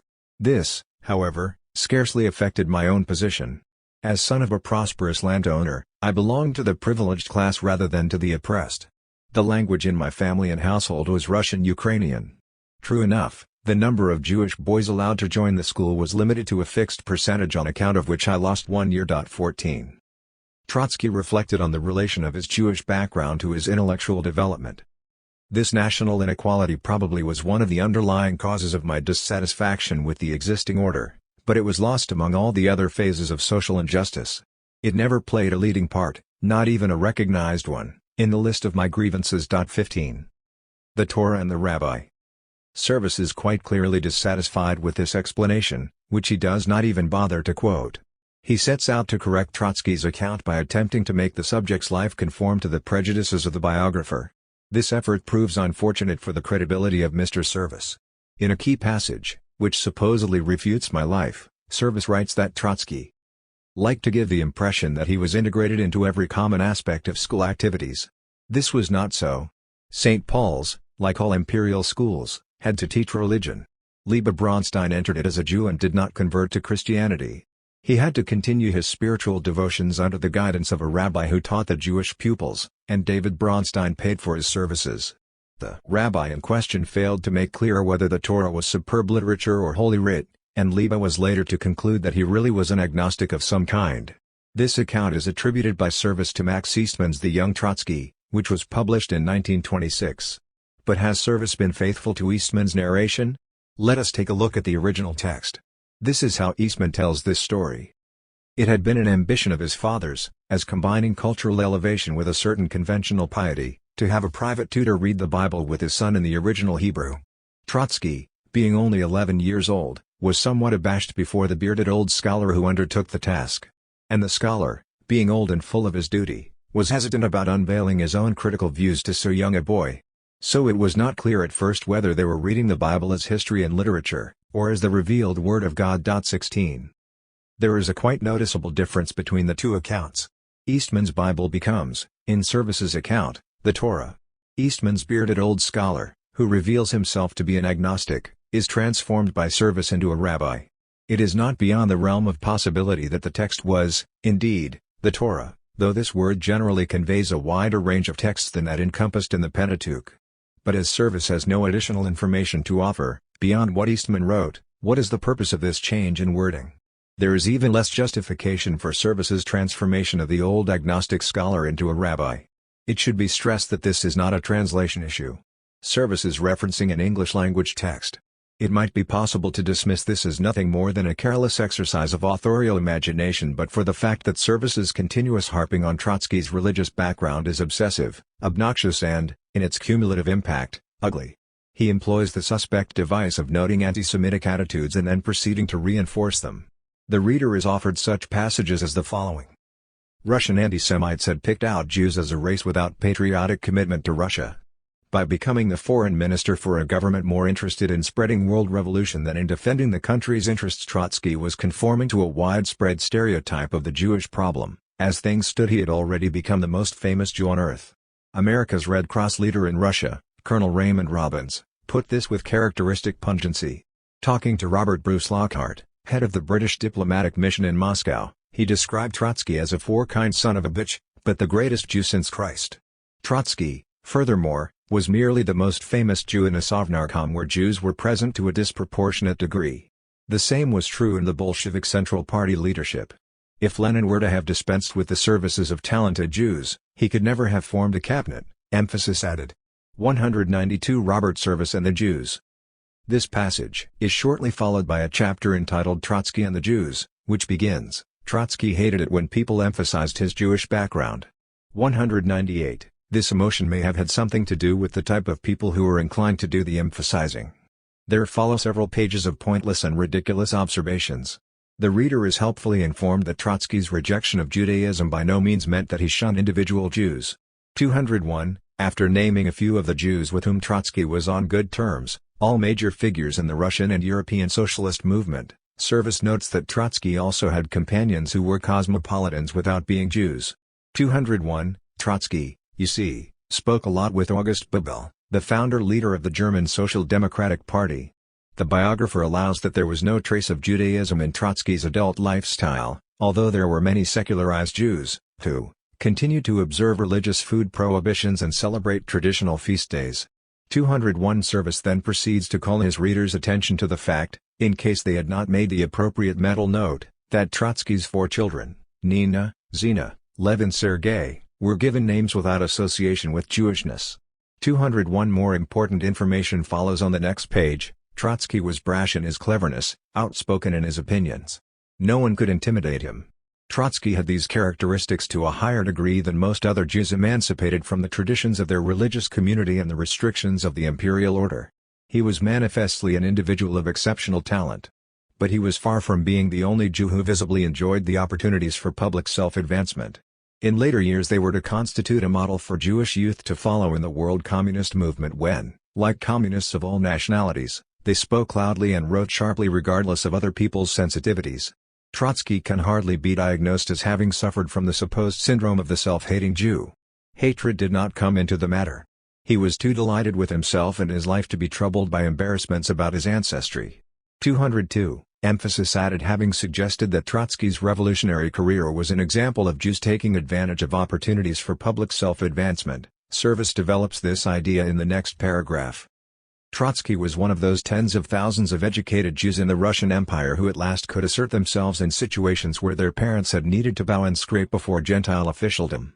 202. Many Jews, Service notes thoughtfully, sought advancement in respectable professions. But the second route was to join the revolutionary parties where Jews constituted a disproportionate element. 202. This is a theory of well-known anti-Semitic parentage, revolution as a form of aggressively ambitious Jewish revenge against a society dominated by Christians. But Service has still more to say on this subject. He declares, young Jewish men and women, trained in the rigors of the Torah, found a congenial secular orthodoxy in Marxist intricacies. Hair-splitting disputes were common to Marxism and Judaism, as they were to Protestantism. 202. It is now possible to explain Service's previous twisting of the Eastman citation. Trotsky, according to Service's distorted account, had also been trained in the rigors of the Torah. From there, the reader is led to believe, it was only a hop, skip and jump for the career-minded Bronstein to Das Kapital, the theory of permanent revolution, and a corner suite in the Kremlin. Service writes that, the party's leadership was widely identified as a Jewish gang. 205. No source is given for this statement. He adds, a few sentences down, Jews indeed were widely alleged to dominate the Bolshevik party. Again, there is no source provided for this allegation. These allegations are not challenged, let alone refuted. Then Service reproduces a paragraph from an anonymous letter to Soviet authorities which is a wild anti-Semitic denunciation of full-blooded Jews who have given themselves Russian surnames to trick the Russian people. 206. In another bizarre passage, dealing with the famous negotiations conducted by Trotsky with representatives of Germany and Austria-Hungary at Brest-Litovsk in 1918, Service writes, as the Germans and Austrians strode to the table for talks they expected to be treated with deference. They acted as if victory was already theirs. They shared the prejudices of their social class. For them, socialists of any kind were hardly human. Russia's communists, who included so many Jews in their leadership, were little better than vermin. 197 Service fails to provide a source for this assessment of the attitudes of the German delegates. In his autobiography, Trotsky wrote, at Brest-Litovsk, the first Soviet delegation, headed by Joffe, was treated in a most ingratiating way by the Germans. Prince Leopold of Bavaria received them as his guests. All the delegations had dinner and supper together. Trotsky noted with bemusement that General Hoffmann's staff was publishing a paper called Ruski Vyestnik, the Russian Messenger, for the benefit of the Russian prisoners. In its early phases it always spoke of the Bolsheviks with the most touching sympathy. 17. Naturally, this initial friendliness was politically motivated and did not last long. The deadly seriousness of the issues that confronted the opposing parties at Brest-Litovsk inevitably found expression in the increasingly tense and confrontational atmosphere. This process is depicted brilliantly by Trotsky in My Life. His characterizations of his chief adversaries, Kuhlmann, Hoffmann, and Chernin, are true to life.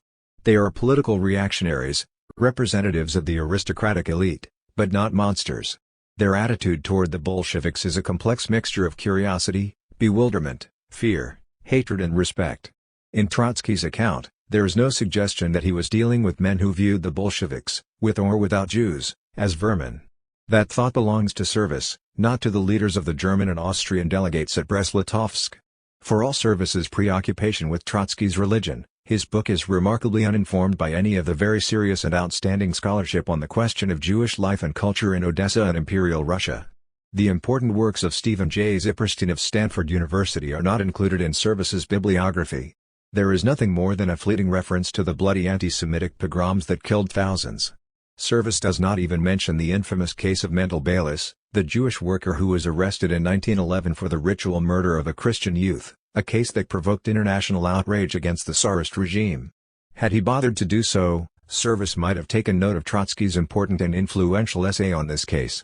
This reviewer wishes to register his disgust with Service's inclusion among the biography's illustrations, for no obvious reason, of a Nazi caricature of Lieber Trotsky Braunstein.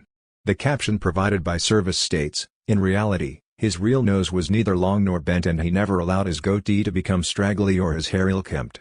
Did Service intend this as a joke? If so, it is in very bad taste. What, then, should be made of Service's obsessive fixation with Trotsky's Jewish background? The use of antisemitism as a political weapon against Trotsky is so well known that it is impossible to believe that Service's incessant invocation of his subject's Jewish roots is innocent. Whatever Mr. Service's personal attitude to what he refers to as the Jewish problem, he is all too obviously making an appeal precisely to anti-Semites for whom Trotsky's Jewish background is a major concern. It is fairly certain that the Russian-language edition of this biography will find favor within this reactionary constituency. One cannot help but suspect that Professor Service has taken this into consideration. Service's sources. A substantial portion of Service's book is devoted to the blackguarding of Trotsky's personality. He extends his efforts to discredit Trotsky as a revolutionary politician to every aspect of his personal life.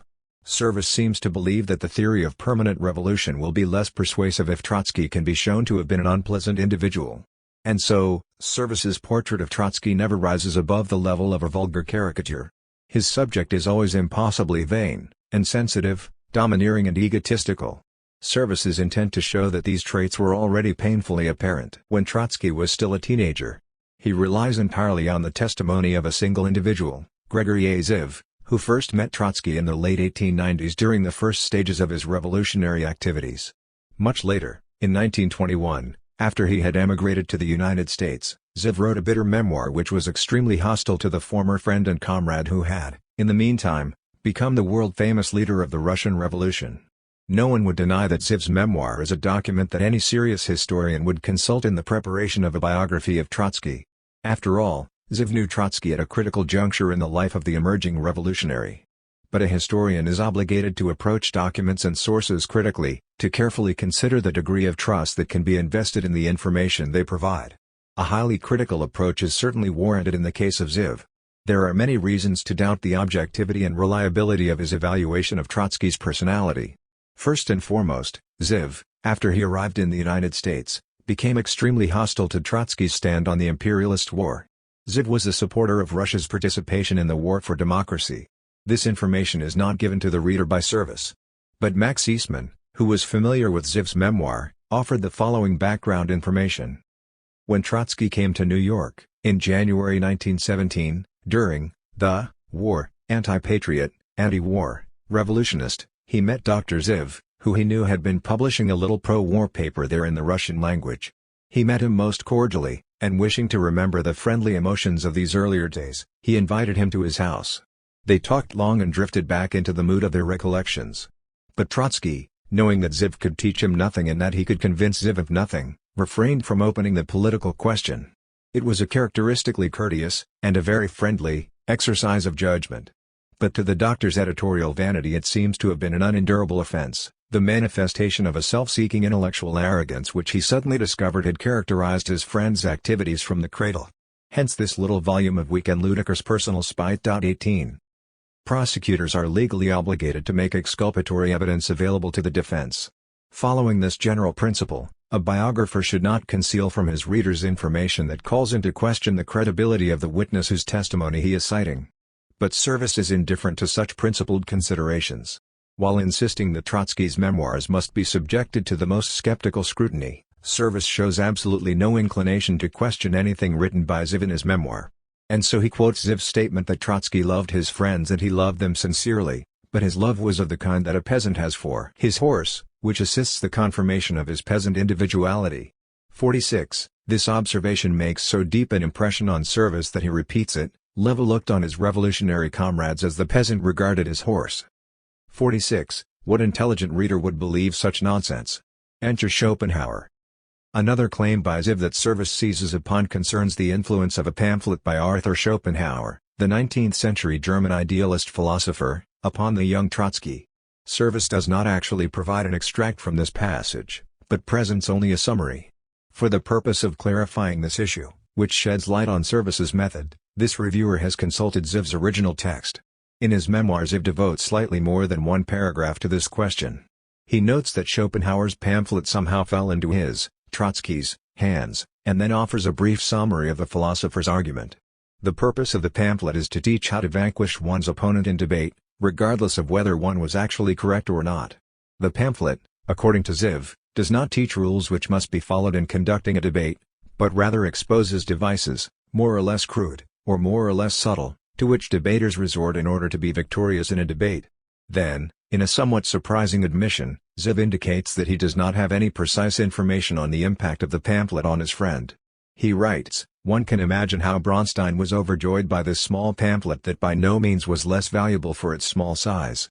Yes, many things can be imagined, but that does not make them true. Ziv's wording suggests that he did not have any direct evidence that the work made a great impression on Trotsky. He did not write, for example, "Bronstein told me that he was overjoyed by this pamphlet." If Mr. Ziv was giving sworn testimony, as a witness for the prosecution, the defense attorney would question him carefully on this point.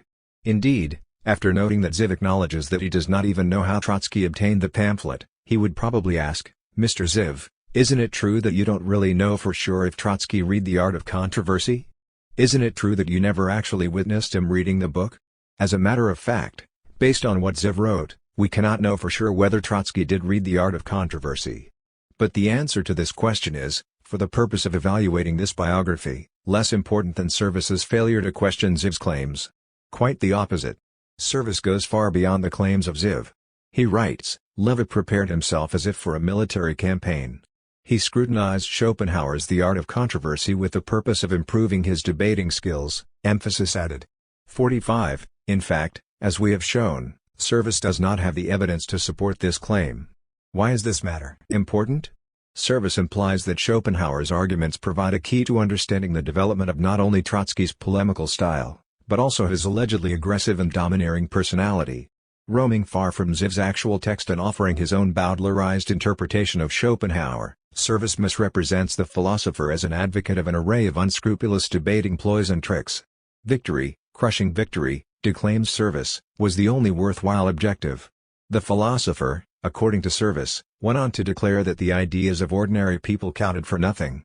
45 Service finally declares, Schopenhauer did not belong to the regular armature of Russian revolutionary thought, and Lev Bronstein did not openly acknowledge his influence on his techniques of argument. Yet he probably found much that he needed for his politics and personality in the art of controversy, emphasis added.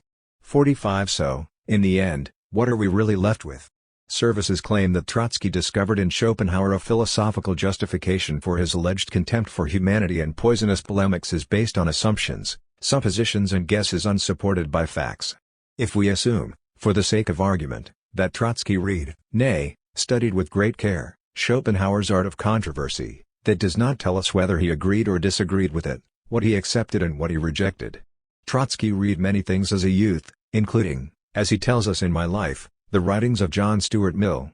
Yet no one would accuse Trotsky of being an admirer of British empiricism and liberalism. Finally, Service seems to assume that Trotsky's alleged study of the art of controversy could only have had malign consequences. In the opinion of this reviewer, it is more likely that Trotsky, if he had read The Art of Controversy, might have found in this pamphlet material that proved later to be of assistance in exposing the calumnies, distortions, half-truths and lies of his many unscrupulous enemies. Indeed, one suspects that Stalinism taught Trotsky far more than Schopenhauer on the subject of dishonest polemics. Trotsky and Sokolovskaya. The relentless efforts to malign Trotsky backfire and cast Service himself in a very unflattering light. He appears to be organically incapable of feeling any sympathy whatever for the many emotional injuries and traumas endured by his subject in the course of a life dedicated, or to use the words of his first love and wife Alexandra Sokolovskaya, consecrated, to the revolutionary cause. Even when dealing with the plight of the 19-year-old Lev Davidovich, imprisoned and in solitary confinement, Service's attitude is contemptuous and sneering. For example, he quotes from a deeply moving letter that Trotsky wrote to Sokolovskaya in November 1898. The young man is consumed by loneliness and suffers from insomnia. He confesses that he has contemplated suicide, but then reassures Alexandra that he is extraordinarily tied to life. And what is the response of Robert Service? He writes, there was showiness and immaturity in these sentiments. He was a self-centered young man. 52 Eventually Trotsky and Sokolovskaya marry and are sent into Siberian exile. They have 2 children. Trotsky's reputation as a brilliant young writer brings him to the attention of the major leaders of Russian socialism.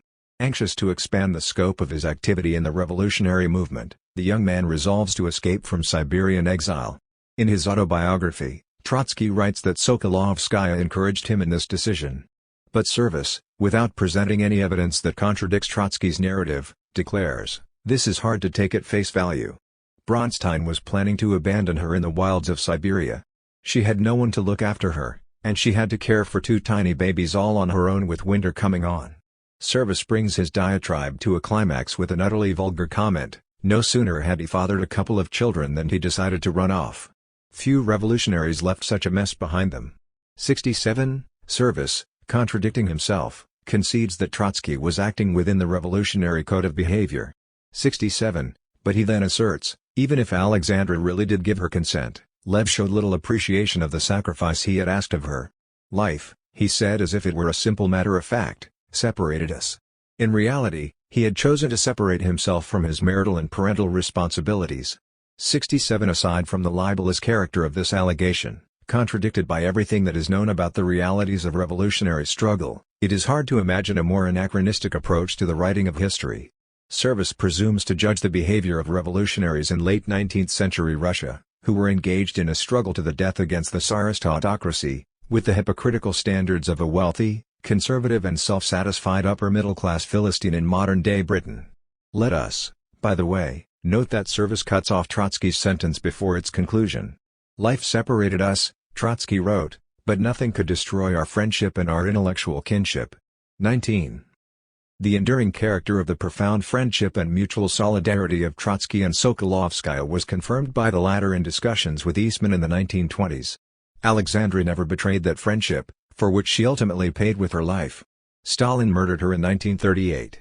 Service makes this cold and contemptuous comment on her tragic fate. Her troubles had started with a short-lived marriage contracted to keep her and Trotsky together in Siberia, and it was in Siberia that she finally expired. 431 Service's treatment of the tragic fate of Trotsky's daughter Zina, who committed suicide in Berlin in January 1933, is callous and malicious. He writes, Trotsky coped with the tragedy by blaming everything on Stalin and his treatment of her. He continues. This accusation, frequently repeated in accounts of Trotsky, was ill-aimed. Zina had spent all the time she had wanted in Sukhum. It had been Trotsky who summoned her abroad and not Stalin who had deported her, and it had been Trotsky with whom she wanted to live. Trotsky's attempt to politicize that death was not his finest moment. 386 Service chooses not to quote from the letter Trotsky wrote to the Central Committee of the Communist Party of the Soviet Union on January 11, 1933, less than a week after his daughter's suicide. He does not inform his readers that Zina was unable to return to Russia, where her husband, daughter and mother still lived, because the Stalinist regime had revoked her Soviet citizenship. As Trotsky wrote, depriving her of her citizenship was only a wretched and stupid act of vengeance against me. 20. Determined to discredit Trotsky in any way possible, Service absolves the Stalinist regime of any responsibility for the death of his daughter. And this is despite the fact, as Service knows full well, that Stalin would, within just a few years, murder Trotsky's first wife, his sons, his brothers and his sister, and even his in-laws. A shameful episode. Despite the considerable length of this review, it has left much unsaid. A comprehensive refutation of all of Service's distortions and misrepresentations would easily assume the size of a substantial book. This reviewer will leave for another time the exposure of Service's political falsifications as well as his persistent defense of Stalin against Trotsky. In this regard, another important issue that remains to be explored is the significance of the Trotsky biographies of Thatcher, Swain and Service as manifestations of the confluence of neo-Stalinist falsification and traditional Anglo-American anti-communism. Indeed, a striking feature of the ongoing campaign against Trotsky is the degree to which it draws upon the lies and frame-ups of the Stalinists. There is one final issue that needs to be raised, and that is the role of Harvard University Press in publishing this biography. One can only wonder why it has allowed itself to be associated with such a deplorable and degraded work. It is difficult to believe that Service's manuscript was subjected to any sort of serious editorial review. There are still, or so one would like to believe, professors in Harvard's Department of History who can distinguish serious scholarship from trash. There was a time when Harvard was justly proud of its role as archivist of the closed section of Trotsky's papers, which it guarded under lock and key, in accordance with the instructions of Trotsky and Natalia Sadova, for nearly 40 years. The Houghton Library considered these papers to be among its historically significant collections. In 1958, Harvard, on its own initiative, published the diary that Trotsky kept in 1935. The publisher's foreword noted respectfully that Trotsky is to many today one of the heroes of our time. 21.5 centuries later, it provides its imprimatur for a slanderous and slovenly work. Is Harvard today, in a period of political reaction and intellectual decay, atoning for its earlier displays of principles and scholarly integrity? Whatever the reason, Harvard University Press has brought shame upon itself. One suspects that at some point in the future, with the recovery of morale and courage, it will look back upon this episode with great regret. Political biography and the historical lodge. An examination of Professor Robert Service's biography of Trotsky 1. It has been reported in the Evening Standard that at the public launching of his new biography of Leon Trotsky at Daunt Books in London's Holland Park on October 22, 2009, Professor Robert Service declared, "There's life in the old boy Trotsky yet, but if the ice pick didn't quite do its job killing him off, I hope I've managed it." One might reasonably wonder what type of historian, indeed, what type of man, would describe his own work, and with evident satisfaction, in such a manner. Is it really the aim of a serious biographer to carry out the literary equivalent of an assassination? Every possible interpretation of this statement speaks against Mr. Service. Leon Trotsky was murdered, and in a particularly gruesome and horrible manner. The blunt side of an alpenstock was driven by the assassin into Trotsky's cranium. His wife, Natalia, was nearby when it happened. She heard the scream of her companion of 38 years and, when she ran into his study, saw blood streaming down over his forehead and eyes. "Look what they have done to me," Trotsky cried out to Natalia. The death of Trotsky was felt by many as an almost unendurable loss. In Mexico City, 300,000 people paid tribute to him as his funeral cortege made its way through the streets of the capital. A private letter written by the American novelist, James T. Farrell, provides a sense of the traumatic impact of Trotsky's assassination. The crime is unspeakable. There are no words to describe it. I feel stunned, hurt, bitter, impotently in a rage. He was the greatest living man, and they murdered him, and the government of the United States is even afraid of his ashes. God. 2. A serious biographer of Trotsky would not joke about the ice pick. It is a despicable icon of political reaction. Mr. Service would, perhaps, protest that his biography has assassinated Trotsky only in the sense of bringing an end to all interest in a discussion of this particular individual.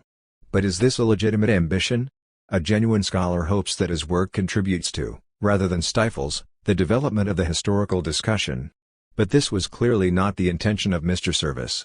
As he told the Evening Standard, 3. He hopes that he will achieve with his biography what Stalin failed to accomplish through murder, that is, to kill off Trotsky as a significant historical figure. With this aim in mind, one can only imagine how Service approached the writing of this biography. Service's remark at his book launch seems to reflect a state of mind that is fairly widespread in the reactionary milieu within which he circulates. A review of the biography written by the right-wing British historian Norman Stone, an admirer of Margaret Thatcher and Augusto Pinochet, is entitled "The Ice Pick Cometh." Another glowing review, written by the writer Robert Harris and published in the London Sunday Times, congratulates Service for having effectively assassinated Trotsky all over again. 4. This is the language of people who are very troubled, both personally and politically. 70 years after Trotsky's death, they are still terrified by the specter of the great revolutionary. The very thought of the man evokes homicidal images. But do they really believe that Mr. Service's book can accomplish what was beyond the power of Stalin's totalitarian police state? That Mr. Service and his admirers can even entertain such a thought exposes how little they understand of Trotsky and the ideas to which he devoted his life. Leon Trotsky, co-leader of the October Revolution, opponent of Stalinism, and founder of the Fourth International, was assassinated by an agent of the Soviet secret police, the GPU, in August 1940. The last 11 years of his life had been spent in exile. Living on what he called a planet without a visa, Trotsky moved from Turkey, to France, to Norway and finally, in 1937, to Mexico.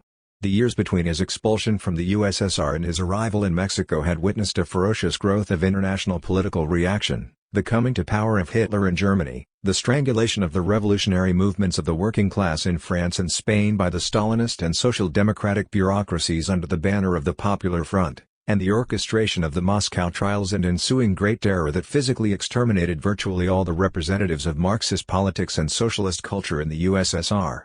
The first of the Moscow trials, whose 16 defendants included historic leaders of the Bolshevik Party such as Gregory Zinoviev and Lev Kamenev, was held in August 1936. The defendants were accused of plotting assassinations and various acts of terrorism. Not a single piece of evidence was produced at the trial, other than the confessions of the accused. All were sentenced to death by the tribunal. The defendants' appeals were denied within a few hours of the trial's conclusion, and they were executed on August 25, 1936. Though not present, the chief accused were Leon Trotsky and his son, Leon, Sedov. From his exile in Norway, Trotsky vehemently denounced the trial as one of the biggest, clumsiest and most criminal plots of the secret police against world opinion. 5.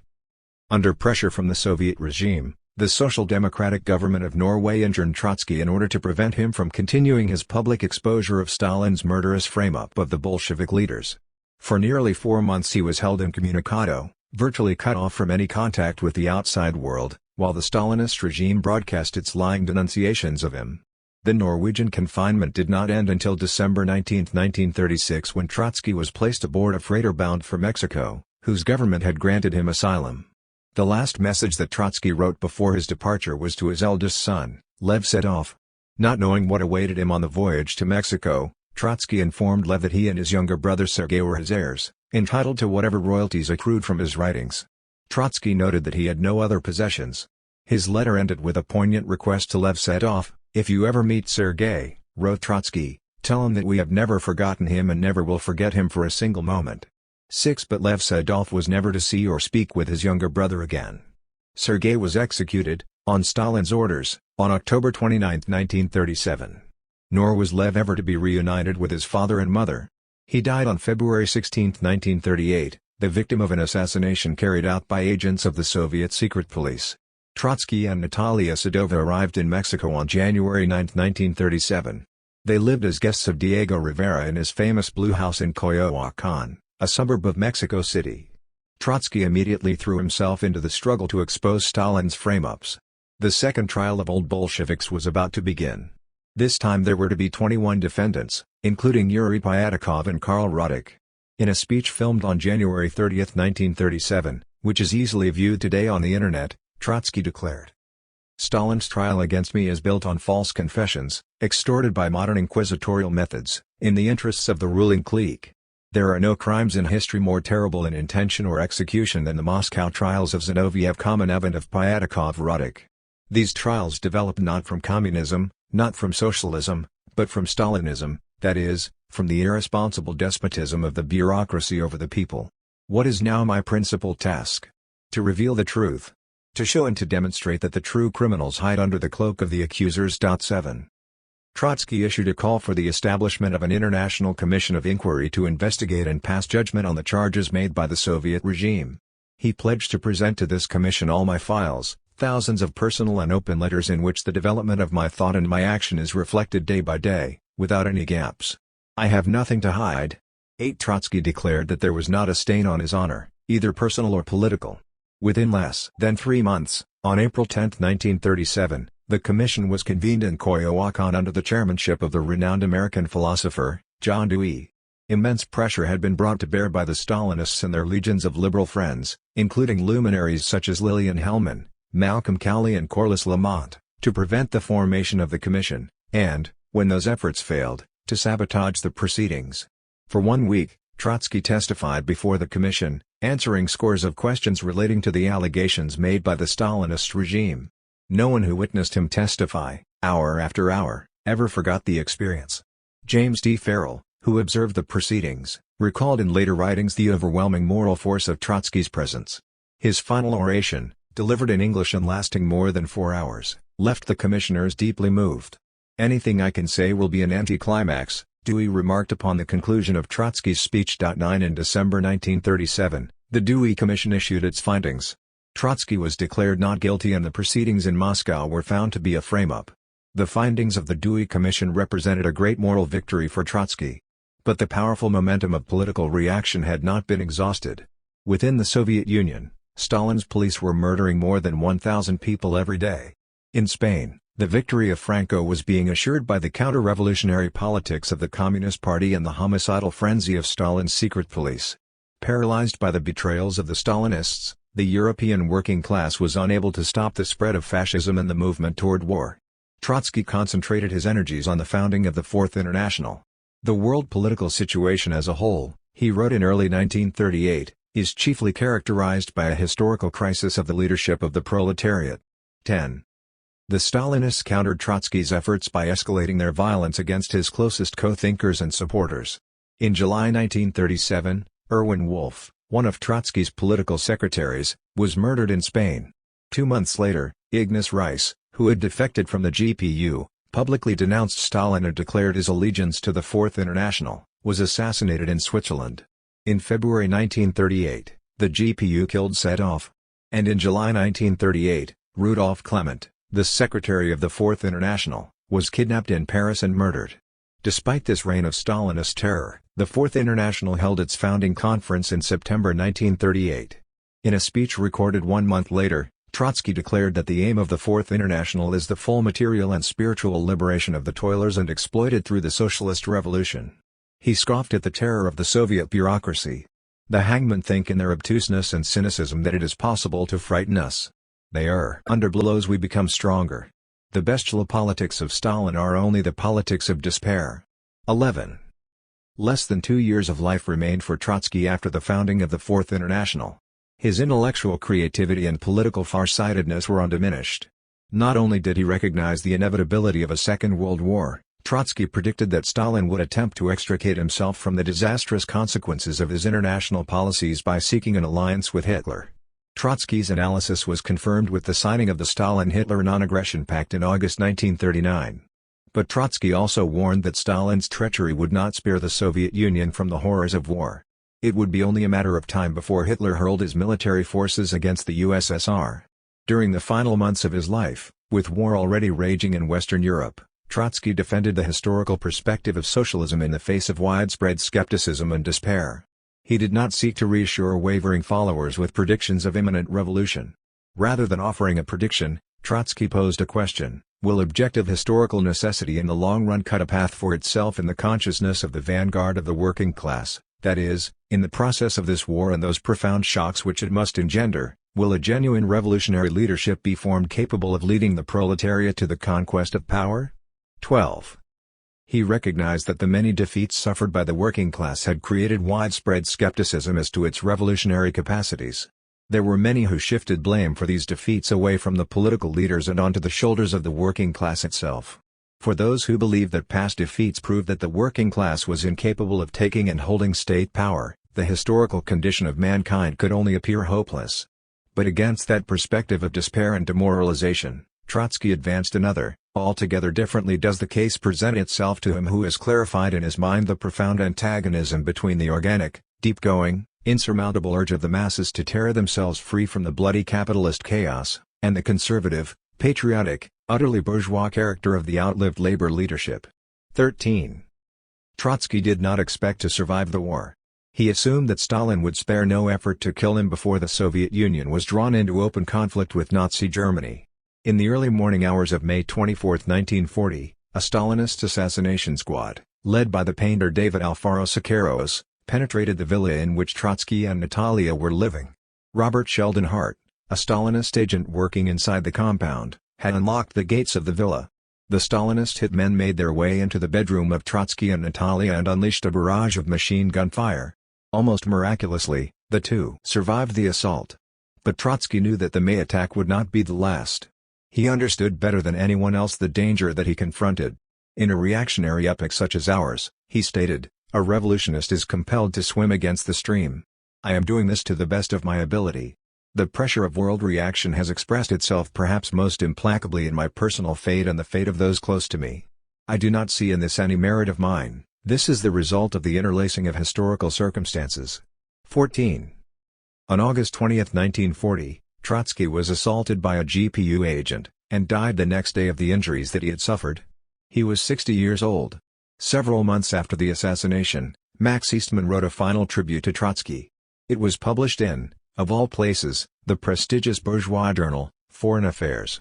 Eastman had known Trotsky very well for almost 20 years. He had written Trotsky's biography and translated into English many of his most important works, including the history of the Russian Revolution. Eastman was not an uncritical admirer of Trotsky. Their relationship had been marked by periods of sharp conflict. During the last years of Trotsky's life, Eastman repudiated his radical inclinations, definitively rejected Marxism and moved ever more sharply to the right. When Trotsky and Eastman met in Mexico for the last time, in February 1940, it was not as comrades but as old friends who had become somewhat estranged. At this point, neither man was interested in attempting to persuade the other of the correctness of his own position. The fact that Eastman was no longer politically connected to Trotsky endows his final tribute with exceptional probative value. His memorial essay, entitled The Character and Fate of Leon Trotsky, began as follows. Trotsky stood up gloriously against the blows of fate these last 15 years, demotion, rejection, exile, systematized slanderous misrepresentation, betrayal by those who had understood him, repeated attempts upon his life by those who had not, the certainty of ultimate assassination. His associates, his secretaries, his relatives, his own children were hounded to death by a sneering and sadistic enemy. He suffered privately beyond description, but he never relaxed his monumental discipline. He never lost his grip for one visible second, never permitted any blow to blunt the edge of his wit, his logic or his literary style. Under afflictions that would have sent almost any creative artist to a hospital for neurotics and thence to the grave, Trotsky steadily developed and improved his art. His unfinished Life of Lenin, which I had partially translated, would have been his masterpiece. He gave us, in a time when our race is woefully in need of such restoratives, the vision of a man. Of that there is no more doubt than of his great place in history. His name will live, with that of Spartacus and the Gracchi, Robespierre, and Marat, as a supreme revolutionist, an audacious captain of the masses in revolt. 15. These words provided a sense of the enduring significance of Trotsky's life. Eastman was telling his readers that Trotsky would still be remembered in 2,000 years as one of the great fighters for human freedom. But here we are, 70 years after Trotsky's assassination, in the midst of a politically reactionary and intellectually dishonest campaign to deprive him of his great place in history. The publication of Robert Service's biography of Trotsky is a milestone in this campaign of historical distortion and falsification, whose stated aim is the discrediting of the actions and ideas of this key figure in modern history. Before proceeding to a review of Service's Trotsky, it is necessary to make a few preliminary remarks about the treatment of Trotsky by historians both within and outside the USSR. Of course, within the USSR during Stalin's dictatorship, Trotsky was totally anathematized.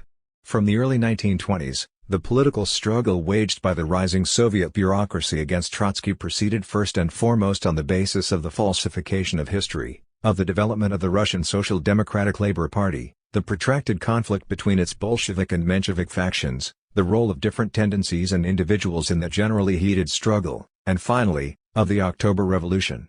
Trotsky's role in the latter event, and in the civil war that followed, was so immense that the campaign to discredit him, which began in earnest in 1923, required the systematic falsification of history. The campaign of lies began in 1923 to 1924 with the charge that Trotsky underestimated the peasantry. This absurd allegation, which reflected pre-1917 programmatic differences as well as emerging disputes within the Soviet state over economic and foreign policy, set the stage for a generalized attack on Trotsky's theory of permanent revolution, which had provided the strategic foundation for the Bolshevik conquest of state power and its goal of world socialist revolution. The fight against Trotsky reflected the repudiation of the internationalist program of the October Revolution by a bureaucracy increasingly focused on the defense of its social privileges within a national framework. Thus there existed a symbiotic relationship between the ever more vindictive denunciation of Trotsky's supposed heresies, supported by the misrepresentation of pre-1917 factional conflicts between Trotsky and Lenin, and the promulgation of the program of socialism in one country. The lies that began in 1923 led to tragic consequences. As Trotsky wrote in 1937, the judicial frame-ups of the Moscow trials had their source in supposedly minor historical distortions. Even after the exposure of Stalin's crimes in 1956, the Soviet bureaucracy desperately resisted Trotsky's historical and political rehabilitation.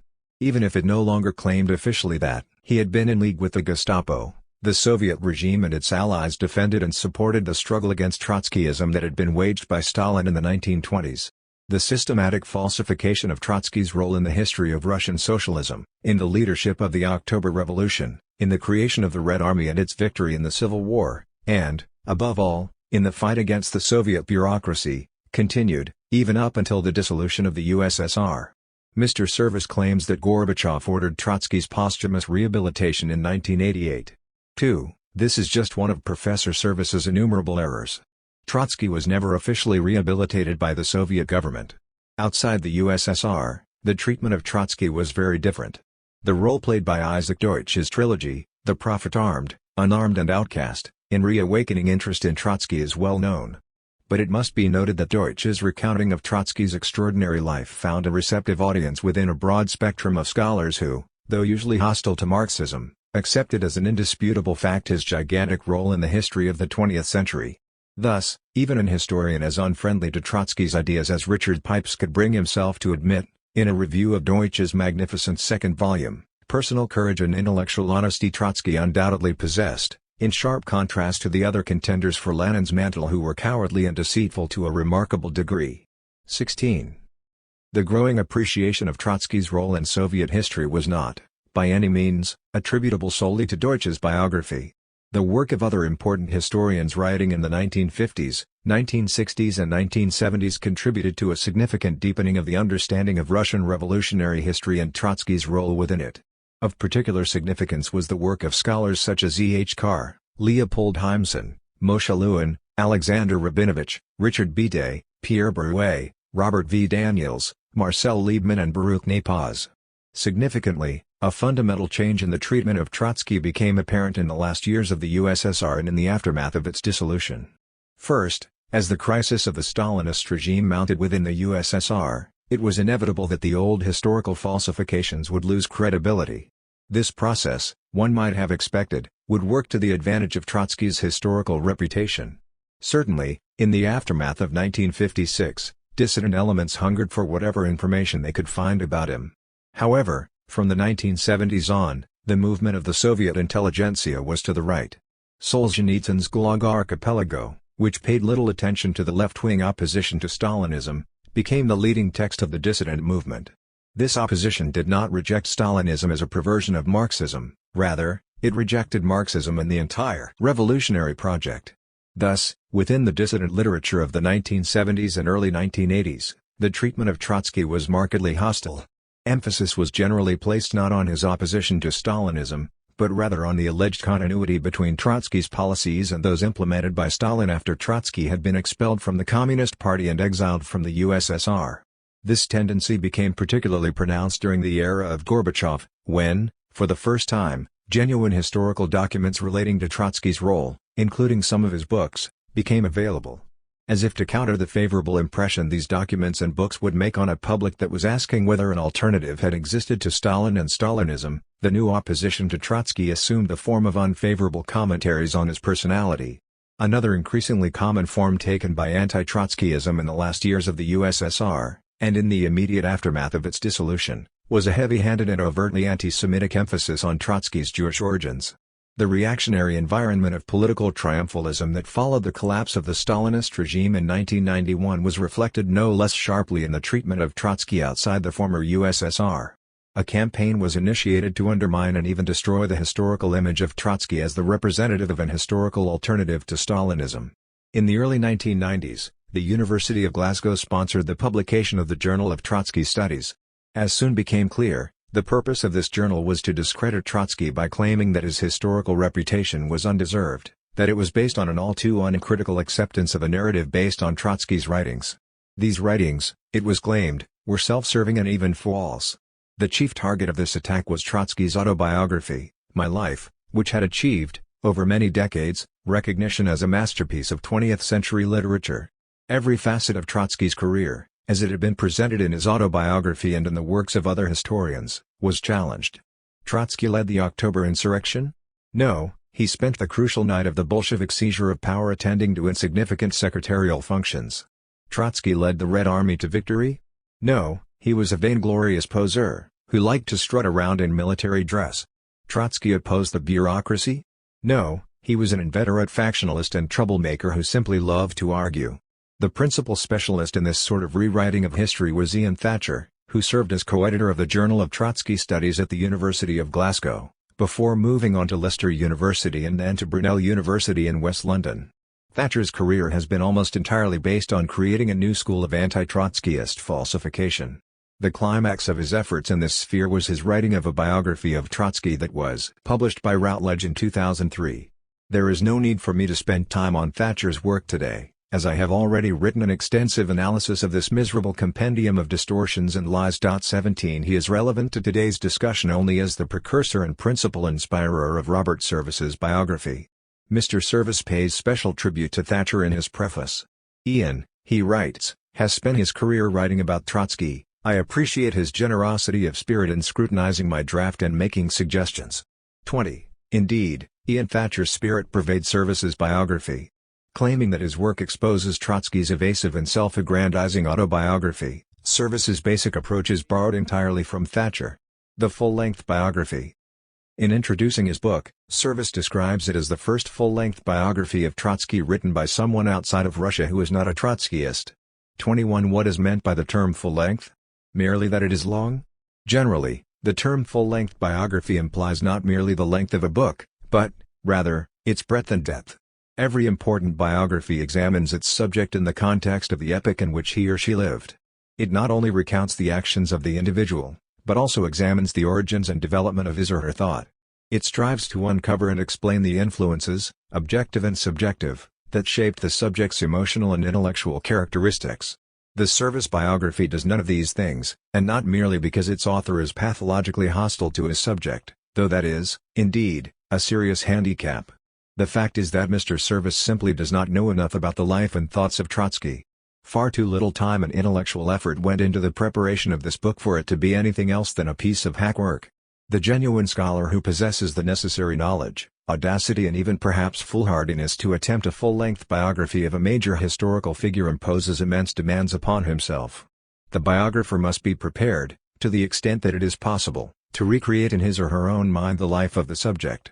To undertake such a project is, more often than not, extremely taxing on the biographer, often requiring years of study, research and writing. It is both intellectually and emotionally demanding, both for the author and for those with whom he lives and works. That is why so many historians include in their prefaces or forewords expressions of gratitude to their wives or husbands, children, friends and colleagues who provided intellectual, moral and emotional support. One might cite as an example of this process the writing of the biography of G. V. Plekhanov by Professor Samuel Barron.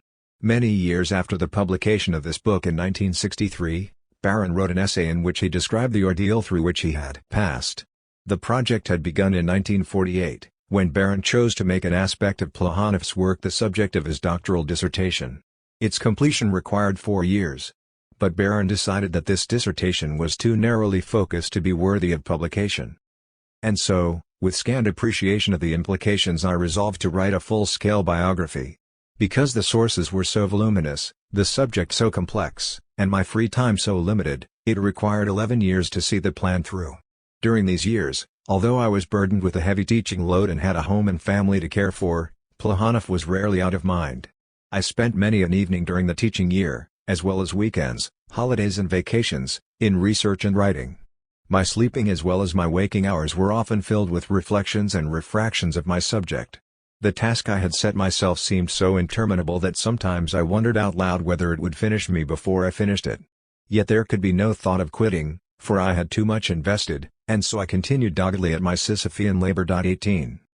How long did it take Professor Service to research and write his biography of Trotsky? His previous large volume, a rambling and inchoate work entitled Comrades, A History of World Communism, was published in 2007. Before that, Service brought out, in 2004, a biography of Stalin.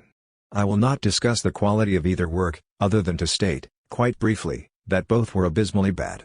But let us leave that problem for some other time.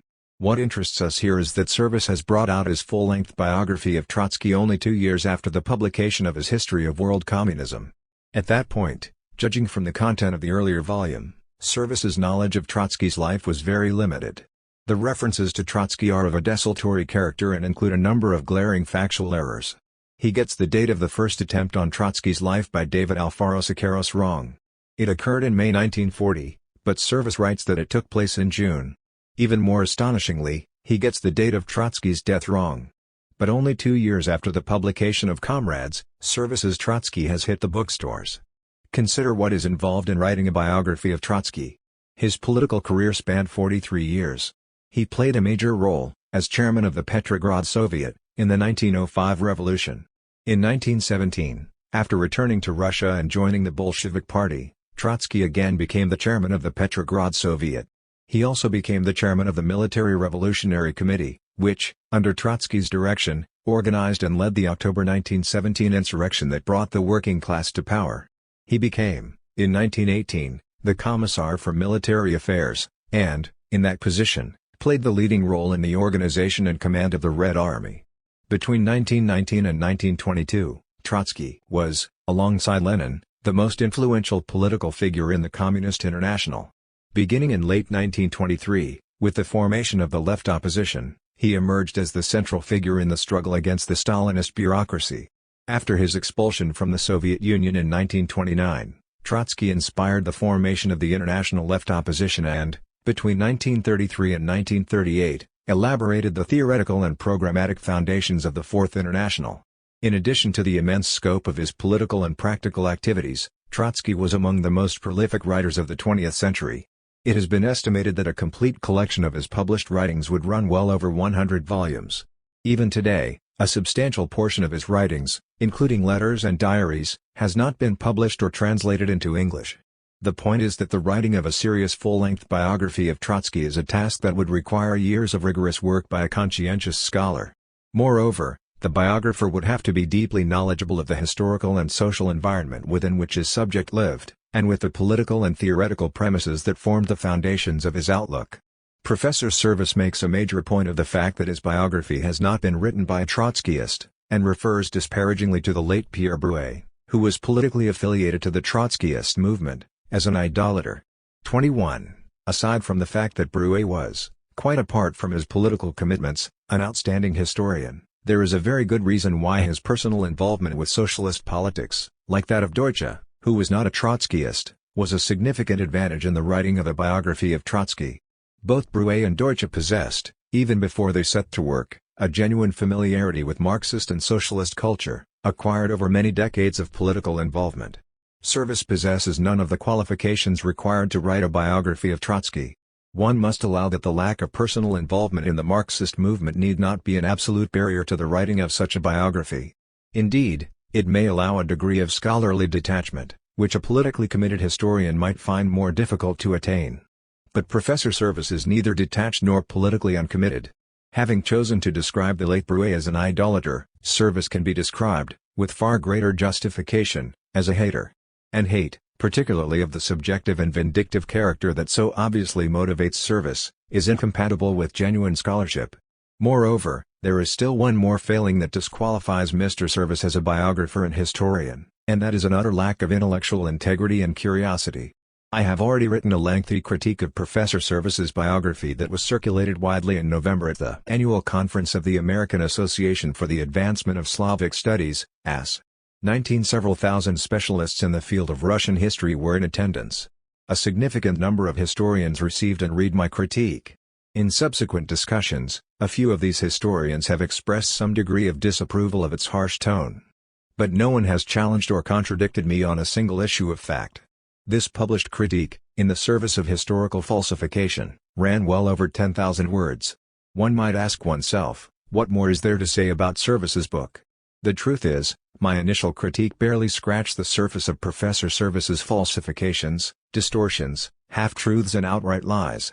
I do not intend today to simply repeat the points that I have already raised. But I will resume my enumeration of Professor Service's distortions by returning to the issue that plays so central a role in his biography of Trotsky, that is, Trotsky's Jewish origins. As I stated in my earlier review, there is, to be blunt, something unpleasant and suspect about Service's preoccupation with this matter. The fact that Trotsky was a Jew occupies a central place in Service's biography. It is never far from Service's mind. He is constantly reminding his readers of this fact, as if he were worried that it might slip from their attention. As I noted, his descriptions of Trotsky are rife with ethnic stereotyping. For example, Trotsky was brash in his cleverness, outspoken in his opinions. No one could intimidate him.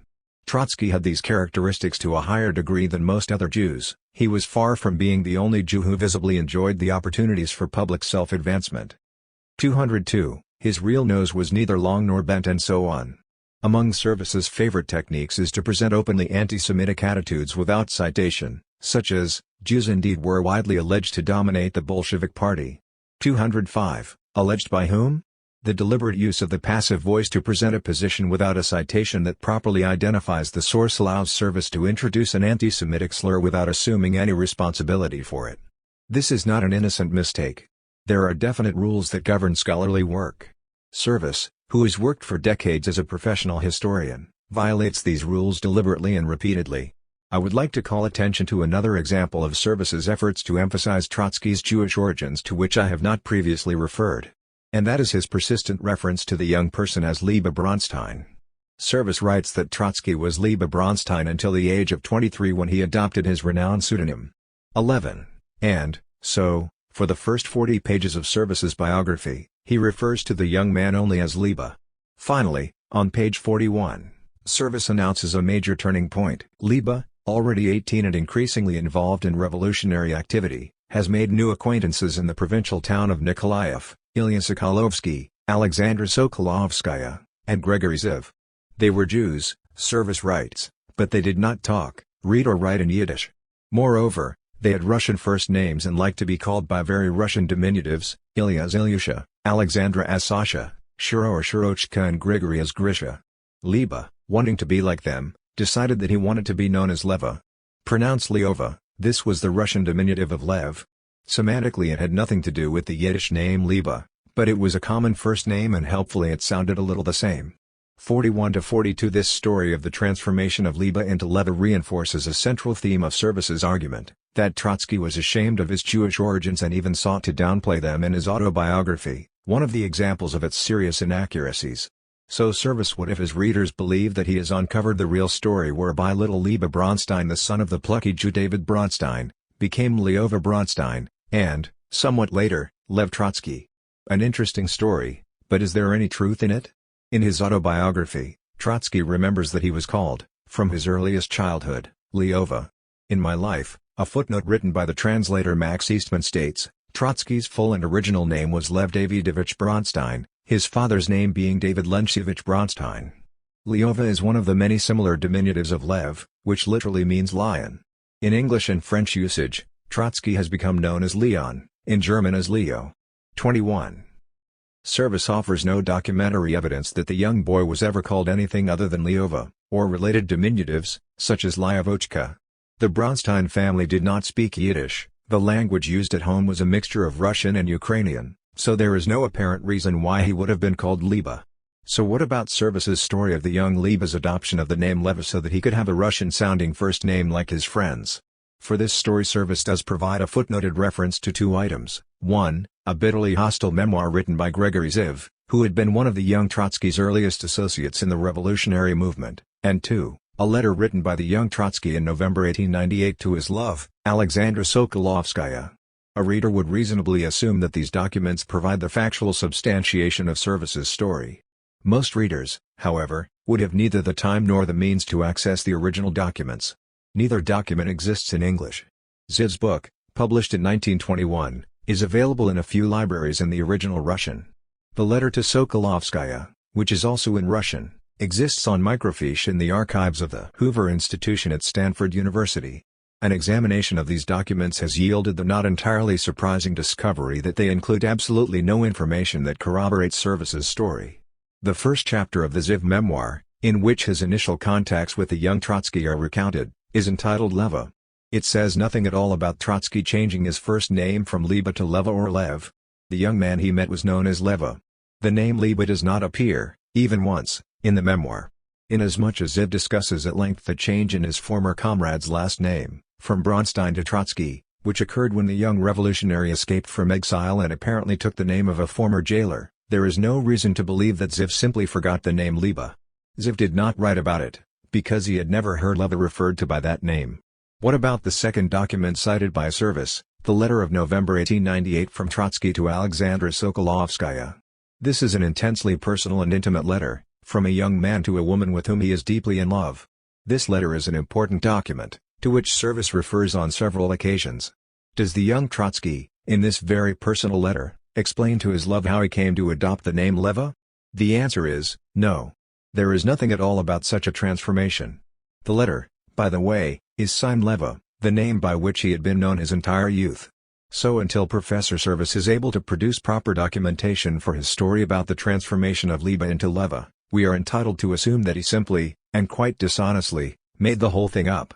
The issue of Trotsky's original name is of both historical and political significance. It is well known that references to Trotsky as Bronstein, a name that he had not used since 1902, became increasingly common in the mid-1920s as the Stalinist bureaucracy intensified its campaign against the left opposition.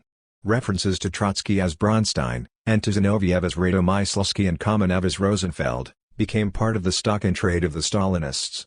During the Moscow trials, Trotsky drew attention to the anti-Semitic subtext of the proceedings, in which so many Jews were among the defendants.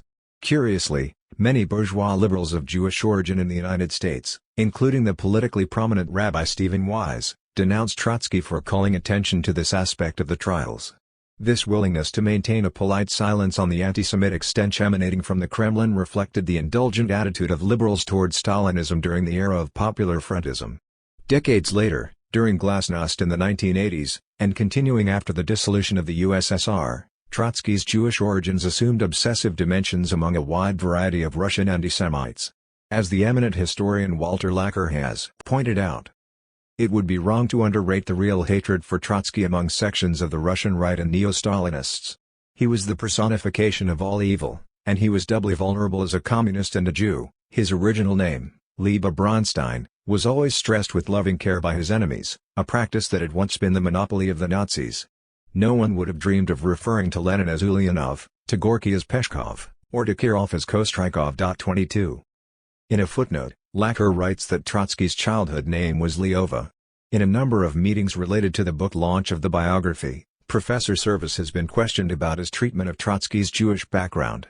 Rather than explain his approach in a professional manner, Service has replied aggressively, as if threatening a lawsuit, "Are you calling me an anti-Semite?" Only Service and, perhaps, His closest associates know what his innermost feelings about Jews are. But that is not the issue. An individual who, for whatever reasons, appeals to, arouses, and exploits anti-Jewish prejudice is practicing antisemitism. That Service may include Jews among his personal friends is beside the point. It is a well-known historical fact that Karl Lueger, the founder of the anti-Semitic Christian Socialist Party and mayor of Vienna in fin de siècle Austria, had a number of Jewish friends. For Lueger, antisemitism was merely a political device to rally the embittered Viennese petty bourgeoisie to his politically reactionary banner. When asked to explain how he reconciled his anti-Semitic demagoguery with his genial dining engagements with Jews, Lueger replied cynically, "In Vienna, I decide who is a Jew." Professor Service practices similar moral double bookkeeping. One final point on this matter. In his 2004 biography of Stalin, Professor Service made a point of absolving Stalin of the charge of antisemitism. He cites a comment that Stalin made at the conclusion of an early congress of the Russian Social Democratic Labour Party. Stalin, noting that a higher percentage of Jews was to be found among the Mensheviks than among the Bolsheviks, remarked that it would do no harm if we, the Bolsheviks, carried out a small pogrom in the party. Service, with remarkable indulgence, observes that Stalin's remarks were later used against him as proof of antisemitism. They were crude and insensitive. But they scarcely betokened hatred of all Jews. For many years into the future he would be a friend, associate and leader of countless Jews, emphasis added. 77. What an extraordinarily generous explanation of Stalin's attitude toward Jews. Inasmuch as he did not hate all Jews, and even included Jews among his friends, Stalin was not an anti-Semite. By the way, it should be noted that Service's citation of Stalin's remarks at the RSDLP conference left out the following passage: Lenin is outraged that God sent him such comrades as the Mensheviks. What kind of people are they, really? Martov, Dan, Axelrod, circumcised Jews. Do Georgian workers really not know that the Jewish people are cowardly and no good for fighting? 23. The central purpose of Service's biography, and in this he is continuing where his mentor Ian Thatcher left off, is to discredit Trotsky not only as a political figure, but also as a man. To some extent, Service's concentration on Trotsky's personality is dictated by the fact that the biographer has sufficient sense to realize that he lacks the intellectual equipment to deal with Trotsky's ideas. It is easier to attack Trotsky personally, to misrepresent his actions and his motives. Service's portrayal of Trotsky has been welcomed by innumerable right-wing critics. For example, Robert Harris has written in the London Sunday Times, "If one can imagine the most obnoxious middle-class student radical one has ever met, bitter, sneering, arrogant, selfish, cocky, callous, callow, blinkered and condescending, and if one freezes that image, applies a pair of pince-nez and transports it back to the beginning of the last century, then one has Trotsky. 24. I would imagine that most of the adjectives employed by the overheated Mr. Harris would serve very well as a description of his own person. The real purpose of Service's grotesque portrayal of Trotsky, which reverberates throughout the bourgeois press and will eventually be echoed in subsequent pseudo-historical works that dutifully cite Professor Service's authoritative and magisterial volume, is the concoction of an entirely new historical persona. All traces of the real Trotsky, as he was described and remembered by comrades and friends, and, above all, as found expression in his words and his deeds, are to be effaced, obliterated and replaced with something monstrous and grotesque that bears no resemblance to the real human being. The historical persona of the great revolutionary, political genius, military leader and master of the written word is to be replaced with something abominable and contemptible. Trotsky, à la Service, one of the political monsters of the 20th century. This is what Service and his friends have in mind when they talk of his book as a second assassination of Trotsky. But because the concoction grossly falsifies reality, the author loses himself in countless contradictions. The book begins, oddly enough, with a fairly honest and objective summary of Trotsky's role in the Russian Revolution. Service writes, in the opening paragraph, Trotsky moved like a bright comet across the political sky. He was the finest orator of the Russian Revolution. He led the Military Revolutionary Committee which carried out the overthrow of the provisional government in October. He did more than anyone to found the Red Army. He belonged to the party Politburo and had a deep impact on its political, economic and military strategy. He was a principal figure in the early years of the Communist International. The whole world attributed the impact of the October Revolution to his partnership with Lenin. Within little more than a page, however, Service sets to work repudiating his opening paragraph. Trotsky, he tells us, exaggerated his personal importance. His ideas before 1917 were nowhere near to being as original and wide-ranging as he liked to believe. His contribution to the Bolshevik advance on power was important but not to the degree that he asserted. For the two assessments are not compatible with each other. If Trotsky did all that Service states that he did in the first paragraph of the biography, then how could Trotsky have exaggerated his personal importance? After the first paragraph, Service piles insult upon insult, indifferent to the accumulation of obvious absurdities and contradictions. There are times when he even manages to make a declaration in one sentence that he proceeds to contradict in the same paragraph. Liebe, he writes, had no compunction about living at his father's expense while despising his hopes and values. The two sentences that follow immediately after read, the son, furthermore, was as stubborn as his father. He would no longer be told what to do, and rather than submit to the paternal will he fled his comfortable apartment and took up residence in Shvigovsky's house. 41. Thus, contrary to what Service declared in the first sentence, that Liebe had no compunction about living at his father's expense, the reader learns in the third sentence that the young man gave up the comforts of home in order to pursue his ideals. Service claims repeatedly that Trotsky edited drafts of his autobiography in order to remove material that might prove embarrassing to him. In fact, he does not provide a single example of such an excision. Quite the opposite. Service notes that in an early draft of the autobiography, Trotsky recounts a story in which he displayed exceptional personal and physical courage in defying a cruel and sadistic prison warden. Trotsky told the warden to his face that he would not tolerate his abusive comments. It was the warden who retreated. In the published version of my life, this story, for which there were witnesses, was not included. Service comments, as with several such episodes of daring in his life, Trotsky did not include this information in his published memoirs. It had to be dragged out of him by admiring writers. Although he liked to cut a dash in public, he disliked boasting, he preferred others to do the job for him. He was noisy and full of himself. People did not have to wait long before discovering how vain and self-centered he really was. 56. Emphasis added through a rather clumsy sleight of hand, Service finds a way of insulting Trotsky for his modesty and dislike of boasting. Service devotes an enormous amount of space to blackguarding Trotsky as a faithless husband who cruelly abandoned his first wife and their two children. As a husband, writes Service, he, Trotsky, treated his first wife shabbily. He ignored the needs of his children, especially when his political interests intervened. This had catastrophic consequences even for those of them who were inactive in Soviet public life, and his son Lev, who followed him into exile, possibly paid with his life for collaborating with his father. For one would hardly guess, based on Service's telling of the story, that either the oppressive conditions of Tsarist Russia or, later, the persecutions of Stalin had anything to do with the tragic fate of Trotsky's family and loved ones. In fact, Service actually criticizes Trotsky for assigning responsibility to the Soviet regime for the death of his daughter Zina in 1933. But the circumstances of the deaths of his children and his first wife are of little interest to Service. What interests him is portraying Trotsky as some sort of irresponsible and callous philanderer, who thoughtlessly and egotistically abandoned his first wife, Alexandra Sokolovskaya. Service treats the relationship between Trotsky and Alexandra Sokolovskaya with a truly offensive crudeness. Repeatedly, he attempts to drag both the young Lyova and Alexandra down to his own level. In this regard, Service's use of the letter of November 1898, to which I have already referred, is especially significant. This letter was written by the 19-year-old Lyova to Alexandra while they were both imprisoned in Odessa. They could not communicate with each other in person. When Lyova wrote this letter, he was ill and depressed. Nearly a year had passed since they had been arrested.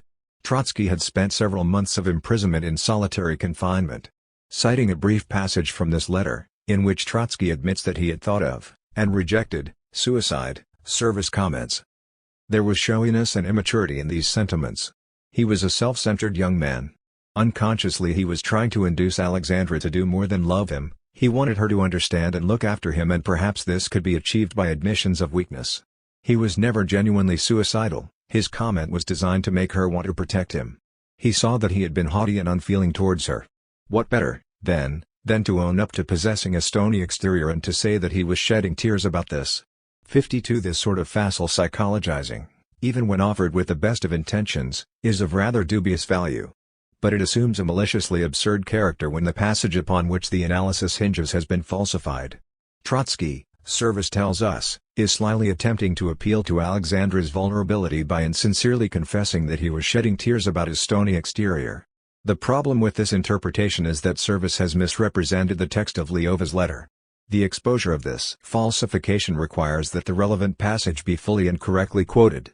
The young revolutionary wrote, Sasha, Alexandra, is so good, and when I feel like kissing and caressing her so much. And all that is beyond reach. Instead, there is loneliness, insomnia, repulsive thoughts about death. Brrr, the hour of redemption will arrive, the people will sing their hymn, they will remember us with tears. They will visit our graves. Our graves, Sasha, our graves.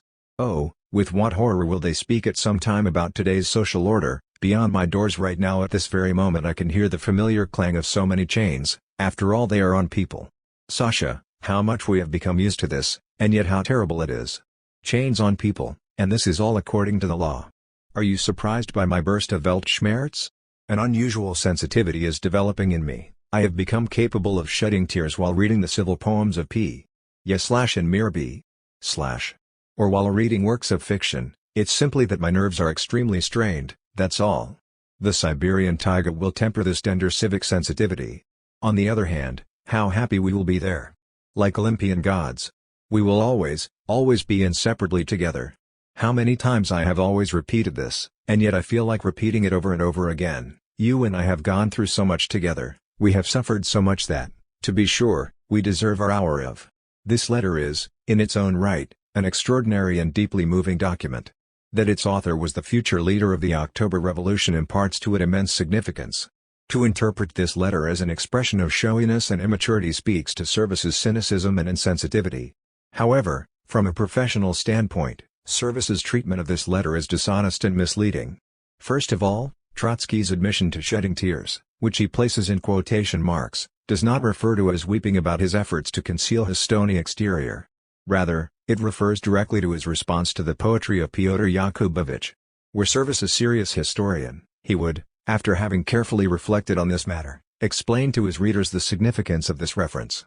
Yakubovich, 1860–1911, was an important poet and revolutionary, active in the populist people's will.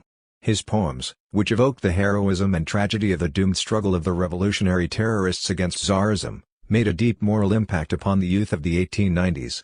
The images employed by Yakubovich in his poetry, particularly those of death and sacrifice, are evoked by Trotsky in his letter to Alexandra. She, of course, would have understood these references very well. A conscientious historian would find in this complex letter, from which I have cited only a small section, valuable material for developing an understanding of his subject and his times. But Service is simply not interested. An odor of indifference and laziness pervades the entire volume. The author shows no curiosity at all about the sources of Trotsky's intellectual and artistic creativity. Service's comments on Trotsky's early literary efforts, written during his first Siberian exile, are generally so banal and perfunctory that it seems their only purpose is to provide the author with the page count he requires in order to advertise his biography as full length. A typical example of Service's talent for producing penetrating intellectual commentary is his remark that Trotsky adored French novels, was an admirer of Ibsen and was impressed by Nietzsche. He treated them all as examples of contemporary world culture. 207, emphasis added, did he really? Who would have imagined? But there is something here that does not seem quite right. The reference to Nietzsche raises doubts. The reader may be tempted to wonder, what was it about Nietzsche that impressed Trotsky? If the critical reader is in a position to investigate the issue, he might discover an essay, written by Trotsky shortly after the death of Nietzsche in 1900, entitled Something About the Philosophy of the Overman. Upon reviewing this essay, the reader will quickly learn that impressed is hardly the word that describes the young Trotsky's response to Nietzsche. Trotsky saw in the latter's philosophy of the Overman a justification for a new and ever more powerful social type. The financial adventurists, overmen of the stock exchange, political and newspaper blackmailers sans scruple, in short, that entire mass of parasitical proletariat which has tightly attached itself to the bourgeois organism and in one way or another lives, and usually lives quite well, at society's expense without giving back anything in return, but the entire group, rather numerous and ever-growing, still needed a theory which would give the intellectually superior the right to dare. It awaited its apostle and found him in Nietzsche. Trotsky concludes his essay with the observation that the social soil from which Nietzscheanism emerged has turned out to be decayed, malignant and infected. 25. Does it still appear that Trotsky was impressed with Nietzsche?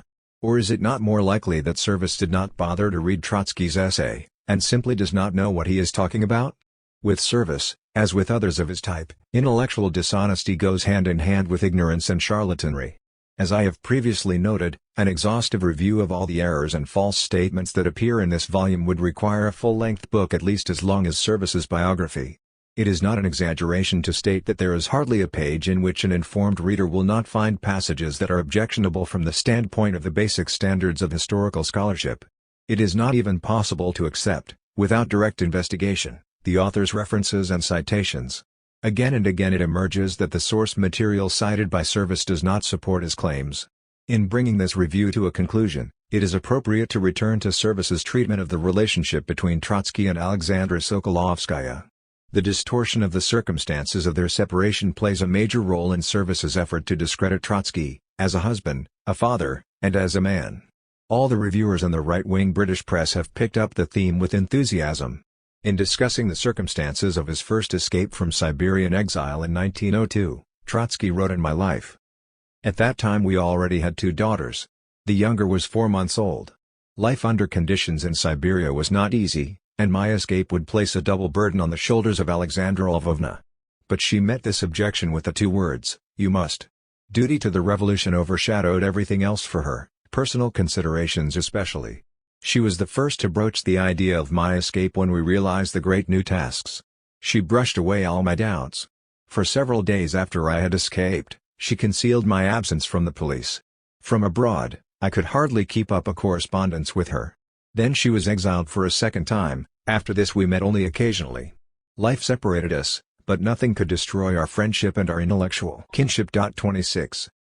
Service, who does not actually quote Trotsky's statement, writes, "He, Trotsky, later made the claim that Alexandra had wholeheartedly blessed his departure. This is hard to take at face value." 67. On what basis is this statement made? Service does not produce a single piece of evidence, documents, letters, personal testimony, that contradicts Trotsky's account, which, it should be stressed, was written in 1929 when Alexandra was still alive. She did not contradict it, even though, given the fact that Trotsky had been exiled from the Soviet Union and was publicly reviled as the greatest enemy of the Soviet people, the Stalinist regime would have welcomed her personal denunciation of her former husband.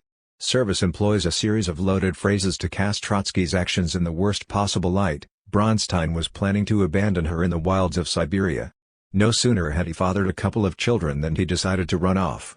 67. Service, however, proceeds to discredit his own unsubstantiated claims by acknowledging that Trotsky was acting within the revolutionary code of behavior. The cause was everything for the revolutionaries.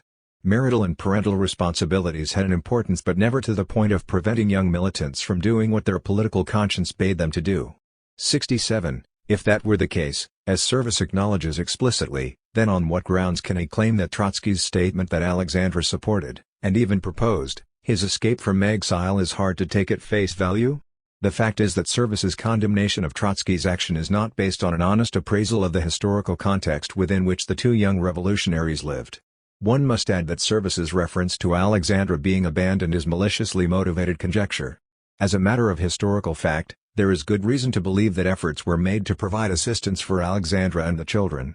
Indeed, in a later chapter, Service includes material that indicates that the Bronstein family played a significant role in providing support for Trotsky's children.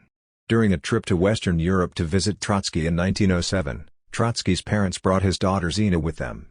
Service notes that Trotsky's family lived a complicated existence. Zina at that time lived with his, Trotsky's, sister Elizaveta and her husband in their family home on Granaya Street in Kherson. Alexandra wrote regularly to them. 108 So it seems that Trotsky did not abandon his family. As revolutionaries, both Lev Davidovich and Alexandra Lvovna coped as best they could in exceedingly difficult circumstances. At some point in the future, as more documents are discovered, it may be possible to reconstruct accurately the details of their complicated personal arrangements. But Robert Service will not be the man who undertakes that assignment. Finally, with regard to the personal relation between Trotsky and Alexandra, there is a document that testifies to their deep and enduring bond of comradeship and friendship. It is a letter written by Alexandra to Trotsky on August 8, 1935. The final act of the terrible human tragedy is about to begin. Alexandra addresses the letter to Dear Lyova. She tells Trotsky of the difficult conditions that confront different members of their family. Alexandra includes, in a reference to efforts by Trotsky to provide material support for her, "I am very much touched, as always, by your thoughtful attitude toward me. And she closes the letter, "Love and embraces, yours, Alexandra." 27. Lev Davidovich Trotsky and Alexandra Lvovna Sokolovskaya were extraordinary human beings, the representatives of a revolutionary generation whose capacity for self-sacrifice, in the interest of the betterment of mankind, seemed to know no limits. How pathetic it is for Professor Service and his ilk to believe that he will succeed, with insults, falsifications and slanders, in dragging these titans down to his miserable level. Trotsky's enduring significance 1. Last week Professor Robert Service spoke at an event sponsored by Foyle's Books in London. He noted that his biography of Trotsky had become the subject of a counter-campaign by the Socialist Equality Party, and that his book was being criticized at public meetings all over the world, including this one being held in Sydney, Australia. He stated, "I've had a lot of problems with Trotskyist sectarians in the last 2 or 3 months because I don't idolize Trotsky. I don't worship at the shrine of Trotsky." We are not the only ones whom Professor Service has accused of being idolaters. In the opening pages of his biography, he made the exact same accusation against the well-known authors of 2 significant biographies of Trotsky, Isaac Deutsche and Pierre Brouet. Deutsche, according to Service, was the principal idolater of Trotsky. As for Brouet, he worshipped at Trotsky's shrine. The use of the word idolater and the phrase worshipping at Trotsky's shrine implies that Trotsky is the object of a quasi-religious or cult-like veneration. He is an idol I.e., a false god worshipped by mindless pagans immune to facts and reason. This is a case of the pot calling the kettle black. It is Service who shows himself incapable of treating Trotsky as a genuine historical personage to be examined in the context of the times in which he lived. For Service, Trotsky is not a god to be worshipped, but a devil to be exorcised. This exorcism requires that Trotsky be exposed as a monster, a man without humanity, without any redeeming features. He is cold-blooded, mean-spirited, arrogant, and egotistical, a soulless calculating machine, who is prepared to consign humanity to the flames in demonic pursuit of an unrealizable utopia. And that is not all. Service's Trotsky is an ungrateful son, contemptuous of his father's faith and material achievements. He is also a faithless husband, who casually impregnates and then deserts his first wife, an uncaring and absentee father, ultimately responsible, as a consequence of his political obsessions, for the suffering and death of his children, and a sexual libertine who, according to rumors, made advances to a well-known British sculptress and even wrote his wife a sexually explicit letter when they were both in their late 50s, which, of course, Service quotes in detail. Trotsky, Service goes on, postured as an intellectual, writing on subjects about which he knew nothing. He was also a liar and falsifier, who wrote an autobiography from which Trotsky, in the course of several drafts, removed systematically anything that might compromise the public image that he had dishonestly constructed. Among the most important details that Trotsky sought to downplay, according to Service, was the fact that he was Jewish. This attempt to suppress his Jewish background, argues Service, was the key to Trotsky's life. Service presents the transformation of young Leba Bronstein into the Russified Lev Bronstein as a critical turning point in the young man's life. Having dispensed with a hated Jewish-sounding first name, the stage was finally set for the next act of self-reinvention, the creation of Lev Davidovich Trotsky. The problem with this story, as with so much of what Service writes, is that it is without any factual foundation. The first name by which Bronstein was known from his birth was Lev, or the diminutive, Leova. Service's book is a catalogue of insults. Trotsky was noisy and full of himself. People did not have to wait long before discovering how vain and self-centered he really was. 56. Any woman who lived with him had to accept that he would do as he pleased. 67. Always he wrote whatever was in his head. 79. Intellectually, he flitted from topic to topic and felt no stimulus to systematize his thinking. 110. He himself made no claim to intellectual originality, he would have been ridiculed if he had tried. 109. And though Trotsky allegedly tried to conceal his heritage, Service sees everywhere the mark of his Semitic ethnicity. Trotsky was brash in his cleverness, outspoken in his opinion. No one could intimidate him. Trotsky had these characteristics to a higher degree than most other Jews. 202. He was far from being the only Jew who visibly enjoyed the opportunities for self-advancement. 202. As for the roots of Trotsky's attraction to Marxism, Service asserts that young men and women, trained in the rigors of the Torah, found a congenial orthodoxy in Marxist intricacies. Hair-splitting disputes were common to Marxism and Judaism. 202. The Bolshevik Party provided a congenial home for Trotsky. The party's leadership was widely identified as a Jewish gang. Service informs his readers, adding for good measure, Jews indeed were widely alleged to dominate the Bolshevik Party. 205, but Trotsky did not conform to all Jewish stereotypes. Including in his collection of photos a grotesque Nazi caricature of Liebe Trotsky Braunstein, Service adds a caption that notes helpfully, in reality, his real nose was neither long nor bent and he never allowed his goatee to become straggly or his hair ill-kempt. Image 11, 136-137. Amidst all this muck, what does Service have to say about Trotsky's political ideas and his writings? The answer, in brief, is virtually nothing. Indeed, Service states emphatically that he was determined not to make Trotsky's written and spoken words, or even his public deeds, the focus of his biography. In contrast to the idolater Deutsche and the shrine worshipper Breuer, Service proclaims that it is as important to pinpoint what Trotsky was silent about as what he chose to speak or write about. His unuttered basic assumptions were integral to the amalgam of his life. 5. What an extraordinary approach for a biographer to take, particularly of a man who was widely considered, as by Bertolt Brecht, for example, to be the greatest European writer of his time. How can a biographer declare, and expect to be taken seriously, that what his subject did not write, say or do is as important as what he wrote, said and did? This absurd conception, however, is central to Service's purpose, and explains the animus he bears against biographers, especially Deutsch and Breuer, for whom Trotsky's vast literary output forms the essential intellectual and political foundation for an appraisal of the man. This is an approach that Service rejects, for reasons that have far more to do with concerns relating to contemporary politics than with historical method.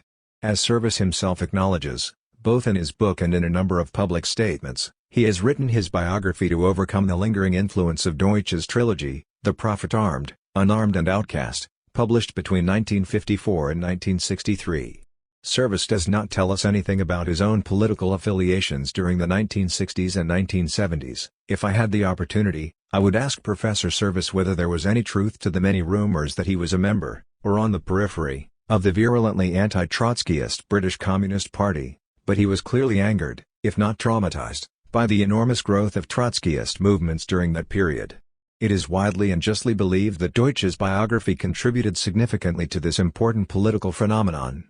There is no disputing the fact that Deutsch's trilogy provided thousands of radicalized youth in Europe, the United States and, may I add, Australia, with their initial introduction to the life and ideas of Leon Trotsky. When the first volume of Deutsch's biography The Prophet Armed appeared, covering the years between 1879, the year of Trotsky's birth, and 1921, the end of the Civil War, Trotsky's reputation had been buried beneath the vast and monstrous edifice of Stalinist lies. There was not another figure in the 20th century, perhaps not in world history, who had been subjected to such an unrelenting campaign of falsification and slander. The virtually unlimited resources of the Soviet regime, and of Stalinist-run parties throughout the world, were devoted to blackguarding Trotsky as an anti-Soviet saboteur, terrorist and fascist agent. Within the Soviet Union, his political co-thinkers, past and present, were ruthlessly exterminated. The Stalinist regime killed almost every member of the Braunstein family, including Trotsky's siblings, nieces and nephews, his in-laws and his two sons. Even before the years of mass killings, the death of Trotsky's two daughters was related to conditions created by the Stalinist regime's persecution of their father. Trotsky was assassinated by a Soviet agent in August 1940. By then, World War II had begun. After the Soviet Union was invaded in June 1941, bringing the infamous Stalin-Hitler Pact of 1939 to a bloody conclusion, Western European and American intellectuals were hardly in a mood to remind themselves of Stalin's innumerable crimes against the international socialist movement. With the encouragement of the Roosevelt administration, Hollywood produced a cinematic portrayal of U.S. Ambassador Joseph Davis' disgusting pro-Stalin account of the Moscow trials, entitled Mission to Moscow. The film portrayed Trotsky as an enemy of the Soviet people. The onset of the Cold War following the end of World War II lessened the ardor of intellectuals for Stalin, particularly in the United States. But Trotsky, as a major historical and political presence, had by then faded into the background. Stalin's death in March 1953 marked the beginning of the protracted crisis and death agony of the bureaucratic regime. In 1956 Khrushchev's secret speech exposed Stalin as a mass murderer. By this time, Deutsch's first volume had been published, and it contributed enormously to a renewed interest in the life of Stalin's implacable adversary. The second volume came out in 1959 and the third in 1963. By this point, the political radicalization of youth had begun. The reading of Deutsch's trilogy became a major generational experience. At this point, I must speak of my own experience. I was in Washington in November 1969. A mass demonstration had been called against the Vietnam War. By this time, virtually nothing remained of my earlier hopes that the Democratic Party represented a progressive, let alone socialist, opposition to imperialism. On the eve of the mass rally, I witnessed a demonstration outside the White House. The protesters marched around the presidential residence holding candles in their hands. The scene struck me as utterly futile. Did the protesters really believe that the candles would awaken Nixon's conscience? Across the street from the White House on Pennsylvania Avenue, I found a bookstore. A book attracted my attention. Its cover carried the photo of a young man, whose eyes gazed out confidently through a set of pince-nez. The book's title was The Prophet Armed. I bought the book, began reading it that night, and could hardly allow myself to put it down until I had completed it. That was the beginning of what was to become a lifelong engagement with the life and ideas of Leon Trotsky. Wherein lay the power of Deutsch's biography. Without question, Deutsch was a masterful writer, whose command of the English language recalls that of his great compatriot Joseph Conrad. But Deutsch's great achievement was his recreation, on the basis of the historical record, of Trotsky's towering revolutionary persona, as a writer, artist, orator, military leader, political strategist, socialist visionary and, yes, human being. The drama and tragedy of the October Revolution and its reflection in the life of its greatest figure found powerful expression in the pages of Deutsch's biography. However, to describe the work as an uncritical exercise in hagiography is utterly false. As a matter of fact, a substantial portion of Deutsch's biography, particularly its final volume, is devoted to an increasingly emphatic exposition of the author's deep and irreconcilable political differences with many critical aspects of Trotsky's political perspective. Notwithstanding Deutsch's criticisms, he left his readers in no doubt of Trotsky's immense and enduring historical significance. Those who wish to understand the Russian Revolution, the 20th century, and, beyond that, the historical destiny of mankind, had to engage themselves with the ideas of Leon Trotsky. At the end of his great work, Deutsch left his readers with the conviction that Trotsky's life represented a harbinger of a better and more humane world, a world in which the great ideals that had inspired the Russian Revolution would finally be realized. He understood Trotsky as a Promethean figure who, though overcome in his own lifetime by the overwhelming force of reaction, would find vindication in the ultimate triumph of his ideals. And Deutsch closed his biography with a quote from the final stanza from Shelley's Prometheus Unbound. To defy power, which seems omnipotent. To love, and bear, to hope till hope creates from its own wreck the thing it contemplates, neither to change, nor falter, nor repent. This, like thy glory, Titan, is to be good, great and joyous, beautiful and free. This is alone life, joy, empire, and victory. In the presence of these noble sentiments, so appropriate to Trotsky's life and historical role, what is left of Professor Service's petty and spiteful work? One lecture given at a meeting of readers at Glee Books bookstore in Sydney, Australia on February 3, 2010. The biographer as Character Assassin 1. Since the publication last autumn of Robert Service's biography of Leon Trotsky, I have written one lengthy review and delivered 2 lectures, the first in London and the second in Sydney. This is my 3rd lecture on this book. What, one might reasonably wonder, is there to add to what I have already written and said? This thought crossed my mind as I began to prepare for this evening's meeting. Would I find myself in the position of having to repeat what I have already said, albeit before a new audience? This will not, at least for the most part, be the case. Some repetition is unavoidable, but there is much that remains to be said. Returning to Mr. Service's biography after a hiatus of several months, 2 things became clear to me. First, the book is even worse than I had remembered it to be. Second, I had not identified all the factual errors, half-truths, distortions, falsifications and outright slanders that are to be found in Mr. Service's biography. Indeed, the work of identifying all the errors in his book is a job that could keep a number of Oxford History Department graduates busy for months. What I wrote in my initial review was not an exaggeration. The refutation of every statement that is factually incorrect, lacks the necessary substantiation and violates accepted standards of scholarship would require a volume almost as long as Service's book. There are statements and assertions that are completely unacceptable, from a purely professional standpoint, in every chapter. Previously, I called attention to some of the most malicious passages in Mr. Service's biography, that is, his scurrilous portrayal of Trotsky's character and personal life. As he acknowledged in his introduction, Service set out to discredit the heroic image of Trotsky that had emerged from the pages of Isaac Deutsch's magisterial biographical trilogy, The Prophet Armed, unarmed, and outcast, which had exerted significant influence on a generation of radicalized youth in the 1960s. Service's intention was to discredit Trotsky not only as a political figure, but also as a man, to present him as an ungrateful son, a faithless and philandering husband, a cold and uncaring father, a rude, disruptive and untrustworthy comrade, and, finally, as a mass murderer, a man who reveled in terror. 497. In short, Trotsky is portrayed as one of the monsters of 20th-century political history. I also question Mr. Service's obsessive fixation with Trotsky's Jewish ancestry, which he dealt with in a manner that would not fail to delight anti-Semites. The detailed exposure of Service's blackguarding of Trotsky's personality left insufficient time to examine his treatment of Trotsky's politics and ideas. I should point out, however, that Service had declared that he was not particularly interested in examining what Trotsky said, wrote or for that matter did. Service wrote that he intended to dig up the buried life. 4. Service proclaimed that he was as interested in what Trotsky was silent about as what he chose to speak or write about. According to Service, Trotsky's unuttered basic assumptions were integral to the amalgam of his life. 5. This approach suited Mr. Service's purposes, both commercial and political. First, it spared him the trouble of actually reading Trotsky's major works, let alone working systematically through his vast legacy of published and unpublished papers. At any rate, Service would not have been able to engage in serious research, even if he had been inclined to.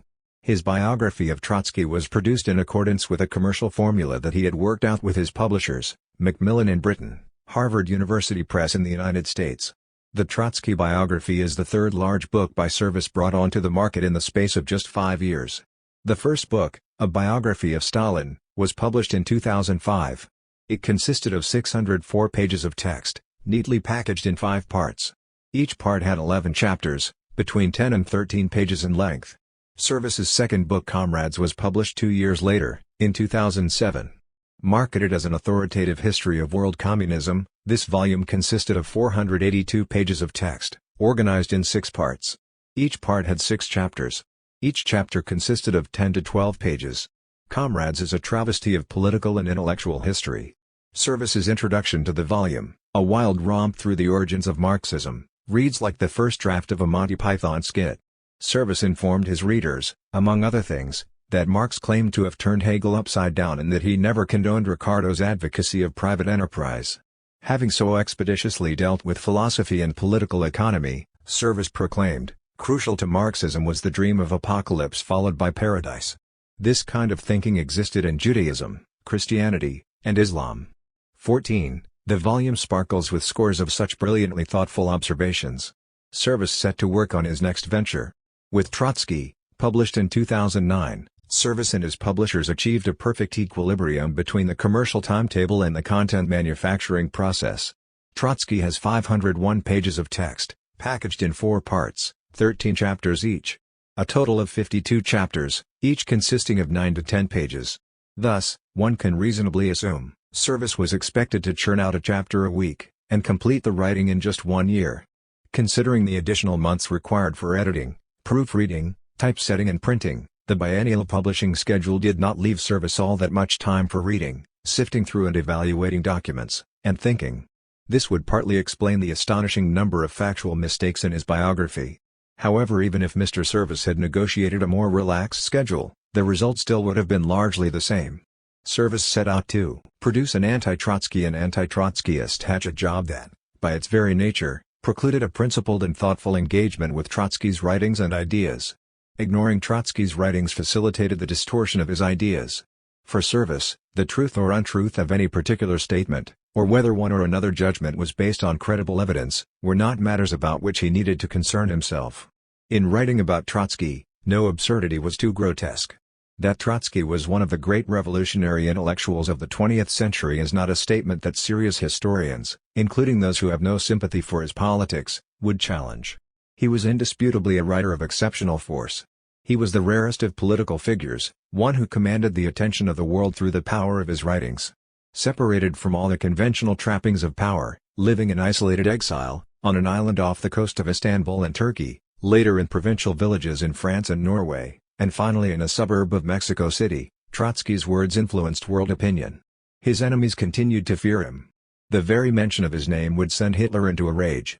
Even the mighty Stalin, ensconced in the Kremlin, with a vast apparatus of terror at his command, feared Trotsky. The Soviet historian, the late General Dmitry Volkogonov, wrote, "Nearly everything about or by Trotsky was translated for him, Stalin, in one copy." He had a special cupboard in his study in which he kept virtually all of Trotsky's works, heavily scored with underlinings and comments. Any interview or statement that Trotsky gave to the Western press was immediately translated and given to Stalin.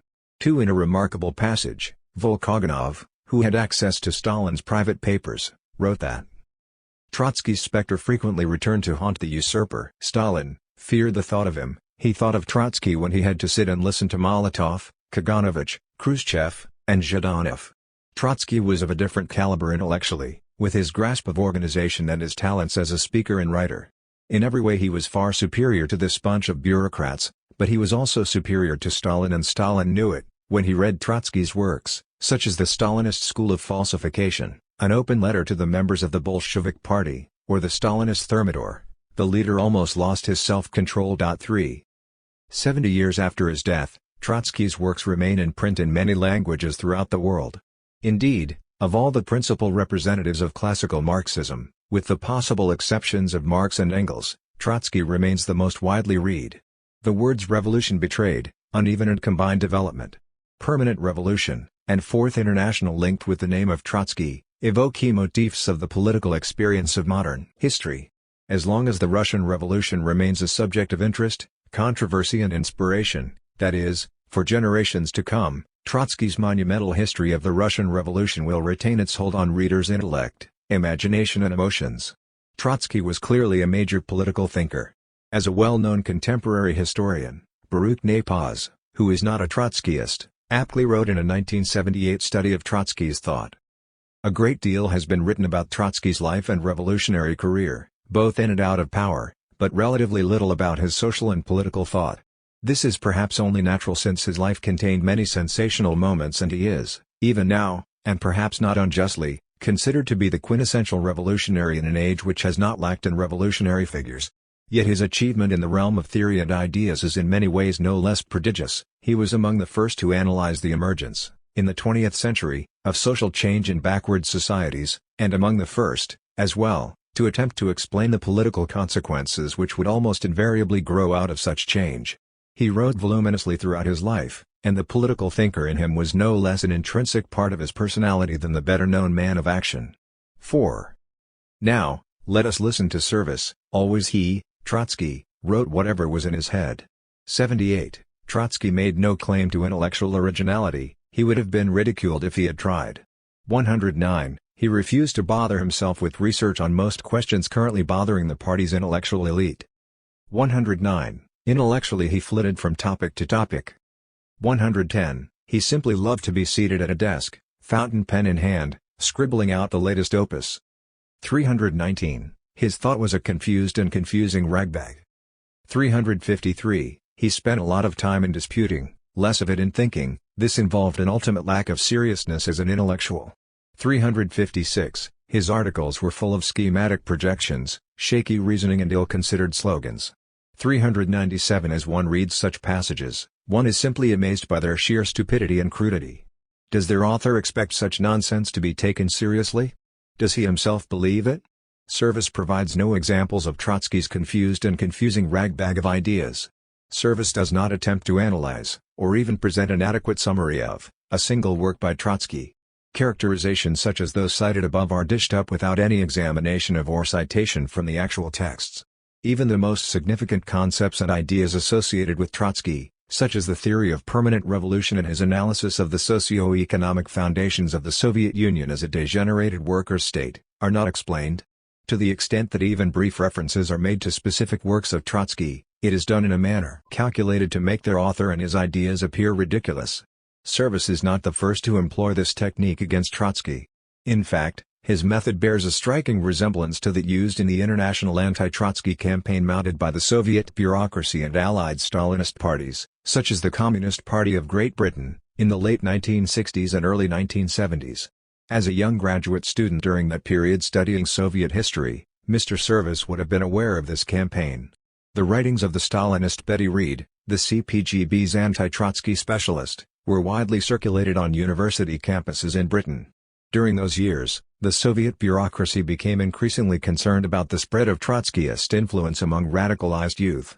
But as Stalin's crimes had already been discredited by the revelations of Khrushchev, it was no longer possible for the Kremlin's ideological operatives to simply denounce Trotsky as a fascist wrecker, as had been the style in the 1930s and 1940s. Other forms of insidious falsification had to be developed. The gross misrepresentation of Trotsky's writings, specifically, making them appear absurd or the ravings of a lunatic, played a central role in the renewed assault on Trotskyism. Of course, the attempt to discredit Trotsky's ideas required that citations from his writings be kept to a minimum. In an important article entitled The Revival of Soviet Anti-Trotskyism, written in 1977, the late Robert H. McNeill, a noted American scholar, described the Stalinist method. There is quite a lot that cannot be stated in the revived version of Soviet anti-Trotskyism. His writings cannot be cited in full bibliographical form, nor very frequently. One finds relatively frequent reference to the titles, never additional publication information, Permanent Revolution and My Life, but very little else. This is a sensible precaution. No need to service the enemy by providing subversive reading lists, particularly considering the readers in countries whose libraries contain Trotskyist works. This vagueness on primary sources facilitates their interpretation. It is vaguely asserted that Trotsky slandered the Soviet Union, denied that it was socialist, an assertion that is regarded as too absurd to require rebuttal, but the content of Trotsky's critique of Stalinism is never described. 5. Service writes that Trotsky's written legacy should not be allowed to become the entire story and that it is sometimes in the supposedly trivial residues rather than in the grand public statements that the perspective of his career is most effectively reconstructed. 5. He goes on to claim that Trotsky's published autobiography is a dishonest attempt to conceal the truth of his life, and that the excisions and amendments tell us about what he did not want others to know. 5. These statements exemplify a method of falsification that is a variant of the Stalinist method identified quite precisely by McNeill. The method employed by Service is connected to the political outlook that suffuses his writing. Service's detestation of Trotsky is the mirror reflection of his admiration of Stalin. Having reviewed Service's mocking and derisory characterizations of Trotsky, let us examine the professor's evaluation of Stalin. In the 2005 biography, Service describes Stalin as an excellent editor of Russian-language manuscripts. 6. Service does not cite a single manuscript in which this excellence is demonstrated. Nor does he mention that Stalin, as dictator, did most of his editing with an executioner's bullet. Rather, the tributes continue. In fact, writes Service, Stalin was a fluent and thoughtful writer even though he was no stylist. Stalin, 221, not an opinion. A fact. This is in contrast to Trotsky, who as Service told us, wrote whatever was in his head. Yes, Stalin was by no means perfect. He was a mass killer with psychological obsessions, Service notes dolefully. But he thought and wrote as a Marxist. Stalin, 379, his Foundations of Leninism was a work of able compression. Stalin, 221, Stalin, writes Service, was a thoughtful man and throughout his life tried to make sense of the universe as he found it. He had studied a lot and forgotten little, he was not an original thinker nor even an outstanding writer. Yet he was an intellectual to the end of his days. Summing Stalin up at the biography's conclusion, Service declares, but exceptional he surely was. He was a real leader. He was also motivated by the lust for power as well as by ideas.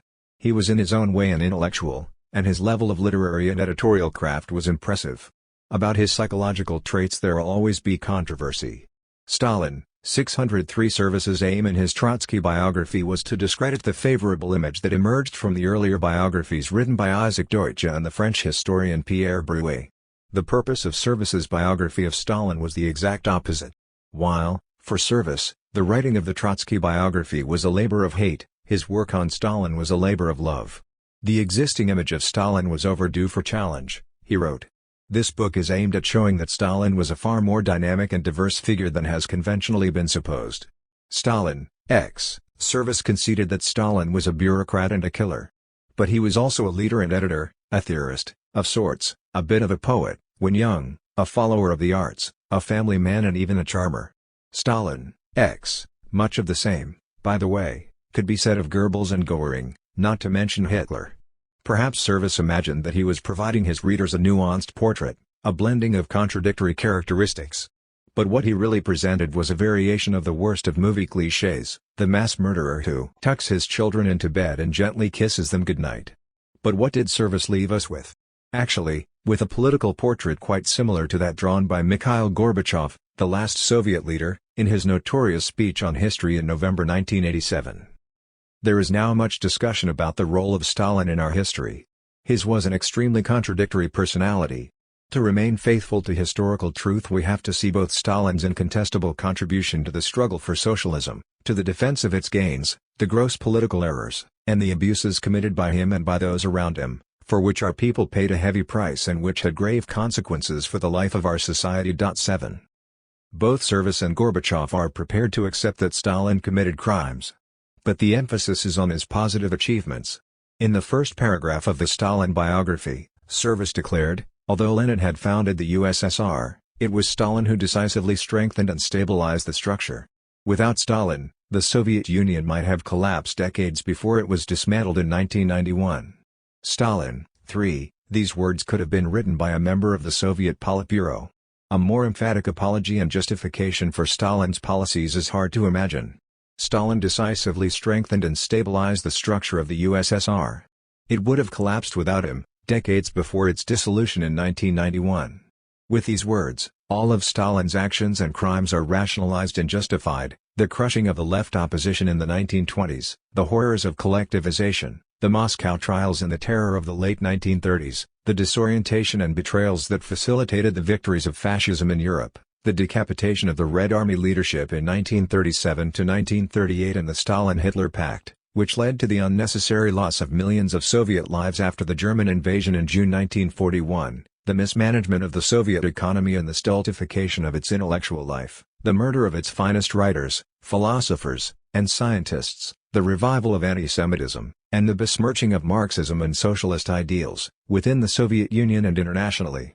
All this is legitimized by Service as necessary for the stabilization and preservation of the USSR. Service overlooks the fact that the structure left behind by Stalin staggered from crisis to crisis, and that the generation of bureaucrats that rose to power under his tutelage presided over the stagnation and breakdown of the Soviet Union. Service goes so far to imply that the terror was a legitimate response by Stalin to threats confronting the USSR. Chief among his considerations was security, and he made no distinction between his personal security and the security of his policies, the leadership and the state. Molotov and Kaganovich in their dotage were to claim that Stalin had justifiable fears about the possibility of a fifth column coming to the support of the invading forces in the event of war. Stalin gave some hints of this. He was shocked by the ease with which it had been possible for General Franco to pick up followers in the Spanish Civil War, which broke out in July 1936. He intended to prevent this from ever happening in the USSR. Such thinking goes some way to explaining why he, a believer in the efficacy of state terror, turned to intensive violence in 1937-8.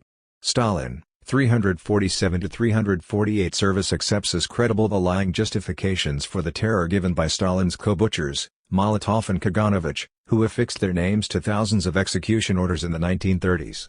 There exists no evidence whatever that Stalin's decision to exterminate the Bolshevik Old Guard and vast sections of the revolutionary socialist intelligentsia had anything to do with justifiable fears that a right-wing coup against the Soviet state was being prepared. By implying that events in Spain, where well-known army officers, long identified with the extreme right, launched a coup against the Republican government in Spain, spurred Stalin to launch the terror, Service bestows legitimacy on the monstrous allegations hurled by State Prosecutor Vyshinsky against the old Bolshevik defendants at the Moscow trials. It must be pointed out that plans for the physical destruction of the old Bolsheviks were far advanced by the time the Spanish Civil War broke out in July 1936. The murder of Kirov had taken place in December 1934. Zinoviev and Kamenev and countless others had been in prison since 1935.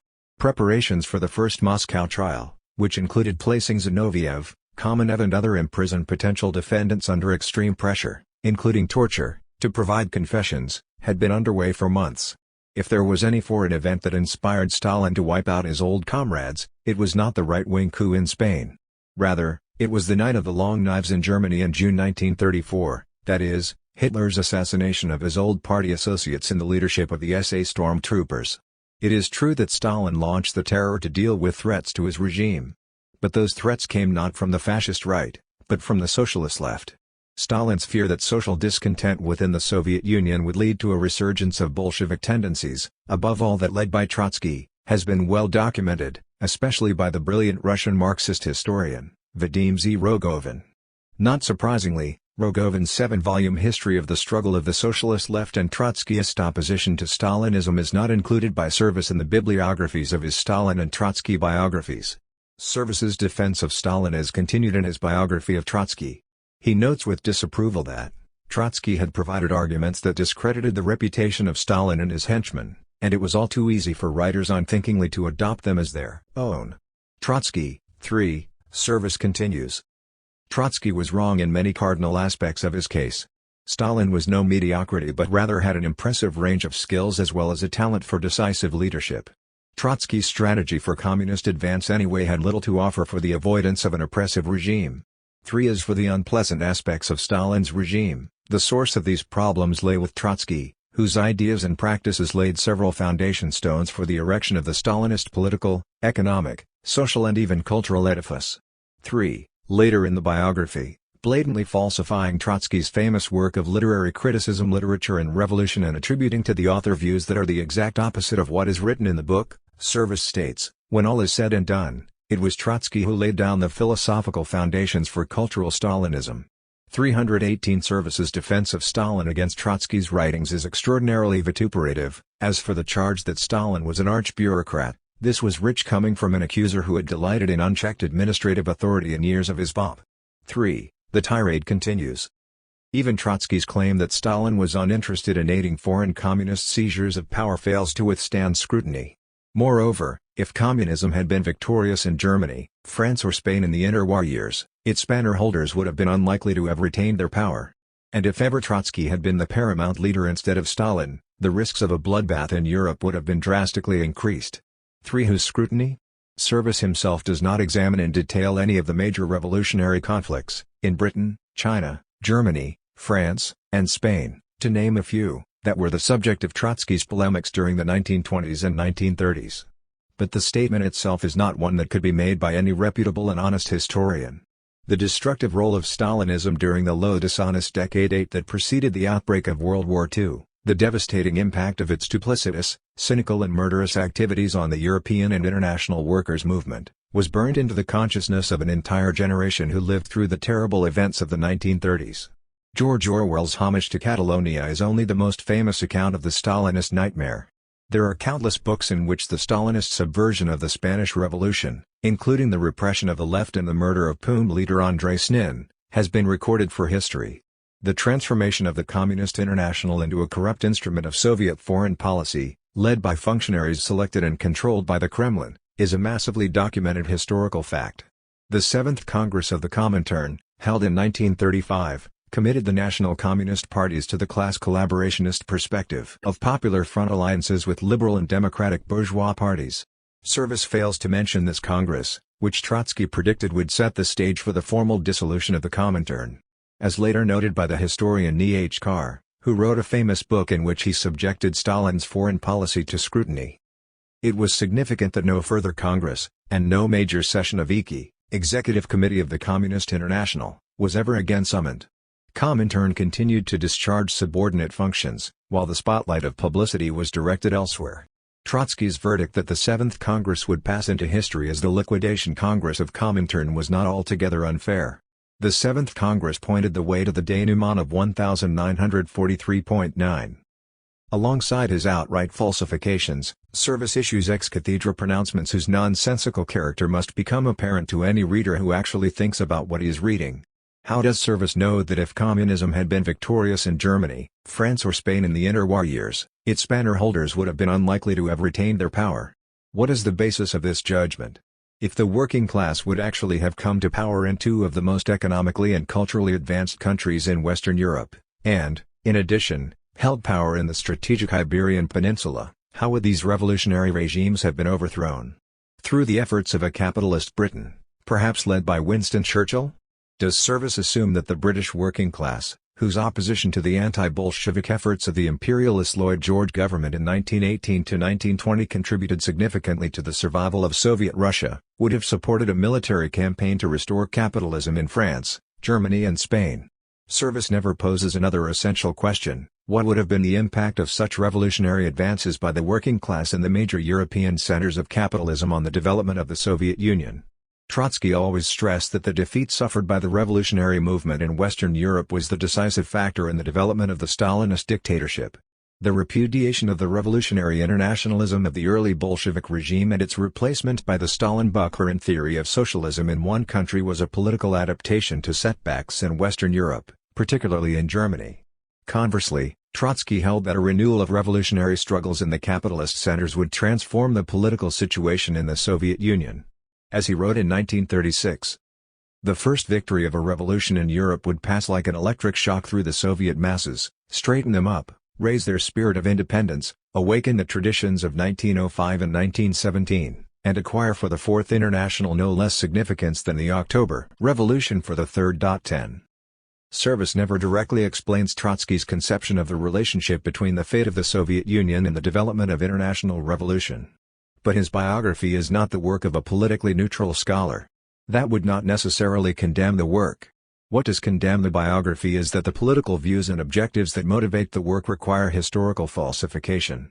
Service's political hatred of Trotsky's perspective of world revolution, and his support for Stalin's nationalist program, is apparent to those who recognize the pro-Stalin subtext that pervades the Trotsky biography. Service writes, Trotsky prided himself on his ability to see Soviet and international affairs with realism. He deceived himself. He had sealed himself inside preconceptions that stopped him from understanding the dynamics of contemporary geopolitics. 3. For Service, the preconceptions are those of revolution and Marxian internationalism. The dynamics of contemporary geopolitics, as Service, much like Stalin, conceives them, proceed from the primacy of the national state and its interests and the indestructibility of capitalism. Let us return to the most bizarre assertion of all, that is to Service's claim that if ever Trotsky had been the paramount leader instead of Stalin, the risks of a bloodbath in Europe would have been drastically increased.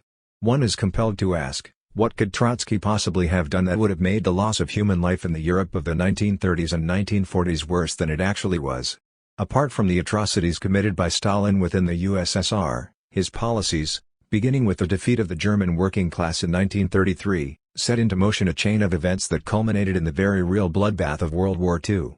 The war cost the lives of approximately 50 million people in Europe, including 27 million Russians, 6 million Germans, 6 million Jews and 3 million Poles. Service seems to be arguing, however circuitously, that millions more would have died if Trotsky's perspective of socialist revolution had prevailed. The actual loss of life that occurred as a consequence of the failure of revolution, the victory of fascism in Germany and the outbreak of World War II, was less than it would have been had the socialist revolution succeeded. The conclusion that Service invites his readers to draw is that given the choice between victory of socialist revolution and the victory of fascism, the latter is the lesser evil. The claim that underlies this position is that Trotsky was a violent man, indifferent to human life and suffering, willing to sacrifice countless lives for the sake of revolution.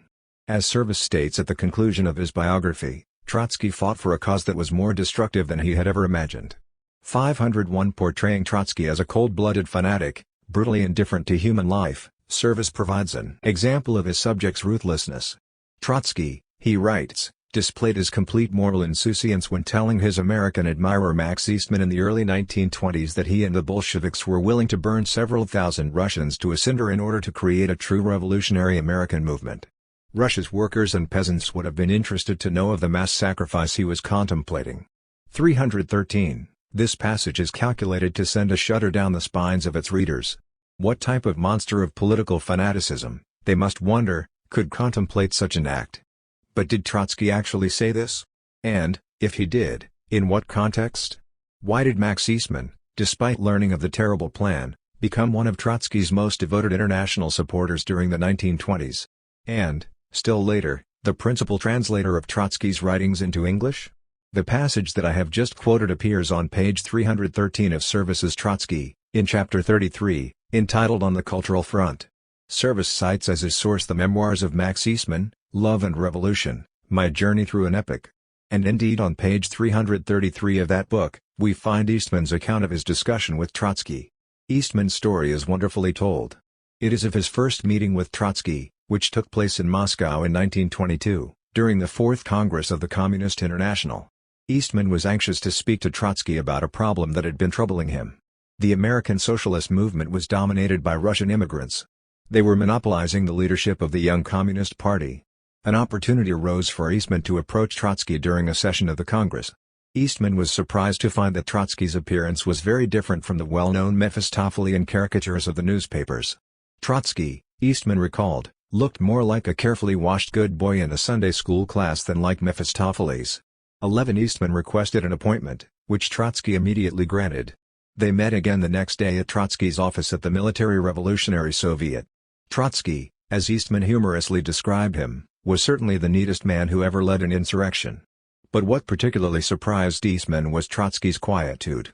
Newspaper descriptions of Trotsky that portrayed him as nervous and excitable, wrote Eastman, seemed almost a libel against this gracious person who listened with such courtesy to the bad French in which I wrestled forth my ideas. Eastman explained to Trotsky that the dominant role played by Russian socialists made it impossible to get an American revolutionary movement started. To make matters worse, though most of them were Mensheviks before October 1917, they think they created the October Revolution. Adopting a jocular tone, Eastman compared the posturing ex-Mensheviks to a young rooster who crows in a loud falsetto voice, because some hen who is old enough to be his grandmother has laid an egg. Trotsky, Eastman remembered, was amused by this comment. He then made the remark in French which Eastman recalled verbatim, Mais nous sommes prêts à brûler quelques milliers de Russes afin de créer un vrai mouvement révolutionnaire américain. Eastman places within parentheses the English translation, but we are ready to burn up a few thousand Russians to create a real American revolutionary movement. 12. Service, it is clear, has deliberately and maliciously misrepresented the remark made by Trotsky. He was jesting with Eastman, who understood that Trotsky was not talking about incinerating Russian workers and peasants, but rather of reducing the influence of pompous ex-Menshevik Russian immigrants in the American socialist movement. Moreover, Service, with the intention of enhancing the impact of his lie, adds words that are not found in Eastman's text. The words to a cinder do not appear in the original. So Service has transformed a humorous anecdote, recalled by Eastman many decades later, one which presents Trotsky in a favorable light, as a patient, humorous and cultured man, into an example of a revolutionary fanatic's horrifying inhumanity. Is this a trivial, let alone innocent, mistake? Hardly. This sort of falsification has consequences. The falsification, once it has escaped detection, becomes part of the accepted historical narrative, repeated over and over in essays and books. As time passes, it becomes ever more difficult to expose the lie, let alone identify the liar who put it into circulation. Service's biography is a shameful and shameless compendium of distortions and falsifications. It is not sufficient for Service to misrepresent the ideas for which Trotsky lived and died. He seeks to belittle the man, to make him appear deserving of the reader's contempt. He repeats the same insults. On page 336 Service describes Trotsky as intensely self-righteous. On page 381, he writes of Trotsky's matchless self-righteousness. Even Trotsky's writings are subjected to ridicule. The mixture of tub-thumping and slipperiness, Service writes, was preserved in the history of the Russian Revolution. 466, he expresses amazement that people have automatically believed Trotsky's account of his struggle against Stalin. In fact, the gap between the Politburo and the opposition was never as wide as he pretended. 356, Service does not offer this statement, wholly unsubstantiated, as his own interpretation. He declares it to be a fact, and, therefore, beyond dispute. Thus, Service finds it surprising that a great many people who had no sympathy for communism nevertheless accepted the idea that the USSR would not have been a totalitarian despotism under Trotsky's rule. 356 In what are among the most degraded passages in his book, Service refers contemptuously to liberal and socialist intellectuals who rallied to Trotsky's defense during the Moscow trials, supporting his call for a commission of inquiry. Their position, Service states, reflects their naivety. They were blind to Trotsky's contempt for their values. They overlooked the damage he aimed to do to their kind of society if he ever got the chance. Like spectators at a zoo, they felt sorry for a wounded beast. 466 I have already shown that Mr. Service practices his profession incompetently and dishonestly. These lines expose Service as a man bereft of any respect for democratic principles. Trotsky's right to answer his accusers and defend himself was not contingent upon his endorsement of the political institutions of the United States. Mr. Service would be well advised to read the words with which John Dewey, the great American liberal philosopher, explained the raison d'etre of the Commission of Inquiry over which he presided as chairman. Leon Trotsky, he explained, had been declared guilty of terrible crimes by the highest tribunal of the Soviet Union. Trotsky had demanded that the Soviet government seek his extradition, which would have enabled him to answer the charges against him in either a Norwegian or Mexican court. This demand had been ignored by the Soviet Union. What followed from this situation? Dewey stated. The simple fact that we are here is evidence that the conscience of the world is not as yet satisfied on this historic issue. This world conscience demands that Mr. Trotsky be not finally condemned before he has had full opportunity to present whatever evidence is in his possession in reply to the verdict pronounced upon him in hearings at which he was neither present nor represented.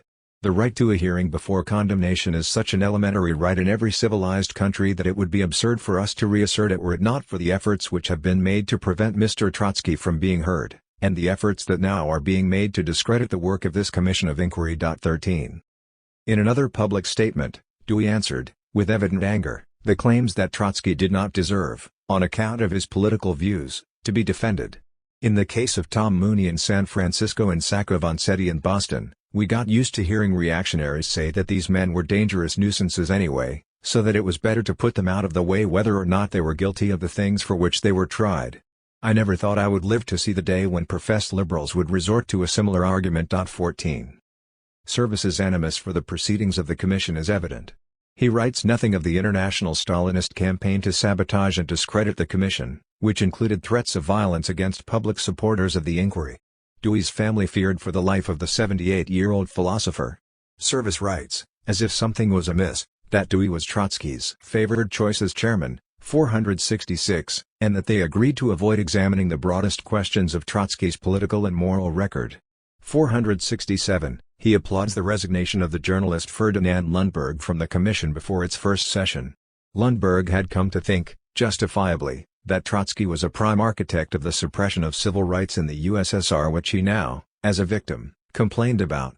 467. Service does not cite even one line from the transcript of the Commission's hearing in Mexico in April 1937. He ignores Trotsky's famous speech with which the hearing concluded, which made an overwhelming impression on the commissioners. Service states that the commission went on for a whole week until Dewey felt he could summarize an agreed verdict. Nobody had been in serious doubt about what it would be. Trotsky was exculpated. 467. This is a trivialization and slur on the commission's work. No agreed verdict was arrived at and delivered in Mexico. In fact, Dewey and other commission members had traveled to Mexico as members of the preliminary commission to conduct a preliminary investigation, which included the questioning of Trotsky and the collection of relevant documents in his possession. After leaving Mexico, it prepared a preliminary report, which found that Trotsky has established a case amply warranting further investigation. 15. The preliminary commission recommended that the Commission of Inquiry continue its work. It was not until December 1937, 8 months after it had questioned Trotsky in Mexico, that the Dewey Commission issued its verdict, found Trotsky to be not guilty and the Moscow trials to be a frame-up. Upon submitting the report of the preliminary commission, Dewey stated, "The work of investigation is only begun. Various lines of inquiry have been opened which must be pursued until all the available facts are disclosed. Final judgment must be reserved until the different lines of investigation have been carried through to the end." 16. Explaining the principles that motivated the work of the Commission, Dewey stated that friendship for truth comes before friendship for individuals and factions. He insisted that the Commission of Inquiry was committed to one end and one end only, discovery of the truth as far as that is humanly possible. Lines are being drawn between devotion to justice and adherence to a faction, between fair play and a love of darkness that is reactionary in effect no matter which banner it flaunts. Dewey summed up all that was at stake in the struggle to defend historical truth against lies. If there is a question in your mind as to why our party has devoted so much time and effort to the exposure and refutation of attempts to falsify Trotsky's life and the history of the epoch in which he lived, I urge you to read and ponder Dewey's words, so relevant to our times, and, hopefully, adopt them as your own credo. This year marks the 70th anniversary of Trotsky's assassination, on August 20, 1940, at the hands of a Stalinist agent, Ramon Mercader, in Coyoacán, Mexico. That Trotsky still remains a subject of intense controversy is not unusual. That is the fate of all truly important historical figures.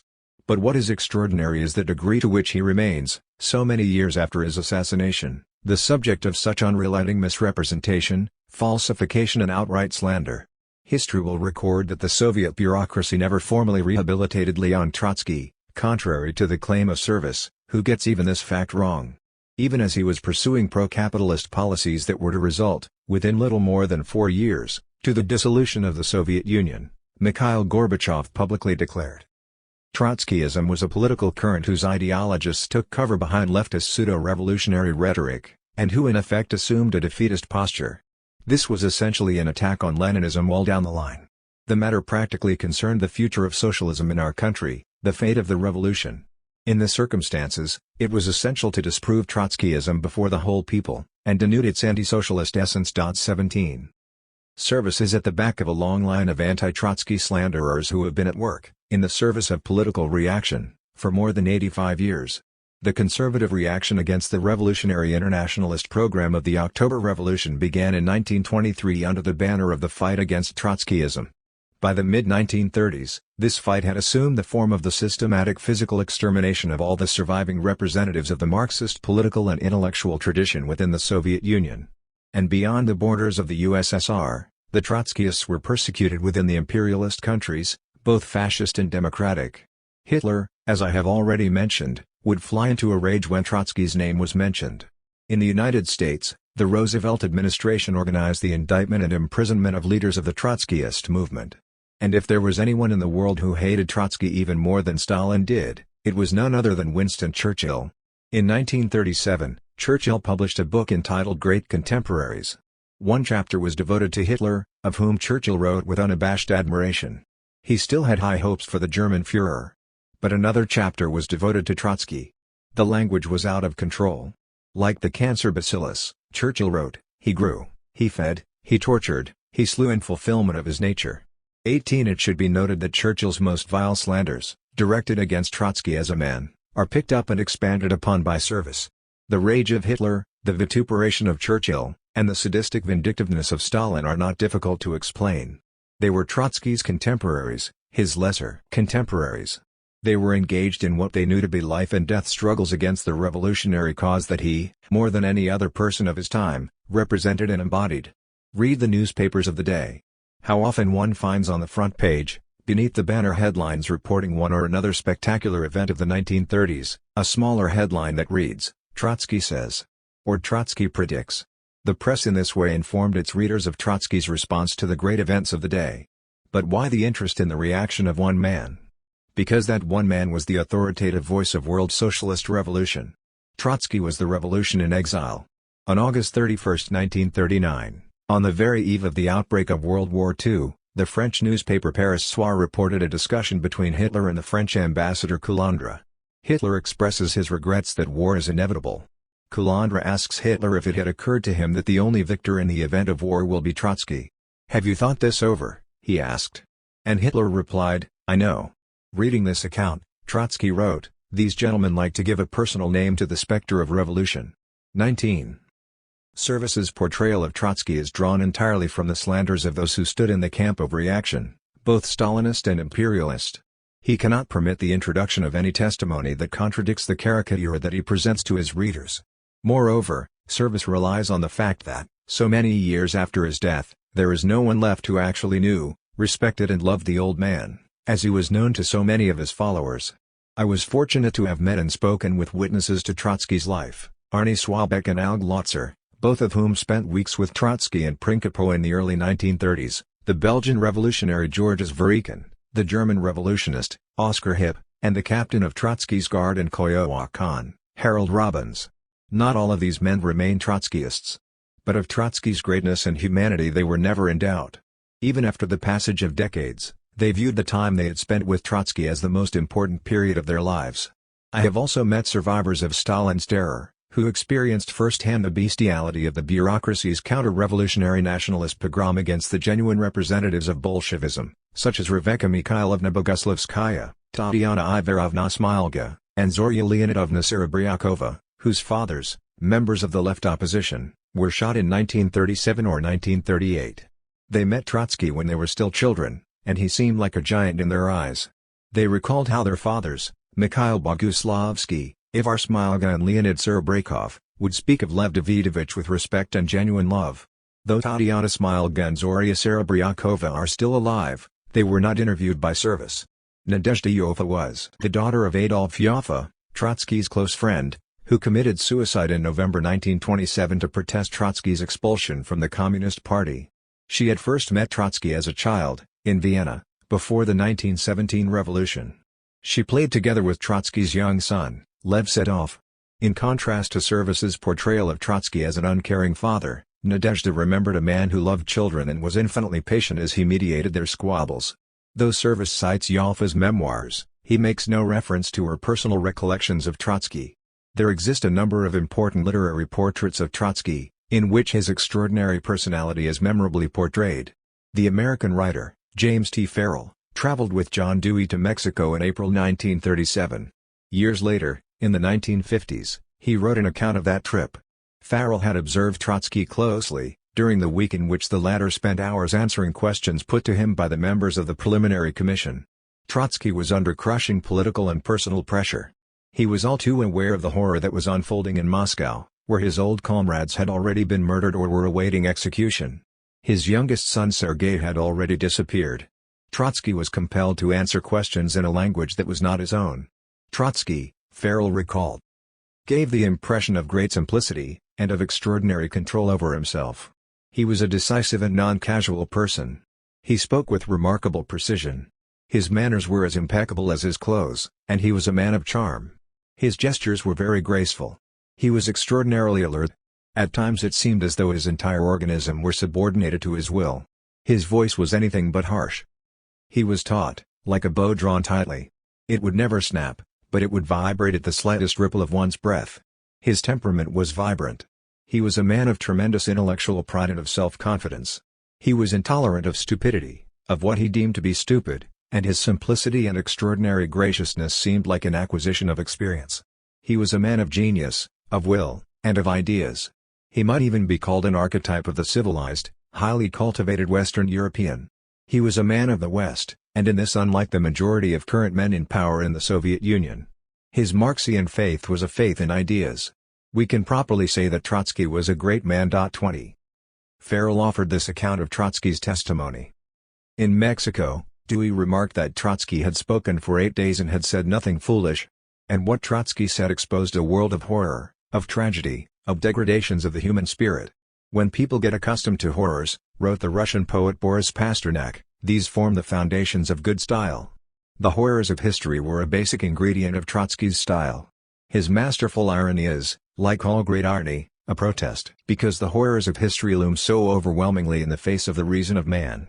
And he was a man of history in the sense that most of us are not and cannot be, and as he talked, his style, his thought, his irony gave the hearings a tone which reduced the impact of the horrors of history which were revealed, the tale of war, of revolution, of idealism turned to cynicism, of the breaking of brave men, the betrayals of honor, truth, and friendship, the perversions of truth, the sufferings of families and of the innocent, the revelation of how the revolution in the society which had become the hope of so many in the West was really a barbarism practically unparalleled in modern history.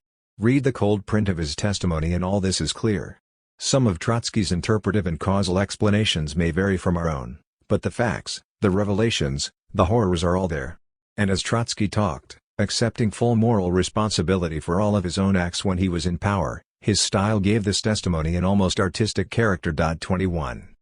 I have quoted this passage at such length because you must hear it. You have an intellectual and moral right to hear it. The younger generation has been largely cut off intellectually from the revolutionary experiences of the 20th century. For so many years, we have lived in an environment of political and intellectual reaction. The events of the past century are falsified, or, almost as bad, simply not written and talked about.